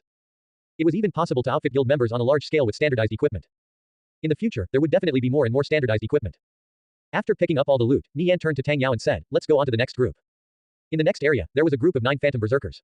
Employing the same method as before, Nie Yan and Tang Yao cleared these phantom berserkers. After picking up the loot, they found another Sinister Light set blueprint. With 2 of these blueprints in their possession, they could have 40 tailors craft Sinister Light sets at the same time. Seeing the corpses of the phantom berserkers on the ground, Nie Yan turned to Tang Yao and said, you can go back now. You won't be able to go to the next area. Tang Yao looked up ahead. The monsters in the distance were densely concentrated. He nodded. All right, be careful. Tang Yao didn't know what kind of quest Nie Yan wanted to do, but he understood it was difficult. He decided not to pry any further and started reading out a return scroll. With a brilliant flash of light, he teleported away. The phantom berserkers could see through stealth, so it was crucial for Nie Yan to get rid of them to proceed. This was also why he bought the advanced twisting vine scrolls, which would bind phantoms and inflict a weakening effect on them. Nie Yan surveyed his surroundings, closely observing the countless wandering phantom mages up ahead. They were much smaller than the phantom berserkers, only about the size of an ordinary person, and wielded staffs with flickering black flames floating above the tip. Phantom Mage, level 60. Health, 2000. Phantom mages were ordinary monsters. However, they possessed a special characteristic. They were immune to magical attacks but took double damage from physical attacks. Nie Yan paced back and forth at the outer skirts of the area for quite some time. Seeing a lone phantom mage ambling towards him, he fired at it with his cavalry crossbow before quickly pulling back. Put. 5 bolts struck the Phantom Mage in quick succession. Since Nie Yan was outside of its attack range, the Phantom Mage chased after him. Nie Yan kept retreating, pulling the Phantom Mage along with him. When he felt they were far enough away, he activated Shadow Waltz, disappearing into stealth, and dashed forward like a bolt of lightning. The Phantom Mage's eyes lit up with a green glow. It quickly locked onto Nie Yan's position. However, Nie Yan was simply too fast. The Phantom Mage waved its staff. Soul Pierce. An eerie energy rippled outwards. This sort of attack was undodgeable. The Soul Pierce struck Nie Yan and penetrated deep into his body. -626. What frightening damage. With a level difference of over 20, it was only natural for the Phantom Mage to deal serious damage to Nie Yan. Nie Yan immediately drank an intermediate health potion to recover his health. In the blink of an eye, he circled behind the Phantom Mage and plunged his dagger into it with backstab before activating Blast. Bang! It violently trembled as the powerful explosion wreaked havoc inside its body. -543. The Phantom Mage waved its staff. Soul Shockwave. A powerful soul energy blasted out toward Nie Yan. It was impossible to dodge at such a close range. Nie Yan wasn't quite sure what category of magic soul shockwave belonged in, but he bit the bullet anyway and activated mind immune from the metal of the 10 holy paladins. The wave of soul energy slammed into Nie Yan's body and shaved away half of his health. He felt as if his body was tightly bound by a rope, leaving him unable to move even the slightest. The Phantom Mage retreated a good distance away, then started chanting as a black fireball condensed above its palm. Time appeared to come to a standstill as the Phantom Mage continued to mutter out one strange syllable after another. It chanted for a full 5 seconds. If the Phantom Mage's instant cast spells could chunk Nie Yan for half his health, this was a surefire kill. The black fireball whizzed through the air toward Nie Yan. At this moment, Nie Yan regained control of his body. Soul Shockwave dealt both soul and mind damage, so Nie Yan managed to negate a portion of the damage with mind immune. No matter how powerful Soul Shockwave's crowd control effect was, it couldn't lock him down forever. Just as the black fireball was about to hit Nie Yan, he activated Gale Step, taking advantage of the invincibility to avoid taking damage. He pounced toward the Phantom Mage. The Phantom Mage began condensing another fireball. Nie Yan arrived in front of the Phantom Mage and slashed at its neck with cutthroat, then followed up with a flurry of attacks. Hearing the final syllable being chanted, he delivered a powerful kick to its head and interrupted it. Nie Yan circled around and finished off the Phantom Mage with another flurry of attacks. Seeing the Phantom Mage collapse on the ground, Nie Yan breathed out deeply. The level difference was simply too large. Any powerful skill was lethal. Only 3 silver dropped from the Phantom Mage's corpse. Nie Yan gazed at the area up ahead. It was filled with roaming Phantom Mages. From time to time, a group of them would pass by. Nie Yan activated the Pearl of Disguise. His body gradually turned incorporeal while his appearance transformed into that of the Phantom Mage he just killed. Alright, so far so good, Nie Yan muttered as he gazed at his ghostly hands. Nie Yan lowered his head and started moving forward while mimicking the gait of the Phantom Mages. The effectiveness of disguise was also related to his ability to mimic the movements of his target. If he failed to properly imitate the Phantom Mage, he would be easily seen through. Nie Yan was barely covering any ground. He would wander aimlessly for a while before inching towards his destination, one step at a time. Like this, Nie Yan brushed past numerous Phantom Mages. He eventually encountered some ruins in the distance, where he spotted a figure that stood out from the masses. This phantom had the appearance of a beautiful woman. She wore white robes and held a long scepter in her hand. She was the level 60 lord, Phantom Princess Ina. She was one of the few lords that didn't possess any direct offensive skills. However, if she was attacked, she would summon multiple evil mages to her side. Phantom Princess Ina was difficult to kill due to the sheer number of them she could summon at once. She was precisely Nie Yan's target. In the previous timeline, it was widely known that thieves could steal precious items from Phantom Princess Ina. But the number of thieves who could actually pull this off were few and far between. More often than not, a thief making the attempt would be killed by a horde of evil mages. This led to thieves having a love-hate relationship with her. Nie Yan relied on his disguise to approach Phantom Princess Ina. He passed by one Phantom Mage after another. He could clearly see their faces. None of them looked alike, they kept their appearance from before they died. Nie Yan was slowly made his way to Phantom Princess Ina. She glanced at him for a second but didn't notice anything strange, so she remained in a passive state. Nie Yan was drawing ever closer to his target. His heart was racing. If she saw through his disguise, he would be doomed. There were still several Phantom Mages around him when he finally approached within 2 meters of Phantom Princess Ina. Nie Yan activated Steel. Steel was unsuccessful. Shit, I failed. Phantom Princess Ina grew a little restless. After a while, Phantom Princess Ina settled down and returned to a passive state. Nie Yan activated Steel again. Steel was unsuccessful. Crap, another failure. Phantom Princess Ina became restless. After a while, Nie Yan activated Steel yet again. You have obtained Ina's Prayer Gloves sub-legendary. Nie Yan's eyes widened in surprise. He had gotten a sub-legendary item just like that. This was too amazing. But on second thought, perhaps this was the system giving him a luck bonus due to the level difference. After all, he was a level 30-something roaming around in a level 60 map. At this moment, Nie Yan noticed Phantom Princess Ina glaring at him. Despicable human. Wretched thief. Phantom Princess Ina cursed Nie Yan. She had seen through his disguise. The nearby Phantom Mages started surrounding him. Shit, I was discovered. Nie Yan noticed all the Phantom Mages in the surroundings staring at him. They waved their staffs and unleashed a shower of spells on him. Just as Nie Yan was about to be blown to smithereens, he activated God's blessing from the chapter of peace. Adjudicator of God was still on cooldown, so he could only use God's blessing. A barrier of light enveloped Nie Yan. Bang, bang, bang. The spells rained down mercilessly on Nie Yan, but he didn't suffer any damage. All the while Nie Yan kept using Steel non-stop on Phantom Princess Ina. Steel was unsuccessful. Steel was unsuccessful. You have obtained a soul gem. You have obtained a soul gem. Steel was unsuccessful. You have obtained Della's magical device book legendary. Nie Yan finally obtained the item he had been looking for, a legendary item. In the previous timeline, a player had stolen Della's magical device book from Phantom Princess Ina. It appeared this book was something for players to study. As for its uses, he had no idea. It was a pity he didn't obtain a piece of legendary equipment. The book entered Nie Yan's back. It was scarlet-colored with all sorts of geometric shapes drawn on the cover, making it appear distinct. However, Nie Yan didn't have the luxury to examine it right now. One item after another was stolen from her, causing Phantom Princess Ina to become furious. She waved her scepter and summoned over 20 evil mages. They wore black robes with hoods that completely covered their faces. Level 60 elites. However, they were mages, so they couldn't do anything to him. Furthermore, he had an unknown transfer scroll in his hand, ready to teleport away the moment God's blessing wore off. As the seconds passed, Nie Yan was bombarded with all kinds of magic. Nie Yan appeared valiant, using God's blessing to endure such a concentrated barrage. God's blessing had a duration of 60 seconds. When it was over, the damage from any of these evil mages could kill him in an instant. Nie Yan kept plunging his hand in and out and all through Phantom Princess Ina's dress with steel, trying to pilfer as much loot as he possibly could. All the while he tightly held onto an unknown transfer scroll in his other hand and ignored the spells raining down on him. Steal was unsuccessful. Steal had an extremely short cooldown, but it came paired with a pitifully low success rate. For it to succeed in 1 out of 30 attempts on ordinary monsters would already be quite impressive. However, Phantom Princess Ina was a well-known treasure trove, so the chances of obtaining something from her were relatively high. Then again, due to her ability to regularly summon hordes of evil mages, it was nigh impossible for ordinary thieves to steal from her. Nie Yan could only steal so many items from her because of the magic immunity from God's blessing. You have obtained 102 gold. Seeing this notification, Nie Yan was given a great shock. Phantom Princess Ina was truly deserving of her royal title, giving 102 gold all at once. The seconds passed as spells continued to bombard Nie Yan, doing absolutely no damage. However, the splashes created enough dazzling colors to rival a fireworks show, making it hard for him to see. He could only cover his eyes and repeatedly reach toward where he thought Phantom Princess Ina was. Nie Yan kept careful track of the time remaining on God's blessing. The moment it wore off, he would activate the unknown transfer scroll gripped tightly in his hand without hesitation. Steal. Steal. Nie Yan continuously pilfered items from Phantom Princess Ina, obtaining an advanced area of effect magic scroll and 2 more soul gems. Such a scroll would be sold by Scroll Master Divina for over 500 gold. The value of the soul gems was about 50 gold each. With this, Nie Yan had made quite a profit. It was a shame there was only a set number of items in Princess Ina's inventory. New things would only be added every so often. Repeatedly coming over to steal things from her would only end up depleting her stock, making it harder and harder to get anything from her. Nie Yan was the first one to loot this treasure trove and her bag was currently filled to the brim. The success rate right now was the highest it would ever be, so he could snag multiple expensive items from her in a short amount of time.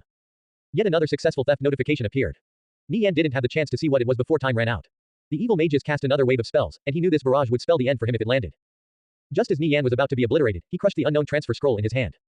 Bang, bang, bang, a series of explosions engulfed the area where Nie Yan previously stood. His upright figure dissolved into nothingness, leaving not even a corpse behind. As the scenery around him warped and twisted, Nie Yan reappeared in a vast desert. Within the blowing sands, it was impossible to tell which direction was which. Giant lizards were everywhere, freely roaming the place. They were protected by a thick and rough skin that almost looked like a layer of hard metal. Their bulging eyes, which oddly resembled brass bells, glinted eerily. Seeing these giant lizards, Nie Yan's face paled. They were the level 300 monsters, steel-armored monitors. Crap, just where the hell did I end up? Nie Yan never expected to emerge in such a dangerous place. Steel-armored monitors had very high awareness. The closest one was more than 50 meters away, yet it instantly locked onto Nie Yan when he appeared. It started charging towards him immediately. Its speed could only be described as monstrous. It was only 10 meters away in the blink of an eye. Suddenly, its entire body ignited and became a high-speed heavy fireball on course to slam into Nie Yan. His only impression as he quickly pulled up his inventory was a blast of heat so hot he felt like he was being barbecued. Nie Yan was badly frightened by this steel-armored monitor. Back when he was level 180 in the previous timeline, he had once hunted an ordinary level 300 monster with his friends. It took 20 players almost half an hour to kill it. Nie Yan was currently nowhere close to being the steel-armored monitor's match. Just as the steel-armored monitor arrived in front of Nie Yan and was about to swallow him whole, he used another unknown transfer scroll and teleported away. The steel-armored monitor blinked and looked around in confusion. Since it couldn't find a trace of its ephemeral free meal, it returned to roaming the desert. Nie Yan once more opened his eyes. This time, lush green vegetation appeared before him. He was clearly still in the desert, but this looked to be an oasis.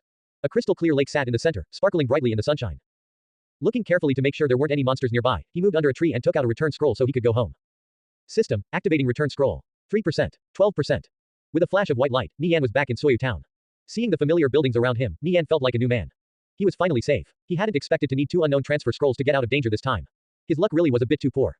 Nie Yan took a look at his harvest and noticed a pair of dark violet gloves glistening brilliantly in his bag. Golden silk patterns were sewn into them with small gems embedded in between. They were covered in various runes, and their design was reminiscent of the era of shared governance. Sharp barbs protruded out from the sides, giving the gloves a flashy look. Rings of eerie energy circled the violet gloves, almost like a series of perverse halos. It's these. Nie Yan's eyes lit up with joy. He could search high and low to no avail, but in the end they came to him of their own accord. It turned out this was part of the Tyrant Abok set. Nie Yan quickly examined the pair of gloves. Abok's gloves of sealing, legendary, unequipable. Requirements, 1500 strength, 1200 dexterity, level 180. Description, this item can only be worn by the owner of the Glimpse of Darkness. It is only equipable when the owner has gathered the full set. Abok held strength in high regard. Only the powerful can become tyrants. Eliminate all traitors. Properties, attack plus 1200, defense plus 520, strength plus 500, dexterity plus 320, all stats plus 100, ignore level, chaos damage. Sealing hand, seal a target, leaving them unable to move, attack, or cast magic for 20 seconds. Cooldown, 2 days. Death's touch toggle, your attacks destroy armor, inflict corrosive damage, and have a chance to instantly kill the enemy. Cost, 5 energy per second. Set completion, 1/8. This item is automatically bound to the owner of Volume 1 of the Book of Order. It cannot be traded or dropped.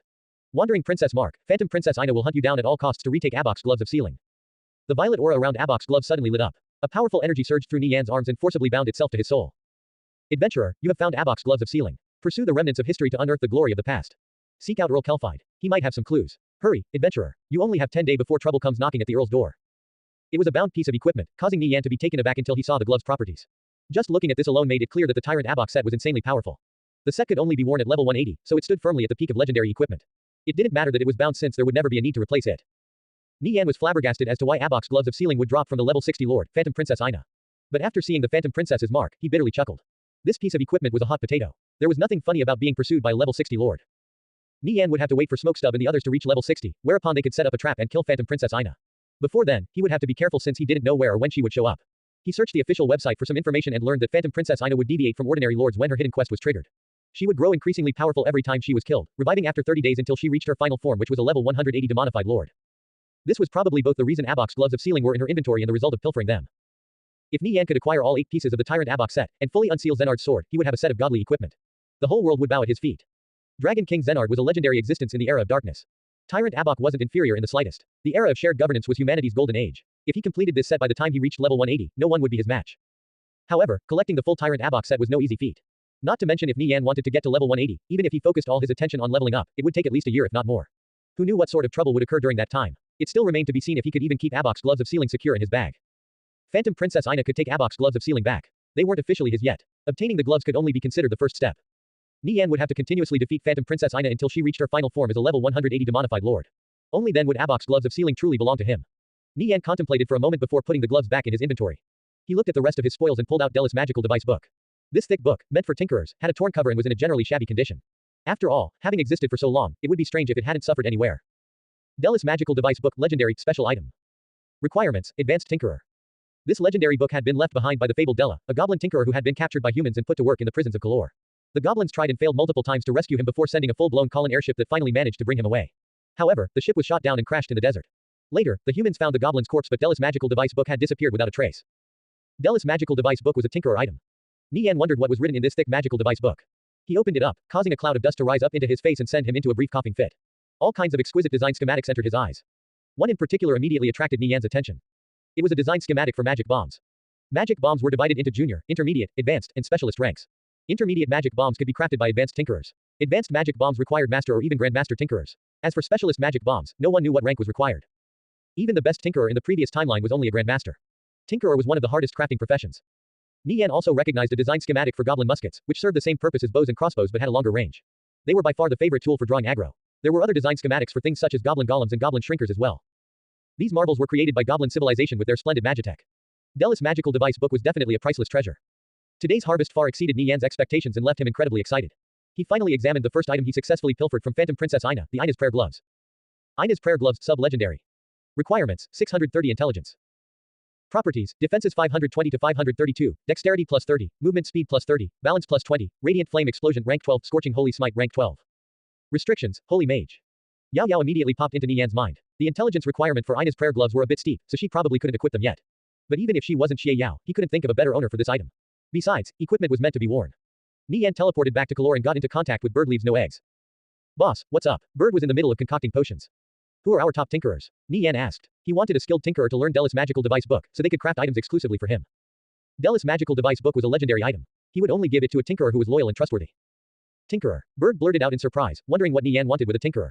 The Starry Night Tinkerer shop currently has over 60 contracted tinkerers. Among them, there are 3 advanced tinkerers, 5 intermediate tinkerers, and the rest are junior tinkerers. Who are the 3 advanced tinkerers? Calm Root, Violet Mist, and Left Hand attained the Tao, Bird replied. Of the 7 advanced tinkerers in Kalor, 3 belong to the Starry Night Tinkerer shop. Nie Yan had personally sought out 2 of them while the third joined on their own accord. Nie Yan's heart shook. All 3 were famous tinkerers worth well over 100 million yen in the previous timeline. They were legendary existences that could rally tens of thousands with a single call. Even items casually crafted by them in their spare time would be fought over by countless players. They were currently only advanced tinkerers. Even though they ranked among the top in their profession, their influence still wasn't that great. It would be impressive if you could recruit even one famous tinkerer. These 3 represented almost half of the top tinkerers in Kalor. Let them know I'm looking for a personal tinkerer. I naturally won't be stingy with benefits. But everything they produce is for ass-kickers united alone, and they'll have to sign a contract, Nie Yan said. Calm Root, Violet Smoke, and Left Hand, any one of them met his qualifications. All right, I'll go talk to them, Bird replied. He quickly ran over to the adjacent Starry Night Tinkerer shop. Both the Starry Night Potion shop and Starry Night Tinkerer shop were managed by Bird. Inside a workshop of the Starry Night Tinkerer shop, Violet Mist, Calm Root, and Left Hand were busy at work. Violet Mist was an 18-year-old lass with her hair tied back in a ponytail. She had an adorable face with soft and supple skin. If she were out walking in the streets, it would be hard to associate her with one of the top tinkerers in Kalor. Kamrut had the appearance of a 23-year-old woman with a slim build. Her skin was fair and delicate. She possessed a unique charm, appearing elegant in her beige tinkerer coat. Violet Mist and Kamrut were chatting while working. A slightly cold-looking youth sat off in a corner, completely absorbed in crafting an item. He was left-hand attained the Dao. At this moment, Bird walked into the workshop. Drop what you're doing for now. I have an announcement. The boss is looking for a personal tinkerer. Of course, you'll be generously rewarded. This is the contract I just drafted up. Take a look. Bird showed the contract to Violet Mist, Kamrut, and Left Hand. Kamrut frowned. No matter how she looked at it, this contract was akin to a wealthy man lavishing gifts on a younger woman. The contract owner promised crafting materials and design schematics in return for everything the contractor produced. Nevertheless, the salary was quite decent at 20,000 yen, with opportunity for raises in the future. These were generous terms for an advanced tinkerer. Left Hand glanced at the contract with disinterest before returning to his work. Violet Mist was tempted. 20,000 yen truly was generous. But it was precisely this generosity that made her wary. Ever since they joined the Starry Night Tinkerer shop, the identity of the owner remained a complete mystery, only knowing that he was low-key and never showed his face. They were curious about him, but that was about it. They figured he was probably an employee of some financial group. Bird grew anxious after no one stepped forth. How could he face Nie Yan if he couldn't even complete a trivial task like this? Violet Mist, what about you? Are you willing to become the boss personal tinkerer? Out of the three of them, Bird was the closest with Violet Mist. She was lively, energetic, and easy to get along with. Kamrut's beauty made her difficult to approach, not to mention she was around the same age as him. His interactions with her were limited. As for Left Hand, this fellow was so engrossed with work that he barely talked to his own colleagues, let alone others. Big brother Bird, who is our boss? Violet Mist asked. She was worried the owner might have malicious intents. Our boss is Mad Rogue Nirvana Flame, Bird revealed. Violet Mist's eyes widened in shock. She asked in a disbelieving tone, Big brother Bird, are you for real? Our boss is the guild leader of Ass-Kickers United, Mad Rogue Nirvana Flame. Even though Violet Mist knew the Starry Night Potion Shop was collaborating with Ass-Kickers United, never in her wildest dreams did she think their mysterious owner was actually Nirvana Flame. The Starry Night Potion Shop was a flourishing business with branches in every city across the Viridian Empire. Ass-Kickers United was the unshakable overlord of Kalor. Both of these entities were actually owned by the same person. What revelation could be more shocking than this? Even though they had their suspicions, they never dared to entertain the possibility. Kamrut was reeling in shock. Left Hand, who had retreated back into his corner and was known for his indifference regardless of the situation, trembled and nearly dropped the metal component he was fiddling with. It turned out the owner of the Starry Night Potion Shop was one of the most influential players in Conviction. Mad Rogue Nirvana Flame, he's a legendary figure in Kalor. Big brother Bird, which financial group does he belong to? Violet Mist asked. In her opinion, Nie Yan was definitely part of a financial group. How else could Ass-Kickers United rise from obscurity to become the ruler of Kalor in such a short time? Kamrut was also curious. She awaited Bird's response with anticipation. If it turned out Nirvana Flame had the backing of a financial group, there would be nothing to be surprised about. He doesn't belong to any financial group. The boss started out from scratch. I first met him when he was still a solo player. He established the Starry Night Potion Shop first. Later on, he founded Ass-Kickers United with several of his friends. Their rise to glory was nothing short of a miracle, always coming on top even when things looked grim. Bird's expression was filled with reverence. From starting out with nothing to contending for hegemony over the Viridian Empire, the story of his boss was extraordinary. Kiln Fire Woods, Sinful Gorge, and the plains outside Glory City, every battle was a classic. Nirvana Flame's story would last for a long time to come, never to be forgotten by the countless players of Conviction. Nirvana Flame was revered as a god. Big brother Bird, I'll go. Violet Mist said. She was incredibly excited to meet such a legendary existence. Kamrut and Left Hand were much more level-headed. Bird basically wanted them to enter into what amounted to a slave contract. Their freedom would be severely limited, and they might not even make as much as they currently did crafting and selling tinkerer items every day. What I revealed to you guys today is confidential. Got it? Bird solemnly said. He inwardly breathed a sigh of relief. Since he managed to convince Violet Mist, he wouldn't have to go back to Nie Yan empty-handed. Yes. Kamrut nodded in agreement. Nirvana Flame truly kept a low profile. Even up until now, players were still unaware he was the owner of the Starry Night Potion Shop. Left Hand also nodded. Let's go, Violet Mist. Violet Mist vigorously nodded. Her cheeks were rosy red. She looked quite adorable. Suddenly, Bird felt like he was a dirty uncle selling his young niece into slavery. The two walked out of the workshop. Nie Yan knew it would take a while for Bird to get back to him, so he checked the situation in the forums in the meantime. The discussion had already reached a tipping point. Due to the war between Ass-Kickers United and Bloodlust Blades growing increasingly intense, the moderators intervened and placed the kill counters next to each other on a sticky post. Since the data was obtained from the system, there was no misrepresentation. With the official website getting involved, the numbers were 100% accurate. Bloodlust Blades originally led Ass-Kickers United by over 2,000 kills with their kill counter surpassing 8,000 kills. But after Ass-Kickers United's bounty notice circulated around, the gap was shortened to just 300 kills. The biggest contributor to this reversal was the Union of Assassins, which accounted for around 4,000 kills. From this, it was clear they were a force to be reckoned with. The conflict was far from reaching a conclusion. Bloodlust Blades increased their bounty reward to 3 gold, for fear of Ass-Kickers United making them lose face by surpassing them. This was Bloodlust Blades' only strategy to level the playing field. For the sake of reaping some rewards, more and more ordinary players participated in this conflict between Ass-Kickers United and Bloodlust Blades. This was the so-called, the law is powerless in the face of the masses. Even though Ass-Kickers United was the local hegemon, they were merely a drop in the bucket compared to the entire population of Kalor. The reward of 3 gold was simply too tempting. With so many players fishing in troubled waters, Ass-Kickers United couldn't possibly retaliate against all of them. The players of Ass-Kickers United were still fervently discussing today's events in the guild chat. Boss, should we also increase the bounty reward? Watchful Snail, can you ask Nirvana Flame if we should match Bloodlust Blades? Nie Yan showed himself in chat. Calm down, guys. Bloodlust Blades upping their bounty reward is a sign they're losing confidence. Even if they were richer, I refuse to believe they can outlast us while hemorrhaging gold at a 3-to-2 rate. We won't raise our bounty rewards. We'll continue going at it with them and see who collapses first. Brothers, Ass-Kickers United never falters. Nie Yan's words raised the spirits of the guild members. What was there to be afraid of? With so many brothers, even if the sky were to collapse, they would shoulder the burden together. Let's continue gold farming. Hell yeah, let's bankrupt those bastards. Nie Yan contacted Guo Wai. Did the gold from the Dragonsaur Financial Group arrive? Yep, the 100,000 gold was delivered to our account. They even gave us an additional 60,000 gold, no strings attached, Guo Wai said with a knowing smile. Why would the Dragonsaur Financial Group show such support? There was obviously something going on behind the scenes. Did Nie Yan succeed in wooing that girl Xie Yao? I see. How are our losses? Nie Yan asked. A thought surfaced in his mind. If Yao Yao really was Xie Yao, she would definitely help out after knowing the guild was in dire straits. Over 30,000 gold, Guo Wai replied. The bounty rewards only accounted for a little over half of that sum. The rest was spent on helping those who died to ambushes. Even though many guild members outright refused compensation, not everyone could afford to ride out this storm by themselves. In such a short amount of time, Ass-Kickers United had already lost 30,000 gold, and it would only get harder from here on out. Nie Yan still had a large variety of money-making methods in mind. It was about time he decided which one could net the greatest profit in the shortest amount of time. Do you have an estimate of Bloodlust Blade's losses? Nie Yan asked. He figured Guo Wai probably had a rough understanding of their situation. Probably somewhere in the ballpark of 50,000 gold. The guild members in Bloodlust Blades are demanding heavy compensation, and they're hemorrhaging gold even faster after raising their bounty rewards, Guo Wai replied. It was impossible for Bloodlust Blades to be as united as Ass-Kickers United.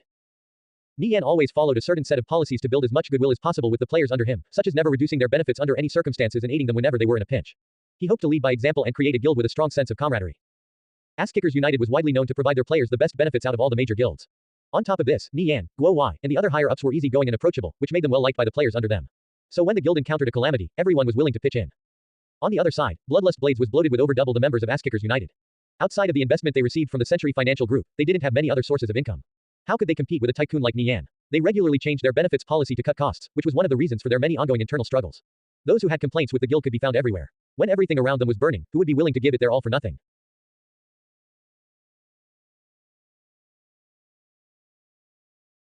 How much gold do you think they have in reserve? Nie Yan asked. This piece of information was vital for predicting the course of this war. For every 30,000 gold Ass-Kickers United spent, Bloodlust Blades would lose 50,000 gold. If they could guess roughly how much gold the other side had, it would be easier to make adequate preparations. At least 300,000 gold. They wouldn't dare to provoke us otherwise. Furthermore, for the sake of destroying us, the Century Financial Group will definitely invest more gold. Guo Wai though for a moment, then continued, the Dragonsaur Financial Group probably can't amass gold as quickly as the Century Financial Group. After all, the Century Financial Group has deep roots since they've been in the virtual reality game market for a long time. The Dragonsaur Financial Group is bound to be inferior to them in some respects. As for the rest, we'll have to wait and see. The Starry Night Potion Shop, Union of Assassins, and the Super Trade Channel were all incredibly profitable. The one to collapse first might not be Ass-Kickers United but rather Bloodlust Blades. Nie Yan didn't particularly mind engaging this conflict with Bloodlust Blades because their backer was the Century Financial Group whose financial resources were robust. If the Century Financial Group were allowed to develop their business in conviction without a hitch, they would pose a fatal threat to him. This was why he begrudgingly paid a heavy price to weaken them. In any case, his auction houses, shops, and properties would continue to generate gold for him. With so many sources of income, Ass-Kickers United wouldn't lose. Let me show you something. Guo Wai shared an image. It was a record of the guild's finances. There was currently a balance of 190,000 gold followed up by a long list of contributions. Paladin of the Elegy has donated 7 gold. Radiant Scroll has donated 3 gold. Falling Leaf Flying Snow has donated 5 gold. Aqua Smoke Stub has donated 329 gold. Undying Scoundrel has donated 129 gold. Blowhard Summer Bug has donated 157 gold. Ass-Kickers United Gold Farming Squad number 1 has donated 2,832 gold. Most Kick-Ass Gold Farming Squad has donated 3,289 gold. Nie Yan's mind turned turbulent like a stormy sea. Behind these contributions was the blood and sweat of his guild members. It was impossible for Nie Yan not to feel deeply touched. Regardless of whether the contribution was large or small, he knew this gold came from players who had been saving up for a long time or was recently earned from farming. None of their feelings were lost on Nie Yan. He heard them loud and clear. He didn't know how many players such as these there were. But if they accounted for even 10% of the entire guild, Ass-Kickers United would never fall. Nie Yan's auction houses and shops generated a lot of gold. Combined with the numerous contributions of the guild's members, Ass-Kickers United could persevere for a long time. Thanks to recent events, the profit of the Union of Assassins took a sharp decline since the professional players would rather be participating in the bounty notice than carrying out regular missions. Calculating everything, he earned roughly 50,000 gold a day. Guo Wai, I want you to note down all their names. When this war is over, we're going to reward them properly. They're the lifeblood of Ass-Kickers United, Nie Yan said. The loyalty these players displayed far exceeded that of ordinary guild members. Of course, their effort didn't go unnoticed. He planned to grant them benefits befitting of their merits. At this moment, Bird walked over to Nie Yan with a girl in tow. She was quite cute. Nie Yan glanced at the young lady, and she stared back at him with an inquisitive gaze. Her eyes were bright and full of spirit. Violet Mist gazed at Nie Yan. He looked just like the figure she saw in the videos online. This was Mad Rogue Nirvana Flame. This is Violet Mist. She's willing to become your personal tinkerer. She's one of our advanced tinkerers, Bird said as he introduced Violet Mist to Nie Yan. Nie Yan nodded in acknowledgement. Violet Mist looked no older than 18 years old. It was hard to believe someone so young would become a renowned tinkerer worth over 100 million yen in the future. Even though he was a little surprised, he had seen many young talents by now, so he didn't show too much of a reaction. Have you shown her the contract? Nie Yan asked. Most players wouldn't be willing to be bound by such a stringent contract, but the benefits he offered in return were ample. Just his name alone was a big attraction, to say nothing of the fact that he planned to invest an immense amount of resources to foster his personal tinkerer. Yes, she's already signed the contract, Bird replied. Even Bird didn't know what Nie Yan's goal was. Nie Yan turned to Violet Mist. Since you've decided to become my personal tinkerer, I'm sure you've read through the contents of the contract, including the confidentiality clause. Seeing Nie Yan's solemn expression, Violet Mist became flustered. The person before her was the legendary guild leader of Ass-Kickers United, Mad Rogue Nirvana Flame. She felt immense pressure. Who hadn't watched videos of Nie Yan's feats online? He was a heaven-defying figure who commanded her respect. Add this to the fact that she just found out this person was her boss, and it was no wonder she felt nervous. I understand. Violet Mist vigorously nodded. Seeing Violet Mist's flustered appearance, Nie Yan chuckled. I'm not some scary monster. No need to be so nervous. Just abide by the terms of the contract and you'll be fine. A young lady like Violet Mist was still pure. She was much more trustworthy than those sly foxes who bounced from guild to guild. Here, take this. Nie Yan handed over Della's magical device book. I'll provide you with all the necessary materials. You'll be crafting the items described inside this book, specifically the magic bombs. I need a lot of intermediate magic bombs, the more the better. With a large supply of magic bombs, a lot of problems could be easily resolved, such as raising the levels of the players in the guild. The materials required to manufacture magic bombs were fairly cheap, at least compared to the price of buying magic bombs from NPCs. Nie Yan still felt deeply pained when he recalled how much gold he spent on them. Violet Mist curiously flipped open the book Nie Yan handed her, whereupon her eyes widened in shock. This was a legendary grade Tinkerer manual. Just where did he get this? Violet Mist was blown away. But on second thought, she felt this wasn't all too strange. After all, Nie Yan was the guild leader of Ass-Kickers United. Work hard. I hope you'll meet my expectations. If your performance is good, I'll give you a raise, Nie Yan said. Most production class players didn't come from wealthy backgrounds. Since crafting professions were generally monotonous and boring, the vast majority of players who selected them did so to earn money. Those who could earn salaries like Violet Mist ranked among the top of their respective professions. Violet Mist hastily nodded. I won't let you down. As a high schooler, it was amazing she could earn such a salary by playing conviction. Even her parents would be shocked. She naturally wouldn't pass up on such a lucrative job. I'll leave you guys to it. Nie Yan bid farewell after explaining the relevant affairs. Bird called for someone to prepare the necessary crafting materials for Violet Mist. Nie Yan wondered about Violet Mist's production output. As an advanced tinkerer, she should have no problem manufacturing several dozen magic bombs a day. He could let them accumulate for a few days, then use them all at once to level up. Bird led Violet Mist away. Nie Yan had a headache trying to think of a method to earn gold quickly. Doing quests was out of the question. Even the most difficult ones within the scope of his abilities would only reward him around 50 gold. Such a pitiful amount was like trying to douse a house fire with a cup of water. Nie Yan reshuffled a few things in his auction houses and shops. The level 50 dungeon, Roth City, was going to be released in a few days. He had his subordinates stock up on items he knew would be in high demand. With 6 auction houses, his hoarding ability was unmatched. After the release of every new dungeon, he made a profit of thousands to tens of thousands of gold. The war with Bloodlust Blades didn't show any signs of ending soon. It might even drag on for over a week. Nie Yan felt confident Ass-Kickers United could last for 10 days. He didn't know if the other side could do the same. Nie Yan went off and explored some secret areas in high-level maps, obtaining rare items which he listed up for sale in the auction house. He also spent a lot of time running around in the wilderness hunting for treasure chests. This was his way of earning a bit of extra gold while also conveniently training his lockpicking specialist skill. While Nie Yan was in the middle of treasure hunting, the dark portal from Bennett's journal was about to open. The dark portal opened once every 5 days and only lasted 20 minutes. Nie Yan would have to wait another 5 days for it to open again if he missed it. He pondered for a long time. Should he go and visit the underworld? He might even make some unexpected harvest. It was also a good opportunity to earn a lot of gold. Nie Yan finally came to a decision. He would have Sun retrieve the next fragment of Sulgate's shadow while he took a trip to the underworld. The territories of the two factions were in the same dimension, so he could still remotely direct things back in Kalor. You want to go to the underworld? Guo Wai blurred out in shock after Nie Yan informed him of his plans. Yes, I'm going to the underworld, Nie Yan said decisively. When will you be back? Guo Wai asked. He was worried something might happen during Nie Yan's absence. 5 days. That long, Guo Wai frowned. Keep the bounty notice up. We can hold out for at least a week and a half. Don't fret, nothing will happen. Even if Bloodlust Blades keeps making taunts, tell our brothers to stay calm. With the way things are developing, we'll definitely be the ones to come out on top. Alright, Guo Wai nodded. He should be able to manage the situation by himself for the next 5 days. Help me get a few bags, the bigger the better. Ask the brothers in the guild chat. I want the largest bags, Nie Yan said. Since he was going to be staying in the underworld for the next 5 days, he would need to stock up on plenty of consumables. Besides this, the more bag space he had, the more items he could bring back. I'll get right to it, Guo Wai said. He began asking in the guild chat for large bags. As a guild full of elites, the players from Ass-Kickers United regularly obtained bags from leveling and dungeon runs. The players in the chat replied in droves when they heard Nie Yan needed bags with a lot of slots. How large of a bag does the boss need? I have a 30-slot bag. How could a 30-slot bag be good enough for the boss? I have a 36-slot bag. I also have one. I have a 40-slot bag. Guo Wai compensated the players who donated their bags with an equivalent value of merit points. After tallying everything up, he collected 2 40-slot bags and 2 36-slot bags. They were the best bags available at the current stage of the game. After finding how many bags Guo Wai collected, Nie Yan quickly whispered him, that's enough, I already have a 40-slot bag on me as well. Deliver everything to my personal storage. Before long, Nie Yan received the bags Guo Wai sent over and switched out his old bags. Nie Yan stocked up on a ton of consumables, including some necessary scrolls. His combat medic skill had also ranked up. Combat medic advanced. Requirements, 10 runic cloths. Description, craft advanced combat bandages which can be used in the middle of combat. Each bandage replenishes 200 health every second for 10 seconds and cannot be interrupted for the first 3 seconds. Cooldown, 5 minutes. Nie Yan bought enough runic cloths to craft 3 full stacks of advanced combat bandages, which should be enough to last him 5 days. Aside from the combat bandages, Nie Yan filled all 5 of his bags with full stacks of consumables. Out of the 172 slots in his inventory, only 5 were left empty. He definitely had to leave some empty space, otherwise, he would be forced to throw stuff away to make space when he found valuable items in the underworld. After settling his affairs in Kalor, Nie Yan found a secluded corner and opened the dark portal. A portal emerged in front of Nie Yan. It emitted a dark energy that appeared to pierce through space. This dark portal led to the remote underworld. As Nie Yan gazed at the portal, a mysterious force guided him. He lifted his foot and stepped inside. The surrounding space trembled as his figure disappeared into the dark portal. Violet mist, all the materials are here. The boss has some matters to take care of, so he'll be back in 5 days. During this time, manufacture as many magic bombs as possible, especially the intermediate ranked ones. Bird instructed. He had tasked his subordinates to gather enough materials for over 1,000 crafting attempts, the cost of which nearly made him keel over. A single junior magic bomb had a material cost of roughly 1 gold. But this paled in comparison to the 15 gold material cost of an intermediate magic bomb. He had only managed to secure enough materials for 30 intermediate magic bombs. Like this, 1,500 gold went down the drain. He felt spending so much gold on crafting material was a waste, especially when finances were so tight. However, Nie Yan's orders were clear, so he would naturally carry out his task to a T. As the average level of the player base rose, so would the number of players using magic bombs. Tasoi village had already become a player hotspot, so the junior magic bombs sold there regularly ran out of stock. A junior magic bomb would sell for 5 gold or higher in the auction house. Advanced tinkerers were capable of manufacturing 200 junior magic bombs a day.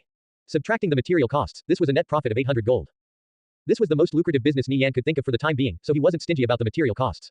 Even if he kept more than half the junior magic bombs for himself and put up the rest for sale, he would still make profit. Violet Mist's personal workshop was filled to the brim with crafting materials. Violet Mist, work hard. If you perform well, I'll let the boss know, so he'll give you a raise, Bird encouraged. Yes, I'll do my best. Violet Mist nodded. She gazed at the piles of crafting materials. It appeared she was going to be very busy for the next few days. She got to work right away, her nimble fingers constantly moving as she produced one magic bomb after another. Violet Mist was a talented tinkerer. Bird nodded in satisfaction after seeing her completing Nie Yan's task in earnest. With news of the conflict between Ass-Kickers United and Bloodlust Blades spreading to the 4 corners of the Viridian Empire, more and more players started participating in the bounty notices, the majority of whom were powerful experts. The ordinary players were lucky if they didn't throw their lives away in vain attempts to take down a player from Ass-Kickers United or Bloodlust Blades. Since battles often occurred in level 40 maps or higher, it was difficult for ordinary players to participate.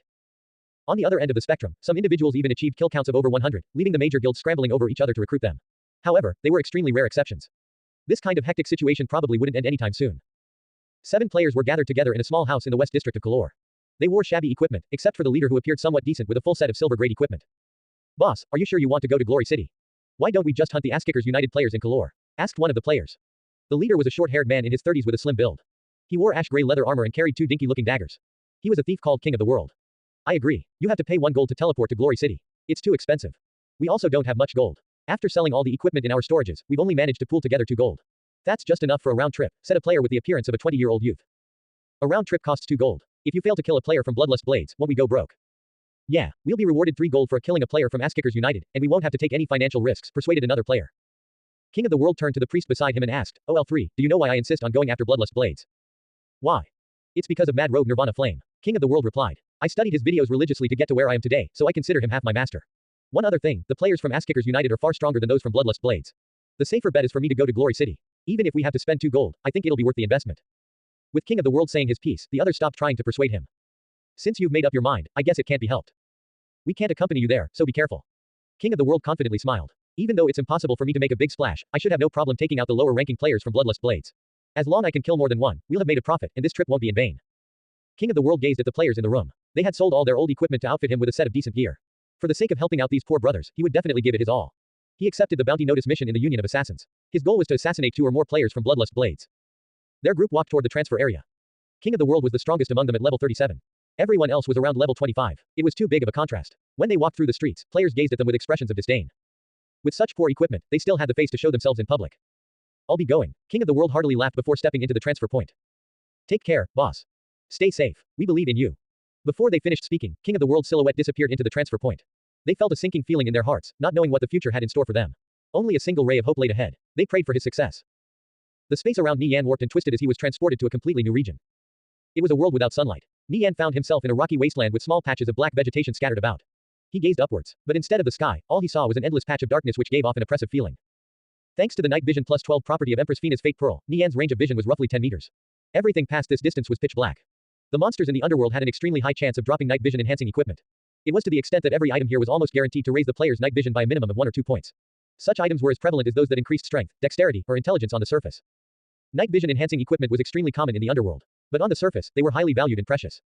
Generally, wealthy players in the Viridian Empire would keep 1 or 2 pieces of equipment that increased night vision in their bags just in case. However, due to the scarcity of such equipment on the surface, there was no set market rate. Nie Yan could hardly imagine how much equipment with night vision plus 7, plus 8, or higher would sell for on the surface.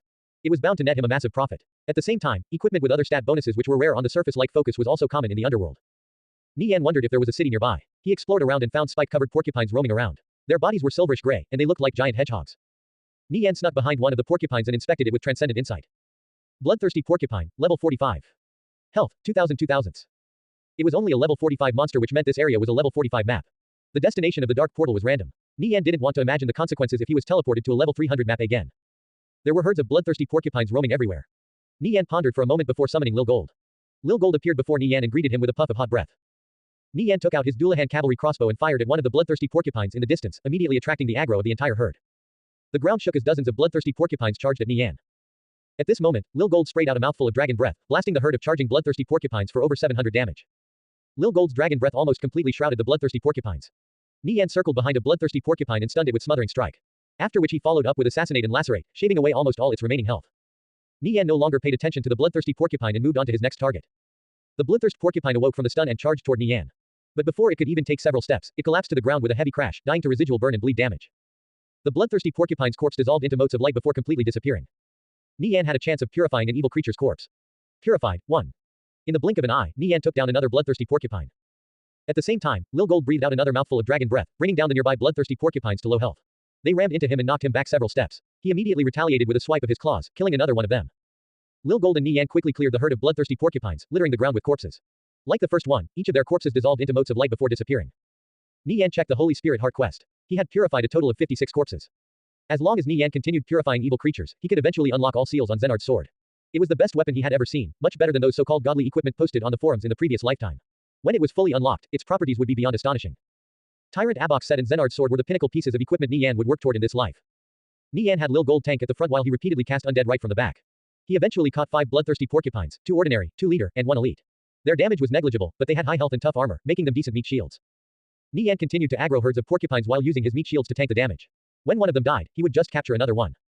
The dark magic effect plus 100% property of Fina's Fate Pearl greatly increased the potency of undead right. Its success rate was much higher than before. Nie Yan, Lil Gold, and his 5 bloodthirsty porcupines swept away everything in their path, leaving a trail of corpses behind them. Ding! Following a crisp jingle, Nie Yan lit up with a bright radiance and finally reached level 37. Nie Yan checked the level leaderboards. Tang Yao and Bloodlust Mad Blade occupied the top 2 positions at level 53 and 52 respectively. They were practically neck and neck. Many players from Alliance of Mages and Divine Protectors were also quickly rising up in the ranks. Bloodlust Blades, Alliance of Mages, and Divine Protectors only caught up on the leaderboards because of the non-stop conflict in Kalor, leaving the players from Asskickers United little free time to level. However, Asskickers United still held an unshakable position with 6 players in the top 10, and 27 players in the top 50. Everyone's level was already so high. Nie Yan was truly a bit lacking in comparison. I really need to catch up quickly, Nie Yan resolved. Afterwards, I'll find a town or village and ask around about the nearest city. While Nie Yan was in the middle of grinding mobs, he noticed bright explosions of magic in the plains up ahead. It was activity from players of the evil faction. I should go take a look first. It'll be troublesome if they discover me while I'm grinding here, Nie Yan thought before starting to make his way over there. He ordered Lil Gold and the 5 bloodthirsty porcupines to continue grinding. Nie Yan's body melted into the darkness as if he were a spirit of the night. Nie Yan approached within 10 meters of the players. Several figures entered his vision. They looked completely different from anyone he'd seen on the surface, with pale white skin lacking a single trace of life, blonde hair, and incorporeal bodies. This appearance. They're ghosts. Nie Yan inwardly exclaimed. It seems I'm in the Undead Empire. The class system of the Undead Empire was on the simpler side compared to other empires in the underworld, comprising Dark Shaman, Spectral Knight, Undead Raider, Dark Incantist, Necromancer, and Spectral Thief. Out of these 6 classes, the Necromancer was the main force of the Undead Empire. With the ability to summon all sorts of undead creatures and monsters, they could deal just as much damage as a mage. Undead Shamans were similar to priests in the sense that their primary job was healing. Dark Incantists were known as the most frightening class. They could render players helpless with debilitating curses and cast powerful magic. Spectral Knights tanked in front with sword and shield similar to fighters, while Undead Raiders were more offense-orientated like berserkers. Last but not least, Spectral Thieves were quite notorious. Among all thief classes, Undead and Elven Thieves stood out above the rest. The former were experts at crowd control while the latter were experts at stealth, both of which were essential aspects for a thief. Furthermore, Undead Thieves possessed a unique racial skill, Undead Will, which allowed the player to ignore mind magic to a certain degree. Even though its duration was short, it was quite useful in PvP. This was exactly why players viewed the Undead and Elven races as the most suited for the thief class. Humans were a close second thanks to their ability to disarm traps and use magical tools. However, racial traits didn't determine strength, skill did. If you wanted to become genuinely strong, you would have to rely on your own ability, otherwise, it would be useless no matter what race you picked. Nie Yan observed the 6 players from the shadows. Their group consisted of a Dark Shaman, a Necromancer, 2 Dark Incantists, a Spectral Knight, and a Spectral Thief. The Necromancer had summoned a skeleton fighter. It wore tattered armor, supported a rusty helmet on its head, and carried a broken hatchet in its hand. There were 7 enemies in total. Nie Yan activated Transcendent Insight. They were all around level 45, which counted as above average among the player base. This was Nie Yan's first encounter with players from the evil faction. He didn't know how skilled they were. Even though he had been to the underworld in his past life, the place he visited back then was the Demon Tribe. The Undead Empire and Demon Tribe were allied nations, just like the Viridian and Satrine empires. Nie Yan couldn't hear what they were talking about. Only after moving a little closer did he realize they were speaking in the Vanbia Undead language, which was one of the main languages in the Undead Empire. Thankfully, he had learned the Vanbia Undead language, otherwise, it would have been a pain for him to move around in the underworld. They were chatting about various topics. Nie Yan only heard bits and pieces of their conversation. Wily 6, what's the range of your night vision? The necromancer asked. He conjured up a black fireball in his palm and shot it at a bloodthirsty porcupine. 65 meters, it's still too low to comfortably move about, replied the thief called Wily 6. Ha, if I knew it would be like this, I would have bought that piece of equipment with night vision plus 12 for 30 gold, the necromancer said in slight vexation. Too bad that ship had already sailed. A piece of equipment with night vision plus 12 only costs 30 gold. Nie Yan inwardly cried out in surprise. Such a piece of equipment would sell for upwards of 3,000 gold on the surface. Their names were highlighted black, signifying they belonged to an enemy faction. Not only could Nie Yan freely attack them, but he also wouldn't be penalized with a red name for killing them. Instead, he would be rewarded with a glory kill. A player in the Viridian Empire could receive military ranks based on their glory kills: 10-man commander, 100-man commander, 1,000-man commander, 10,000-man commander, general, great general. A player with a military rank could enjoy special privileges such as purchasing a set from the glory set series at a reduced price. Of course, the sets which were available differed according to military rank. A general could purchase a sub-legendary glory set while a great general could purchase a legendary glory set. Glory sets generally had properties that focused on PvP. Outside of the glory set series, players with high ranks could also become a member of the Viridian Empire's parliament and take part in government affairs. They could wield enough power to shroud the skies. If Nie Yan could become a member of parliament, he would have dozens of methods available to squash level 7 or lower guilds. The higher the military rank, the better. However, you couldn't become a great general just by mindlessly killing however many people. You would also have to complete SSS grade quests. In the previous timeline, there were a few generals and only a single great general, who nobody knew the identity of. All people knew was that the great general never revealed themselves in public. Generals and great generals were existences that had slaughtered countless enemies, both players and NPCs. They would be constantly pursued and surrounded by the enemy and still come out alive in a hopeless situation. They stood proudly at the pinnacle of power. Nie Yan wondered just how high of a rank he would reach by the time he unlocked all the seals of Xenard's sword. There was no harm in trying to raise his military rank. Maybe he could really become a general or great general. Nie Yan locked onto the 6 players in front of him. In the wilderness, evil faction players would generally use any means to kill their opponent. Nie Yan had no enmity with these people. However, they belonged to different factions, so it was inevitable they became enemies. If they discovered him first, they would do the same. Thinking to this point, Nie Yan ordered Lil Gold and the 5 bloodthirsty porcupines to surround these 6 players. Wily 6, go pull some more mobs, the necromancer said. Alright. Wily 6, who was wearing ash gray leather armor, entered stealth, disappearing from sight. Nie Yan looked around but he couldn't detect the position of Wily 6 anymore. His darkness awareness was too low, and his range of vision was too small. He could only clearly see things within 10 meters of him. Everything past that was darkness. In this sort of dark environment, thieves were an extremely frightening class. Unless you had sufficient darkness awareness, you would be killed before you even knew what happened. This was a world without light, and the thief was the king of darkness who danced in the shadows. Ghost Wolf, do you feel anything off? The dark shaman whispered in the necromancer's ear. Ghost Wolf vigilantly swept his gaze across the surroundings but failed to find anything amiss, even after activating undead perception. Undead perception could detect the presence of nearby undead, which was useful in guarding against spectral thieves. However, the player targeting them wasn't an undead but rather a human. Their group had yet to encounter their first human. The underworld was sealed off and rarely saw visitors from the surface. As for the 1 or 2 that did appear, they would be met with a quick death. Did you discover anything? The dark shaman asked. Ghost Wolf shook his head. Nothing. I guess it's just my imagination. The dark shaman thought he had detected a presence, if only for a brief instant. This fleeting sense of crisis left him feeling uneasy.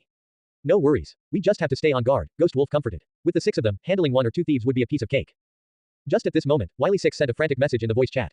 Guys, I discovered something strange. Hurry over here and take a look. Ghost Wolf and the others were flabbergasted. What could possibly be so strange to get Wily 6 so worked up? They rushed to his side. Nie Yan's heart trembled when he saw the direction they were headed. They discovered Lil Gold. He followed closely after them. At the same time, he ordered Lil Gold and the 5 bloodthirsty porcupines to act like regular mobs. These undead players met up with Wily 6 in a dense thicket. What do you think that is? Wily 6 asked after emerging out of stealth. He pointed at a chubby dragon in the distance. It was harassing the surrounding bloodthirsty porcupines, taking them down in only a few attacks. It appeared majestic with dazzling golden scales.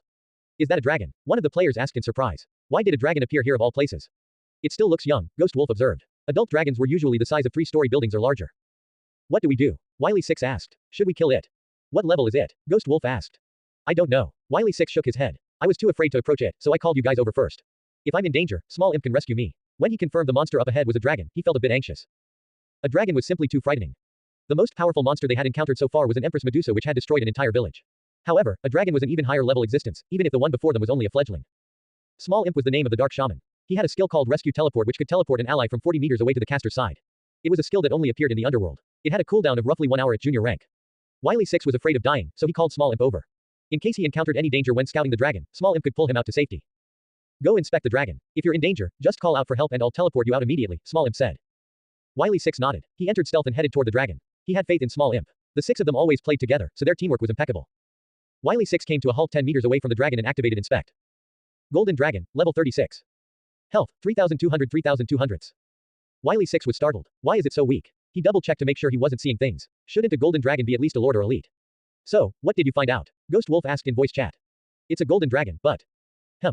It's only a level 36 ordinary monster. What do we do? Should we try and kill it?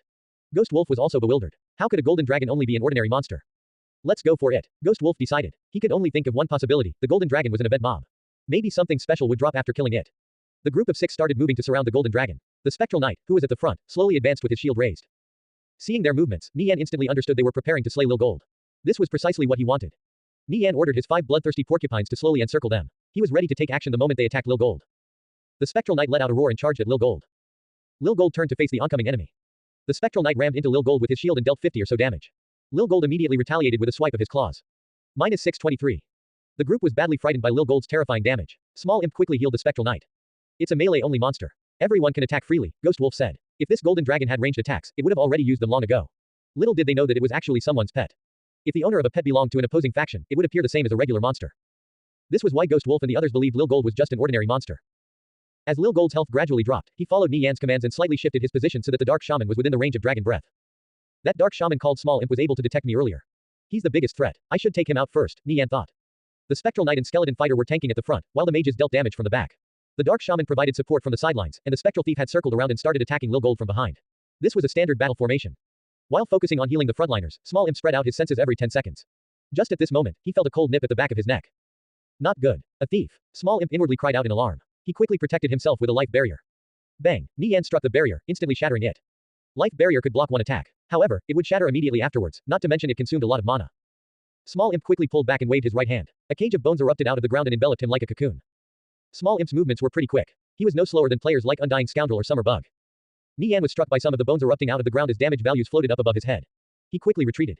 Small Imp was startled when he saw Nie Yan's appearance through the gaps of his protective bone cage. This thief wasn't an undead but a human. There was a human in the underworld. Nie Yan revealed a taunting smile. At this moment, Lil Gold blasted the bone cage with dragon breath, causing flames to pour in through the gaps and turn it into a furnace. Small Imp let out a blood-curdling scream and collapsed to the ground. It was an instant kill. The bone cage could block physical attacks and ordinary single-target spells, but it was useless against area of effect spells. This was the so-called ensnared in a trap of one's own devising. Even a single attack from Lil Gold was fatal to these casters. Small Imp was suddenly killed by the golden dragon. Ghost Wolf and the others were dazed. Up until now, it had only been using melee attacks. Why did it suddenly use a ranged attack? While they were still recovering from their shock, Nie Yan had already arrived in front of Ghost Wolf and slashed down with Zenard's sword which shone with a devouring light. Boss, be careful. Careful. Wily 6 immediately stopped attacking Lil Gold and pounced toward Nie Yan in the hopes of intercepting him. At this moment, Lil Gold swiped down on the Spectral Knight with his tail and dealt over 1,200 damage. It was a critical hit. As an undead who didn't have much health in the first place, the Spectral Knight immediately collapsed to the ground. Without the healing from the Dark Shaman, there was no way he could tank Lil Gold's ferocious attacks. In the blink of an eye, 2 of their players were killed. They were all skilled players. Unfortunately, the player they encountered was Nie Yan. They had fallen headfirst into his ambush. No matter how quick they reacted, they would die in a single hit. Everything happened too quickly. There was practically no time for them to react. In this moment, Nie Yan's 5 bloodthirsty porcupines finally arrived and started charging towards the remaining players. Ghost Wolf and the others were dumbstruck. They never expected the surrounding bloodthirsty porcupines to also turn against them. Everything far exceeded their expectations. Were these bloodthirsty porcupines also the pets of that thief? They were like hills with legs as they thundered toward Ghost Wolf's group. The 4 players were surrounded with nowhere left to hide. There was no way they stood a chance against the lineup of a golden dragon and 5 bloodthirsty porcupines. Wily 6, save yourself. Go on without us, Ghost Wolf anxiously ordered. The only player in their group who could escape was Wily 6. It was impossible for the rest of them. No, I won't go, Wily 6 solemnly declared. Why you fool? Get out of here. Ghost Wolf glared at Wily 6. If he delayed any longer, all of them would die here. What was the point of throwing his life away when he could survive? Wily 6 gritted his teeth. He entered stealth and slowly melted into the darkness. At this moment, a bloodthirsty porcupine rammed into Ghost Wolf and sent him flying. The 5 bloodthirsty porcupines under Nie Yan's control were far more terrifying than ordinary mobs. These cloth-armored casters had no hope of surviving. Bloodthirsty porcupines normally didn't pose much of a threat, but after becoming Nie Yan's pets, they would move according to his will. They could flank, encircle, ambush, and use all sorts of battle tactics. Ghost Wolf used a blink skill and reappeared over 30 meters away, only to be greeted with another bloodthirsty porcupine. It launched a hail of quills which resembled steel needles toward him. Put. Ghost Wolf was turned into Swiss cheese as the quills pierced his body. A string of damage values floated up above his head, and he was also inflicted with the poison status effect. Ghost Wolf collapsed dead on the ground. The remaining undead raider and dark incantist also failed to escape. One was trampled to death by the bloodthirsty porcupines while the other was incinerated by Lil Gold's dragon breath. Glory kill. You have obtained 5 glory for killing an enemy civilian. Glory kill. You have obtained 3 glory for killing an enemy civilian. The amount of glory a player gained differed according to the strength of the opponent. An equal-leveled opponent granted 1 glory, a higher-leveled opponent granted more, and a lower-leveled opponent was worth nothing. If a downed opponent was revived in the middle of combat, a corresponding amount of glory would be deducted. Nie Yan gained quite a bit of glory since his opponents were higher level than him. Only the spectral thief remained alive. Nie Yan didn't know where that fellow ran off to, but he could still sense him in the vicinity. Wily 6 wasn't willing to just leave after his comrades were slaughtered. So he lurked in the area, waiting for the perfect opportunity to avenge them. Nie Yan suddenly sensed something as he turned his head toward a certain direction. Eye of truth. Nie Yan's eyes blossomed out with a mysterious light. His piercing gaze locked onto a silhouette in the darkness, whereupon he pounced forward like a bolt of lightning. Shit, I was discovered. Wily 6 was frightened by the sudden change in Nie Yan's eyes which made him resemble a demon. He immediately crushed a haste scroll and fled for his life. He knew he was no match for this opponent in a direct confrontation. Despite Wily Six's best efforts, Nie Yan caught up to him in a mere 7 seconds and struck out toward the back of his head with smothering strike. He's fast, Wily Six inwardly exclaimed. Gale Step. Wily Six avoided the stun with the initial seconds of invincibility from Gale Step as he activated all his speed buffing skills. The two players were like cheetahs sprinting through the wilderness. No matter how much Wily Six increased his speed, Nie Yan kept up with him. How is this guy so fast? Wily Six was badly frightened by Nie Yan's speed. He was one of the top thieves in the Night Empire Guild. His amazing equipment and speed boosting skills allowed him to look down on all his peers. But in front of Nie Yan, his speed became a joke. When Wily Six recalled Nie Yan also had that golden dragon as a pet, he couldn't help but admit that this human thief was truly astonishing. Nie Yan was also somewhat amazed by Wily Six's speed. This thief was actually quite fast. He had no choice but to activate Shadow Waltz, whereupon his speed immediately eclipsed that of this spectral thief. Nie Yan closed the gap in an instant and stabbed Wily Six from behind with backstab, causing blood to gush out like a fountain. -737. What the hell? Wily Six was scared out of his wits. He had lost nearly half of his health in only a single attack. Just as Nie Yan was about to follow up with Lacerate, he drank an intermediate health potion and turned around to parry. Clang! The two daggers clashed. The moment Wily Six parried the attack, Nie Yan slashed out with Zenard's sword in his other hand. Vital Strike. Wily Six had no time to react before a red line streaked across his neck. Nie Yan's Vital Strike struck Wily Six's throat without the slightest suspense. Wily Six's pupils fiercely contracted as he revealed an expression of disbelief. He had no idea how he died since he failed to see Nie Yan's movements. His body limply fell to the ground. Nie Yan bent down and picked up a piece of gold-grade equipment with dexterity +52, strength +56, and focus +7 from Wily Six's corpse. Unfortunately, it could only be equipped by players from the evil faction. After thinking for a moment, he put it away in his bag. Nie Yan returned to Lil Gold's side and collected the equipment Ghost Wolf and the others dropped. He had to leave quickly or risk getting caught. These players probably belonged to a guild. He would be in danger if they sent a large force over for revenge. After all, he was all alone in the underworld. Nie Yan's journey in the underworld had only just begun. He continued leveling with Lil Gold and his bloodthirsty porcupines while trying to search for a village. During this time, he encountered around 70 players from the evil faction of whom only a few managed to escape from him. He accumulated a ton of loot, the vast majority of which he discarded. He only kept a few pieces of equipment with decent properties in his bag for the time being. Nie Yan was unrivaled. Legends of a powerful human thief who massacred countless players began rapidly spreading in the Undead Empire. Weak players didn't dare to roam in areas with reported sightings of him, while experts began seeking him out and searching for his traces. Furthermore, the mercenary guild put up a bounty on his head. Mission: kill the human player, Nirvana Flame, that appeared in the Fesso-Cold Wasteland. Reward: 200 gold. A 200 gold reward was quite tempting to many players. Some teams were even more eager to give it a try as they set out for the Fesso-Cold Wasteland. Most players didn't know Nie Yan's exact position. He emerged sporadically in different places, killing 2 or 3 players before disappearing. Otherwise, they would have long since hunted him down. Although no one could locate Nie Yan, there were already players specifically tasked with collecting his information. Nirvana Flame Thief level 38. Health 2300. Equipment unknown, top quality weapons. Attack power 600 to 800, high critical rate. Highest critical damage 1700. Pets: Golden Dragon, Elite Bloodthirsty Porcupine, 2-liter Bloodthirsty Porcupines, and 2 Bloodthirsty Porcupines. These stats were quite shocking. Perhaps only a 20-man team could handle him. Everyone in the Undead Empire wanted to see who would send this unwelcome intruder back to the surface and just how long he could last. Before long, the day was over and it was about time to log off. Nie Yan glanced at the 5 bloodthirsty porcupines beside him. They would be gone by the time he logged back on. Even though it was a pity, there was nothing he could do about it. Nie Yan unsummoned Lil Gold and released the 5 bloodthirsty porcupines before logging off. Nie Yan finished breakfast and made a trip to his father's company. The War God tribe was able to get off the ground in part thanks to the 60,000 gold from Ass-Kickers United. Furthermore, Father Nie invested a large amount of funds to absorb over 30 well-known gaming organizations. Just like in the previous timeline, their debut was as dazzling as ever. Not long after their establishment, they captured their first stronghold. What Father Nie required was precisely strongholds. Their real-world business districts were priceless. He could open recreational facilities, shopping malls, and so on. Players who didn't play the game like children and the elderly would visit these places for leisure. What's more, they paid to use these facilities with real-world credits. This was also why so many financial groups sought to invest in Conviction. The War God tribe had begun to expand their operations. The gold farming groups Father Nie employed were also starting to get into gear. They no longer needed to rely as much on Ass-Kickers United's support. Under Ah Chen's leadership, they could already start lessening the burden over on Nie Yan's side. Nie Yan received a notice that the enrollment for the top military academy would start in 2 hours. If he passed their evaluation, he could receive an acceptance letter from them in advance. Such an important event would be attended by many people, including Xie Yao and Lu Rui. In the previous timeline, Nie Yan had participated in the enrollment exams, but his performance was appalling. He still remembered the disappointed look on his father's face when he returned home. It was something that would forever stay in his mind. Thinking to this point, Nie Yan couldn't help but let out a deep sigh. That was one of the many regrets in his past life. Huahai University's affiliated high school was bustling with activity today, with many unfamiliar faces walking around campus. Students from the various high schools in the region all flocked here to participate in the top military academy's enrollment exam. As humanity continued expanding outward towards the stars, the importance of fostering the new generation became increasingly clear. Anyone who could enter the top military academy would be recognized by the government as a rare talent. Their status in society would be elevated, and they would receive special protections. The top military academy offered many courses also available in other universities, but with a focus on military affairs, science, and technology. Its position in the nation was unshakable after producing many senior government officials. It wasn't mandatory for graduates to join the military, and just the prestige of being an alumni made many things in life much more convenient and straightforward. 3 girls were chattering near the underground parking lot entrance. They were students of class 3, the same as Nie Yan and Xie Yao. I heard Lu Zi drives a Nisu. Don't those cost like 2 million yen? Who knew Lu Zi's family was so rich? Expressions of envy surfaced on their faces. At this moment, one of the girls happened to catch a glimpse of Nie Yan stepping out of his throne. She rubbed her eyes in disbelief. Even the cheapest model cost more than 20 million yen. Just at this moment, an even more conspicuous car drove into the parking lot. With a sleek design resembling a fierce beast, it was the Taiga Black. The eyes of the girls widened in shock. Isn't the Tang Yao's car? Nie Yan mused when the Taiga Black parked right next to his throne. As if to answer his question, Tang Yao got out of the car. Tang Yao, you came too? Nie Yan asked. I was forced to by my old man. He told me if I can get into the top military academy, he'll help me out from behind the scenes and have a good job lined up for me when I graduate, Tang Yao replied, shrugging his shoulders in a helpless manner. He took advantage of this opportunity to take out his father's Taiga Black for a spin. Nie Yan nodded in understanding. Tang Yao wasn't someone who spoke without thinking. His father really did possess this bit of ability. Sadly, his father was a businessman. At the end of the day, the status of a businessman could never compare with that of a government official. This was why his father wished for him to enter the top military academy, making him the first to do so in their family. Let's go. Nie Yan and Tang Yao chatted while making their way to the elevator. Isn't that Nie Yan from our class? Who's the fatty next to him? No clue. He was driving a Taiga Black. He must be really rich. There's only a handful of students in our school who can afford one. The eyes of the three girls followed Nie Yan and Tang Yao until their figures disappeared behind the elevator doors. That Nie Yan is pretty low-key. He rarely ever talks. Who knew he drove a Thrawn? Too bad he only has eyes for Xie Yao, the taller of the girls said in an envious tone. I wonder who the fatty beside him is. I didn't recognize him. Maybe we have a chance. Nie Yan and Tang Yao separated after passing through a long corridor since the exam area for students from other schools was held in a different area. Nie Yan swiped his identification card through the ID scanner to receive an examination number, then walked into the exam hall for Huahuai High School students. There were roughly 600 people inside. Nie Yan looked around and found Xie Yao, Xiaoling, Jai Hao, and his other classmates gathered off in a corner.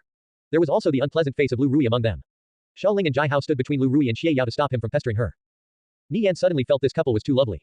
Xie Yao appeared to be anxiously waiting for someone. A smile immediately surfaced on her face when she spotted Nie Yan walking over. You're finally here. I was just about to give you a call, Xie Yao cheerfully greeted. Lu Rui's face darkened after seeing Xie Yao's expression turn bright. He balled his hands into a fist. He hated Nie Yan, wishing for nothing more than to beat him up. However, their match was still fresh in his mind. It had planted a deep seed of fear in his heart, and he simply couldn't muster up the courage to confront him. Nie Yan nodded at Xie Yao, then turned to Lu Rui with a friendly smile. Oh, Lu Rui, you're back. I'm truly sorry about what happened last time. I really thought you could handle that simple kick, but I ended up injuring you heavily instead. He appeared quite sincere. Those who didn't know him might actually believe he was genuinely remorseful. Lu Rui subconsciously took a step back before recalling they weren't in the fighting ring. It's nothing. I'm fine now. He awkwardly chuckled with an ugly expression on his face. He inwardly gnashed his teeth in anger. Nie Yan's words pierced his heart like daggers.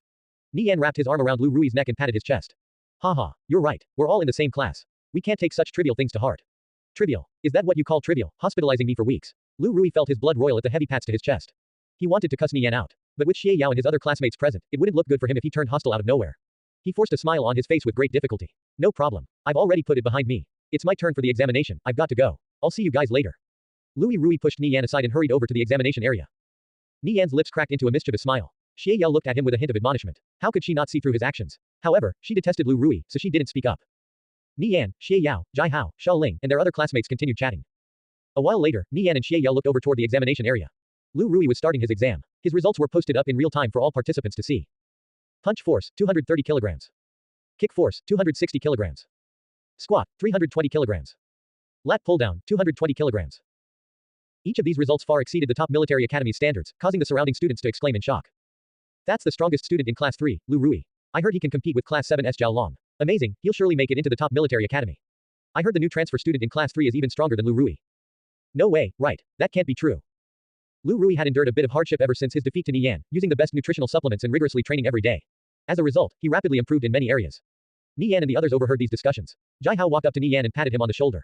Brother, when it's your turn, give it your all. I'm confident you're stronger than Lu Rui. Even though he knew Nie Yan was strong, so much so that he could defeat Lu Rui with a single kick, he didn't know to what extent. Lu Rui's performance was a bit surprising. He was much stronger than in the past. Nie Yan simply smiled, not bothering to waste words on that performance. Lu Rui's results were like child's play in his eyes. Before long, it was Xie Yao's turn. Her results lacked far behind Lu Rui's. But as a girl, she had already passed the top military academy standards. The academic portion of the exam would also be a piece of cake for her. Jai Hao and Xiaoling both went to take their exams. Nie Yan and Xie Yao were left chatting together when several voices entered their ears. There's no point in waiting to see the remaining results. No one can beat Lu Rui's. Right, each one after is more disappointing than the one before. These students were intentionally speaking loudly. Lu Rui glanced over at Xie Yao from the other side of the exam hall. Since Nie Yan was there, he didn't dare to approach. Xie Yao frowned when she heard their words. It's my turn. I'm going up. If I beat Lu Rui, you should give me a reward, Nie Yan said with a playful smile. A reward? What kind? Xie Yao asked with a hint of nervousness. Nie Yan's smile caused her heartbeat to speed up. Nie Yan's words were a bit vague. He simply laughed and headed for the examination area. Only then did Lu Rui dare to approach Xie Yao. It's Nie Yan's turn. I hope he does well. But in reality, he was waiting with giddy anticipation for Nie Yan to fail. Xie Yao gave a curt reply, then turned away to find her friends. My results weren't that great today. I would have done even better if I was in peak condition. Xie Yao, are you entering the top military academy too? We'll be fellow students, then, Lu Rui said while trying to gauge Xie Yao's reaction. Xie Yao gazed at the examination area with a hint of impatience. Lu Rui was just asking to be rebuffed. Nie Yan walked into the examination room and was greeted by a familiar scene. He had taken this same exam in his past life and failed miserably. According to his memory, both Xie Yao and Lu Rui would enter the top military academy. How could he not go? Nie Yan glanced at the punching bag in front of him. It was loaded with sensors that could detect the minutest changes in force. Nie Yan took up a stance and breathed in deeply. Ha! His fist heavily struck the punching bag, causing it to fly up in the air as a loud paw reverberated through the exam hall. Punch force, 511.3 kilograms. The number on the screen immediately created a huge disturbance. What the hell? Impossible. The machine has to be broken, right? Yeah, the machine is definitely broken. How can such a result be real? Never once had a high schooler's punch force reached such a frightening level. A slim exam proctor walked up to inspect the machine. When he confirmed it wasn't broken, he looked up at Nie Yan in shock. He signaled the other proctors to continue with the examination. The machine wasn't broken. Nie Yan's punch force of 511.3 kilograms was a valid result. Another commotion occurred. Shit, who is that freak? I think he's the new transfer student in class 3, Nie Yan. I heard he sent Lu Rui flying with a single kick and hospitalized him for weeks. Did something like that happen?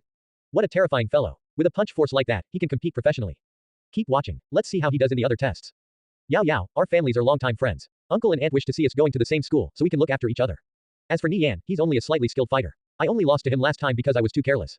Do you really believe he's qualified to enter the top military academy? I don't think his character is good either. You should stop associating with him, Lu Rui said as he glanced at Xie Yao. Xie Yao's expression distorted in disgust and loathing. She was fed up with Lu Rui's constant badmouthing of Nie Yan in front of her. If it weren't for the friendship her parents built up, she would have long since cut him out of her life. I don't need you sticking your nose into my affairs. Look after yourself, Xie Yao coldly replied. I'm only saying this for your own good, Lu Rui said somewhat impatiently. He was irritated by Xie Yao's cold attitude, but he understood she was the precious darling of both the Dragon Soar and Glory financial groups. He didn't dare to imagine the consequences if he tried to lay a finger on her. A short student with a crew cut approached Lu Rui and whispered, Boss, the results for Nie Yan's punch force are up. How did he perform? 511.3 kilograms. Wait, what did you say? Lu Rui's eyes widened in shock as an incredulous expression flashed across his face. At this moment, a huge ruckus erupted in front of the examination area. The results displayed on the screen caused everyone to cry out in shock. Fuck, 511.3 kilograms. Is he still human? Is he really only a high school student? He'd probably rank at the very top even in the top military academy. I reckon as long as he passes the background check, he can graduate there 2 years early. Shit, how are we supposed to compete with that? I can only hit for a little over 100 kilograms. I bet he could send a person flying with that fist of his. Lu Rui had a vacant look on his face as despair seeped into his heart. If the difference was only 30 kilograms or so, he might still have some hope of catching up. However, Nie Yan's punch force was over twofold that of his own. Who was the real trash? Nie Yan's results showed the best proof. Xie Yao, Jai Hao, and Xiao Ling were ecstatic. Damn, that brat is too low-key. Who knew he was actually this amazing? 511.3 kilograms, is he even human? Jai Hao exclaimed in disbelief. You can rest easy now. With that kind of result, he's guaranteed to get into the top military academy.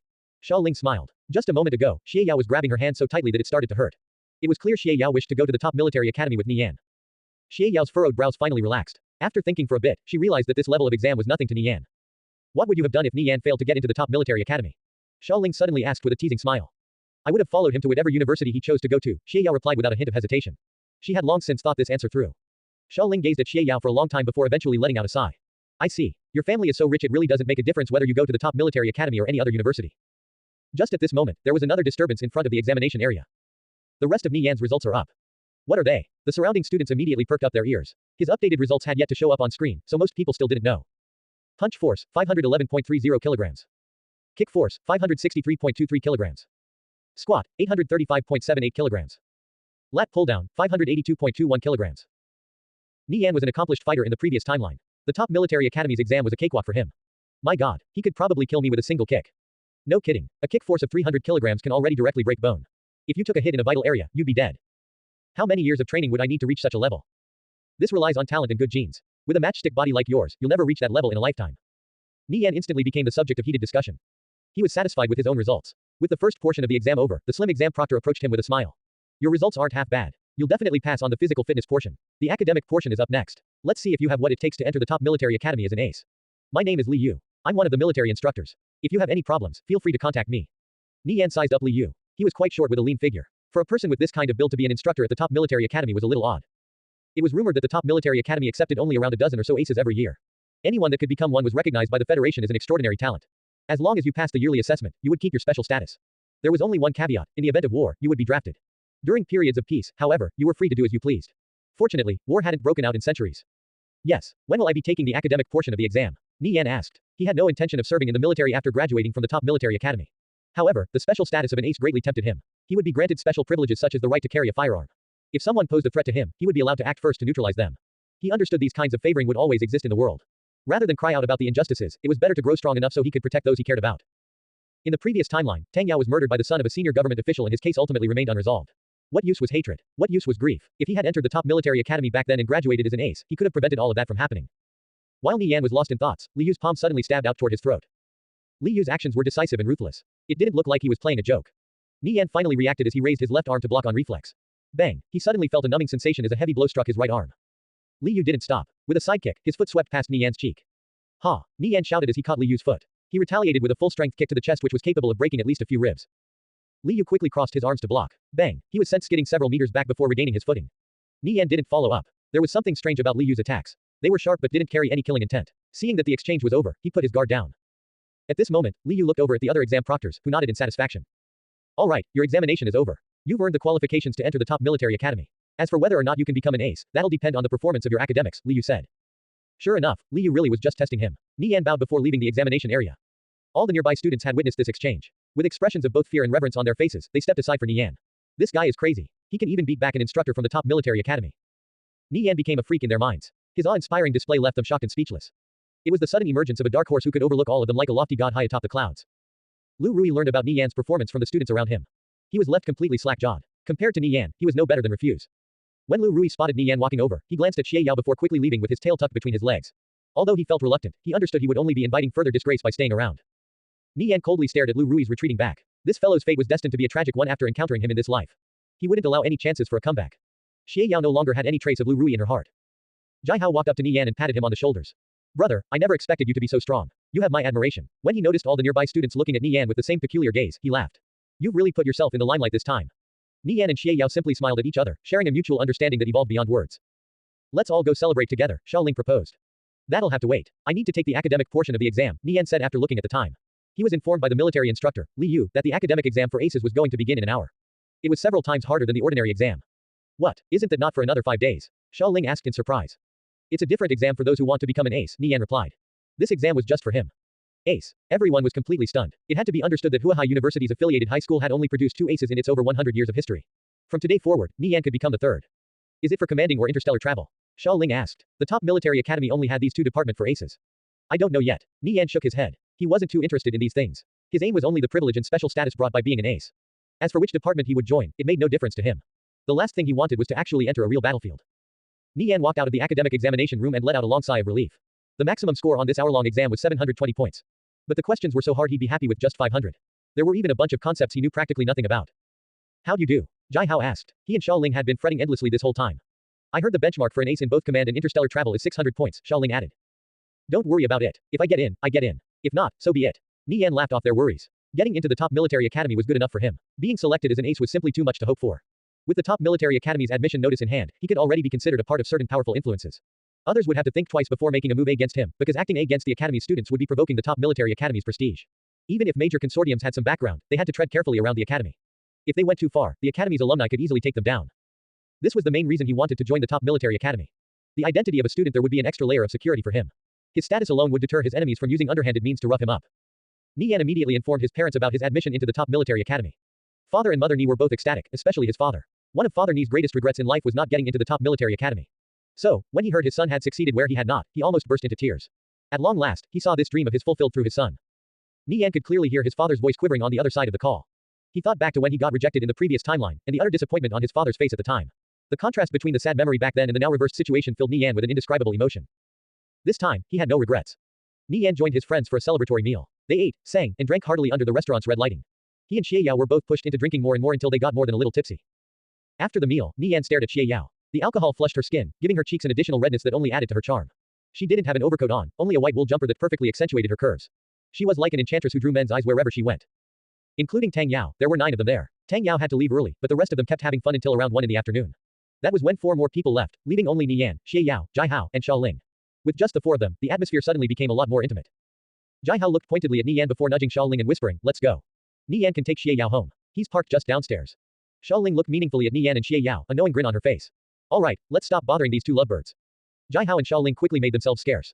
Nie Yan looked at Xie Yao, who lowered her head in embarrassment and nervously pushed her hair behind her shoulder. The red light bounced off her face, creating a charming halo around her head. As Nie Yan looked at Xie Yao, he thought she couldn't be any less beautiful than the goddess Aphrodite. I'll send you home, Nie Yan offered with a courteous bow to his lady. Yes, Xie Yao answered, a little too quickly. She could feel Nie Yan's heated gaze on her as she became increasingly aware that the two of them were alone in a fairly small private room. How could she not be nervous? Nie Yan looked once more at Xie Yao in the dim light, his thoughts clouded by alcohol. His mind suddenly conjured a picture of that night with Yao Yao in the secret chamber under fan art.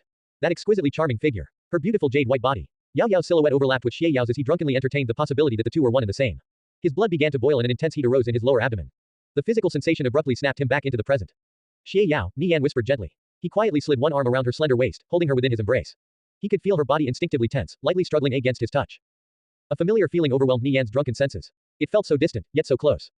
Perhaps it was the wine, but Nie Yan's mind became foggy with nothing but a loud buzzing noise. He hugged Xie Yao even more tightly and pressed her down against the couch. He leaned in toward her and pushed his lips on hers. Instantly, the buzzing fog was replaced with an overload of silky softness. Nie Yan could think of nothing but that night as a primal desire filled his body. Xie Yao hadn't known Nie Yan's feelings for her were so strong, and had no way to know how deeply rooted they were. Everything happened too quickly. Xie Yao hastily tried to shove Nie Yan away with both hands, but she couldn't budge him at all. Nie Yan was far stronger than her in the first place, and her body had become soft and powerless the moment his arm circled around her. Nie Yan's hand roamed her body, from her tall, perky chest to her thin, taekwondo-trained legs before slipping beneath her jumper and continuing to explore. Xie Yan could feel Nie Yan's large hand exploring her every curve, but she still jumped when it made skin contact with her belly. As his hand continued to inch upwards, she began squirming in protest, but it was just a token resistance. With no idea how far Nie Yan was going to take this, Xie Yao felt her heart race as her emotions bubbled turbulently within her. The moment Nie Yan reached behind her smooth shoulder and touched the clasp of her bra, Xie Yao's struggle suddenly gained strength. Although her heart already belonged solely to Nie Yan, she wasn't quite ready to take the next step yet. It was just too soon. The frenzied protest snapped Nie Yan out of his drunken haze. He instantly realized he had gone too far. Sitting up, he shook his head to try and clear it. Still somewhat dizzy, he looked at Xie Yao. Her clothes were a mess and her snow-white belly was still exposed. Xie Yao hurriedly sat up as well and hastily straightened out her clothes. She felt extremely shy about what just happened. When she thought further to what might have been, she was too embarrassed to even look in Nie Yan's direction. I'm sorry, Nie Yan sincerely apologized. The thought that Yao Yao and Xie Yao might be the same person really had too big of an impact on him. If today's events offended Xie Yao and caused her to have a bad impression of him, he would never forgive his own stupidity.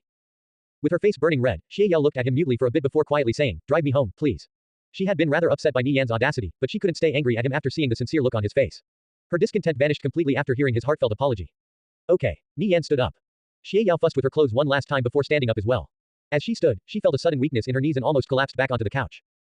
Nie Yan immediately put his arm behind her to keep her from falling. I think I drank a little too much, Xie Yao said awkwardly. She couldn't muster up even an ounce of strength. Don't worry. I'll carry you to my car. I keep sobriety pills in the glove compartment, Nie Yan said. Once they took sobriety pills, the alcohol's effect would be gone in no time. No. Xie Yao vehemently shook her head. It was the middle of the day, so there were bound to be people out and about. A strong guy carrying a drunk girl to his car in broad daylight would surely cause a large commotion. Nie Yan twisted his neck to look at her swaying figure. After a moment, he smiled brightly at her before turning around to lift her into a piggyback ride. Xie Yao let out a startled yelp when she felt herself rising into the air. Her heart raced in panic before quickly settling down again. For some reason, being supported by Nie Yan's sturdy back made her feel safe. Nie Yan carried Xie Yao to his car. After both of them took a sobriety pill, they felt much better. The two of them sat wordlessly in the car, creating a tranquil silence as they tried to avoid thinking about the embarrassing events inside the restaurant. Let's go, Xie Yao said softly. Even now, she had no idea how she could face Nie Yan ever again. Nie Yan started his car and drove out of the parking lot. Where do you live? Cloudwater District. Cloudwater District. Nie Yan jumped in his seat. Wasn't that where he lived? However, it made sense. Built around a lake with excellent view and refreshing air, Cloudwater was ranked the #1 neighborhood in Huahai. It had the largest concentration of wealthy elites in all of the city. Given Xie Yao's background, it was no surprise her family lived there. However, Cloudwater was huge. Since Nie Yan had never bumped into her in the previous timeline, he figured she probably didn't live very close to him, otherwise, he would have definitely seen her at one point or another. The congregation of wealthy families was the main reason Father Nie decided to settle in the Cloudwater district. He subscribed to the famous saying, live near wealth, be near wealth. In fact, Cloudwater residents would often hold events exclusively for their neighbors. Being invited to these banquets was an incredible opportunity for the Nie family because it opened the door to influential connections and wealthy contacts. Oh wow, I also live in Cloudwater. Really? Xie Yao asked in surprise. You should stop by my house to take a look sometime. Alright, it'll be a good chance to meet your parents as well. As Nie Yan and Xie Yao continued to chat, the car sped toward the address Xie Yao provided. It was just as Nie Yan had thought, she lived pretty far away from him. They lived on different sides of the lake, and even used different entrances to the neighborhood. Since one family used the south gate and the other used the west gate, it was no wonder they never came across each other. Nie Yan stopped the car in front of Xie Yao's house and watched her enter the front door before finally heading home. When Nie Yan got home, he walked into his surprise party. His parents had invited friends and family for this grand occasion. They watched happily as everyone praised their son, proudly basking in his glory. The lively festivities continued for 2 hours before the guests left. Father Nie, still exuberant about Nie Yan's acceptance, began talking about company matters with his son. As the Tuoba family and Century Financial Group fought each other and both sides took hit after hit, he took the opportunity to use a large amount of capital to buy as many of Tuoba Hongya's shares as he could. By now, Father Nie's total capital was staggeringly massive, almost enough to be alarming. Nie Yan thought it over. His father's actions against Tuoba Hongya would also indirectly help Tuoba time. It seemed as if the Tuoba family's problems were far from over. Say, son, what do you think we should do next? Father Nie looked at Nie Yan and asked. He wanted to see if his son had any thoughts about the situation. The Tuoba family suffered huge losses, but the Century Financial Group didn't get off easy either. They've sponsored quite a few guilds in Conviction, and will probably be a major competitor in the near future. Why don't we take this chance to grab some of their shares too? Perhaps, it'll come in handy one day. Father Nie thought about it for a while before slowly nodding in agreement. Nie Yan's words made sense, but the specifics still required careful research and planning. Nie Yan reminded Father Nie that the War God tribe and Ass-Kickers United would inevitably touch upon the interests of the Century Financial Group. It would be troublesome when such a big player took notice of them. So before then, it was crucial to prepare as many hidden cards as possible. Father Nie left since he still had business to attend to back at the company. Nie Yan finished up dinner and headed upstairs to his room, where he put on his game helmet and entered Conviction. When Nie Yan logged back on, he was greeted by nothing but darkness. This would continue to be an issue until he increased his night vision. Players on opposite factions were barred from viewing each other's forums, so there was a veil of mystery between the two sides. The game developers added this to spice up the gameplay. However, players could still obtain information on the opposing faction through various other channels.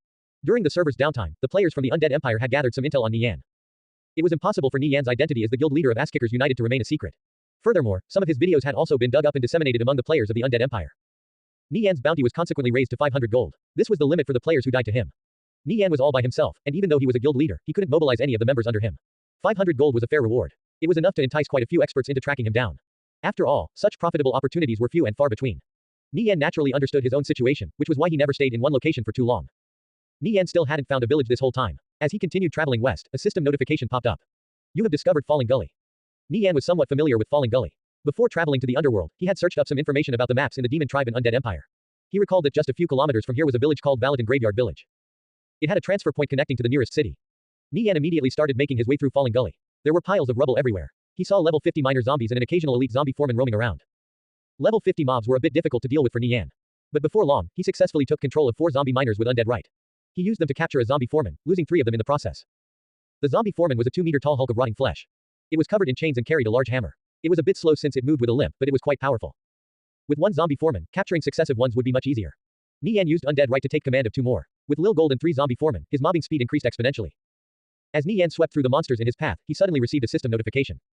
You have received the Junior Devil Slayer title. A title advancement. Nie Yan quickly checked the properties of his new title. Junior Devil Slayer increases influence in all human nations by 22. Reduces the stats of every creature of darkness within 20 meters of the player by 30%. Extreme Intimidate, inflict the target with fear, and cripple their movements for 5 seconds. Range, 5 meters. Extreme Deterrence, disperse all monsters within the surrounding area for 20 minutes. Not valid if the monster's levels exceeds the player's level by over 30. Divine Recruitment, summon a paladin mercenary whose stats are proportionate to that of the player. Requires an hourly fee. Cast time, 30 seconds. Rank 1 Paladin Inez, 60% of the player's stats. Fee, 10 gold per hour. Rank 2 Paladin Redmane, 80% of the player's stats. Fee, 30 gold per hour. Rank 3 Paladin Clementine, 100% of the player's stats. Fee, 50 gold per hour. Rank 4 Paladin Fern, 120% of the player's stats.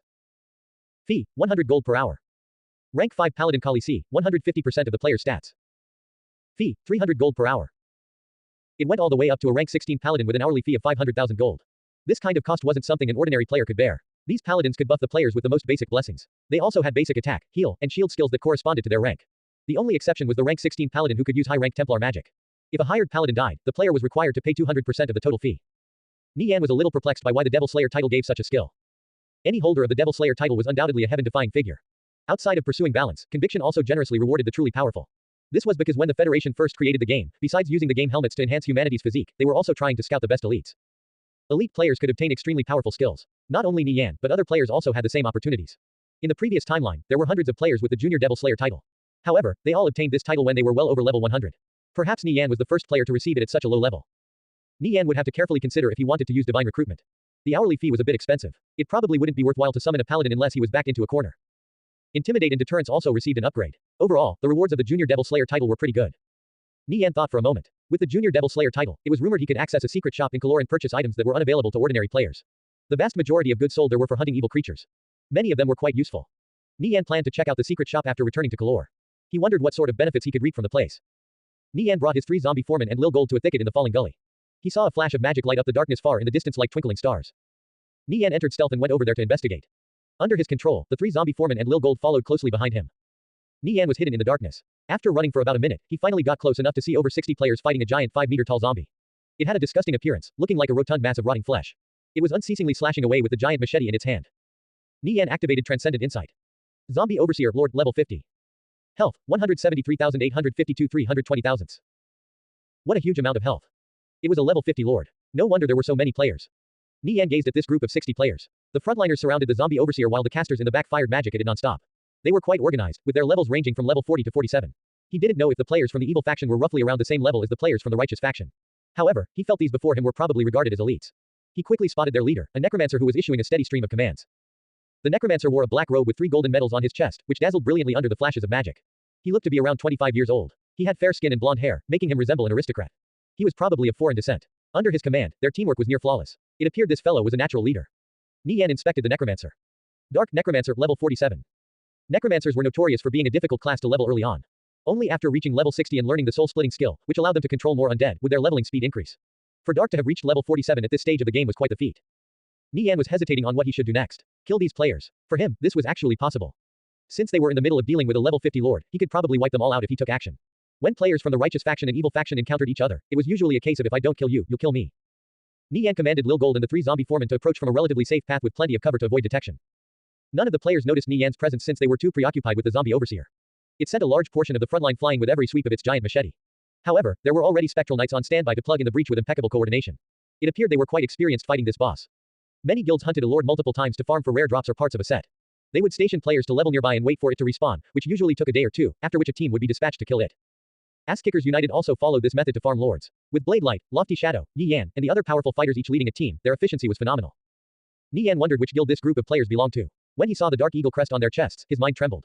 It was the emblem of Fallen Angel, the top guild in Necropolis City, which was the capital of the Undead Empire. He had learned about them during his research. Their guild leader was a dark incantist called Plenty, a master of curses and black magic and a hegemon of the underworld.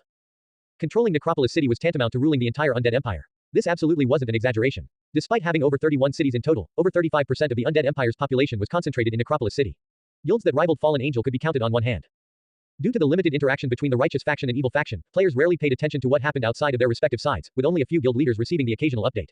Nie Yan's knowledge of Fallen Angel was limited, and since the sources of his information were difficult to confirm, it was hard to judge their authenticity. Nie Yan would be attracting the ire of Fallen Angel by ambushing this group. After thinking for a moment, he decided to go through with it. Their paths weren't likely to cross again. He would probably end up somewhere else the next time he opened the dark portal. His goal for coming to the underworld was simply to stock up on equipment which increased night vision. He would be leaving after 5 days anyways. Although Fallen Angel was powerful, it would be incredibly difficult for them to kill him, especially in this dark environment which bolstered his stealthing abilities even further. As for the quests related to the underworld, Nie Yan didn't plan on attempting them yet. Their difficulty was simply too high for the current him. Nie Yan no longer hesitated. The zombie foreman and Lil Gold were in position. He waited for the perfect opportunity to strike. At this moment, the zombie overseer's health fell to 5%. Its skin started changing into a peculiar black color. The zombie overseer is enraged. Be careful. Casters, spread out. Dark shouted. As soon as he gave the command, the nearby casters fanned out and took up suitable vantage points to cast spells from. Casters, maintain your damage. Blood Scar, lock down its foot. After the zombie overseer became enraged, the front line almost instantly collapsed. With a single kick, it sent several spectral knights flying. As it started moving towards the casters, a spectral knight clad in black armor charged forward and intercepted its foot. After encountering an obstacle, the zombie overseer chopped down with its machete on the spectral knight called Blood Scar.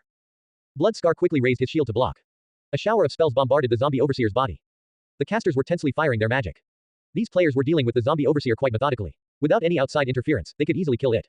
Dark had a look of anticipation on his face. Blood Scar executed his orders flawlessly. Victory was right around the corner. However, something completely unexpected occurred. 3 zombie foremen suddenly came barreling towards them when they were in the middle of fighting the enraged zombie overseer. They swung down their hammers and took down a dark shaman each. Shit. Zombie foremen. Warriors. Get the warriors to stop them. The group descended into panic. Dark was taken aback. Prior to engaging the zombie overseer, he had personally seen to it that all the zombie foremen in the vicinity were cleared, so what hole did these 3 crawl out from? Not to mention their emergence was simply too abrupt. There was no time to react at all when they charged out of the darkness. Even stranger was them coordinating perfectly to take out 3 dark shamans at once. He felt his blood run cold. The chances of his team wiping increased significantly for every dark shaman that died. Everything happened too quickly. Warriors, intercept them. Dark quickly ordered his summoned undead to charge toward the zombie foreman. The zombie foreman pounced toward the 6 remaining dark shamans, who scattered in every direction. A silhouette emerged behind one of the fleeing dark shamans. He felt a searing heat as a blade shrouded in black flames appeared around his neck. Cut throat. A cold light flashed as Zenard's sword streaked across the dark shaman's throat. The dark shaman wore an expression of disbelief before collapsing dead to the ground. His staff was half raised in preparation to activate life barrier. A pity he was a beat too late. Nie Yan's critical hit instantly killed the dark shaman. Dark happened to witness this scene. He was briefly dazed before shouting out, "It's that human thief. Catch him." He waved his staff and cast Shadow Bind. The shadows around him shot out toward Nie Yan. Nie Yan activated Gale Step to avoid the Shadow Bind, then melted back into the darkness, disappearing in front of Dark's eyes. Dark was surprised his spell missed. For this fellow to have survived in the underworld for this long, even after stirring up so much trouble, he definitely wasn't normal. Be careful of his sneak attacks. Just as he gave out the warning, he suddenly felt the magical energy in the atmosphere violently fluctuate. He scanned his surroundings and spotted Lil Gold hidden in the darkness. Less than half his body was visible. It was next to impossible to spot him in such a chaotic situation. However, it was already too late. Lil Gold finished chanting Meteor Drop. A giant blazing meteor lit up the sky, crashing down towards the players. It's an area of effect spell. Everybody, run. Piercing screams rang out from the crowd. The panicking players scattered outward, but even the fastest of them couldn't outrun a falling meteor. Bang! Flames splashed in every direction. Everything in a 20-meter radius was engulfed in a raging inferno. Pitiful wails sounded out within the blazing region but were soon cut short. Everyone within the blast radius was dead. Glory kill. You have obtained 3 glory for killing an enemy civilian. Glory kill. You have obtained 5 glory for killing an enemy civilian. Nie Yan glanced through the notification log. Over 20 players had died. However, since the meteor drop hadn't touched the zombie overseer, its aggro was still firmly locked on the remaining fallen angel players. Retreat. Everybody, retreat. Dark screamed after seeing the situation getting out of his control. The surviving players scattered like rats. Seeing his comrades hastily retreating, Bloodscar also gave up on fighting the zombie overseer and quickly pulled back. However, how could the zombie overseer allow him to leave just like that? It delivered a powerful kick to his shield with unmatched momentum and sent him flying away. Bloodscar flew out for over 10 meters before crashing into the ground. He staggered back to his feet, with only a sliver of health separating him between life and death. Unfortunately, the dark shamans were running for their lives. They had no time for him. A silhouette suddenly emerged behind Bloodscar. Bloodscar was alarmed. He tried to swing around and guard with his shield. But his opponent's movements were too quick. Before he could even comprehend what happened, his vision blanked as he felt a sharp pain in his back. At level 47 with the full Dark Aegis set, Bloodscar was among the top 3 spectral knights in Fallen Angel. This was quite impressive considering the number of talents in Fallen Angel was no less than in Asskickers United. His reaction speed was top-notch. It was a pity he encountered Nie Yan. After being kicked by the zombie overseer, Bloodscar had been inflicted with a dizzy status effect. His reflex and speed were at rock bottom. Every small move was difficult. Even if he was a godly player, it would still be impossible for him to guard himself in this situation. Nie Yan had an accurate grasp of the overall situation. He naturally wouldn't pass on such an easy target, especially when it was the enemy's main tank. Nie Yan appeared behind Bloodscar and delivered a precise blow to the back of the head with smothering strike, then followed up with backstab and lacerate, shaving away the remainder of his health. Bloodscar collapsed to the ground and dropped a black great shield when he died. With an expression of pleasant surprise on his face, Nie Yan picked up the shield and put it away in his bag. Nie Yan was curious about the properties of a great shield dropped from a top-ranked spectral knight from Fallen Angel. It would be great if it had no faction restriction. The shield of a main tank was usually the most precious piece of equipment on them. For example, Blade Light's current shield would go for over 4,000 gold in the marketplace. Just as Nie Yan put away the shield in his bag, a shower of spells came raining down on him. He quickly activated his Dark Bright barrier as a membrane of light enveloped him.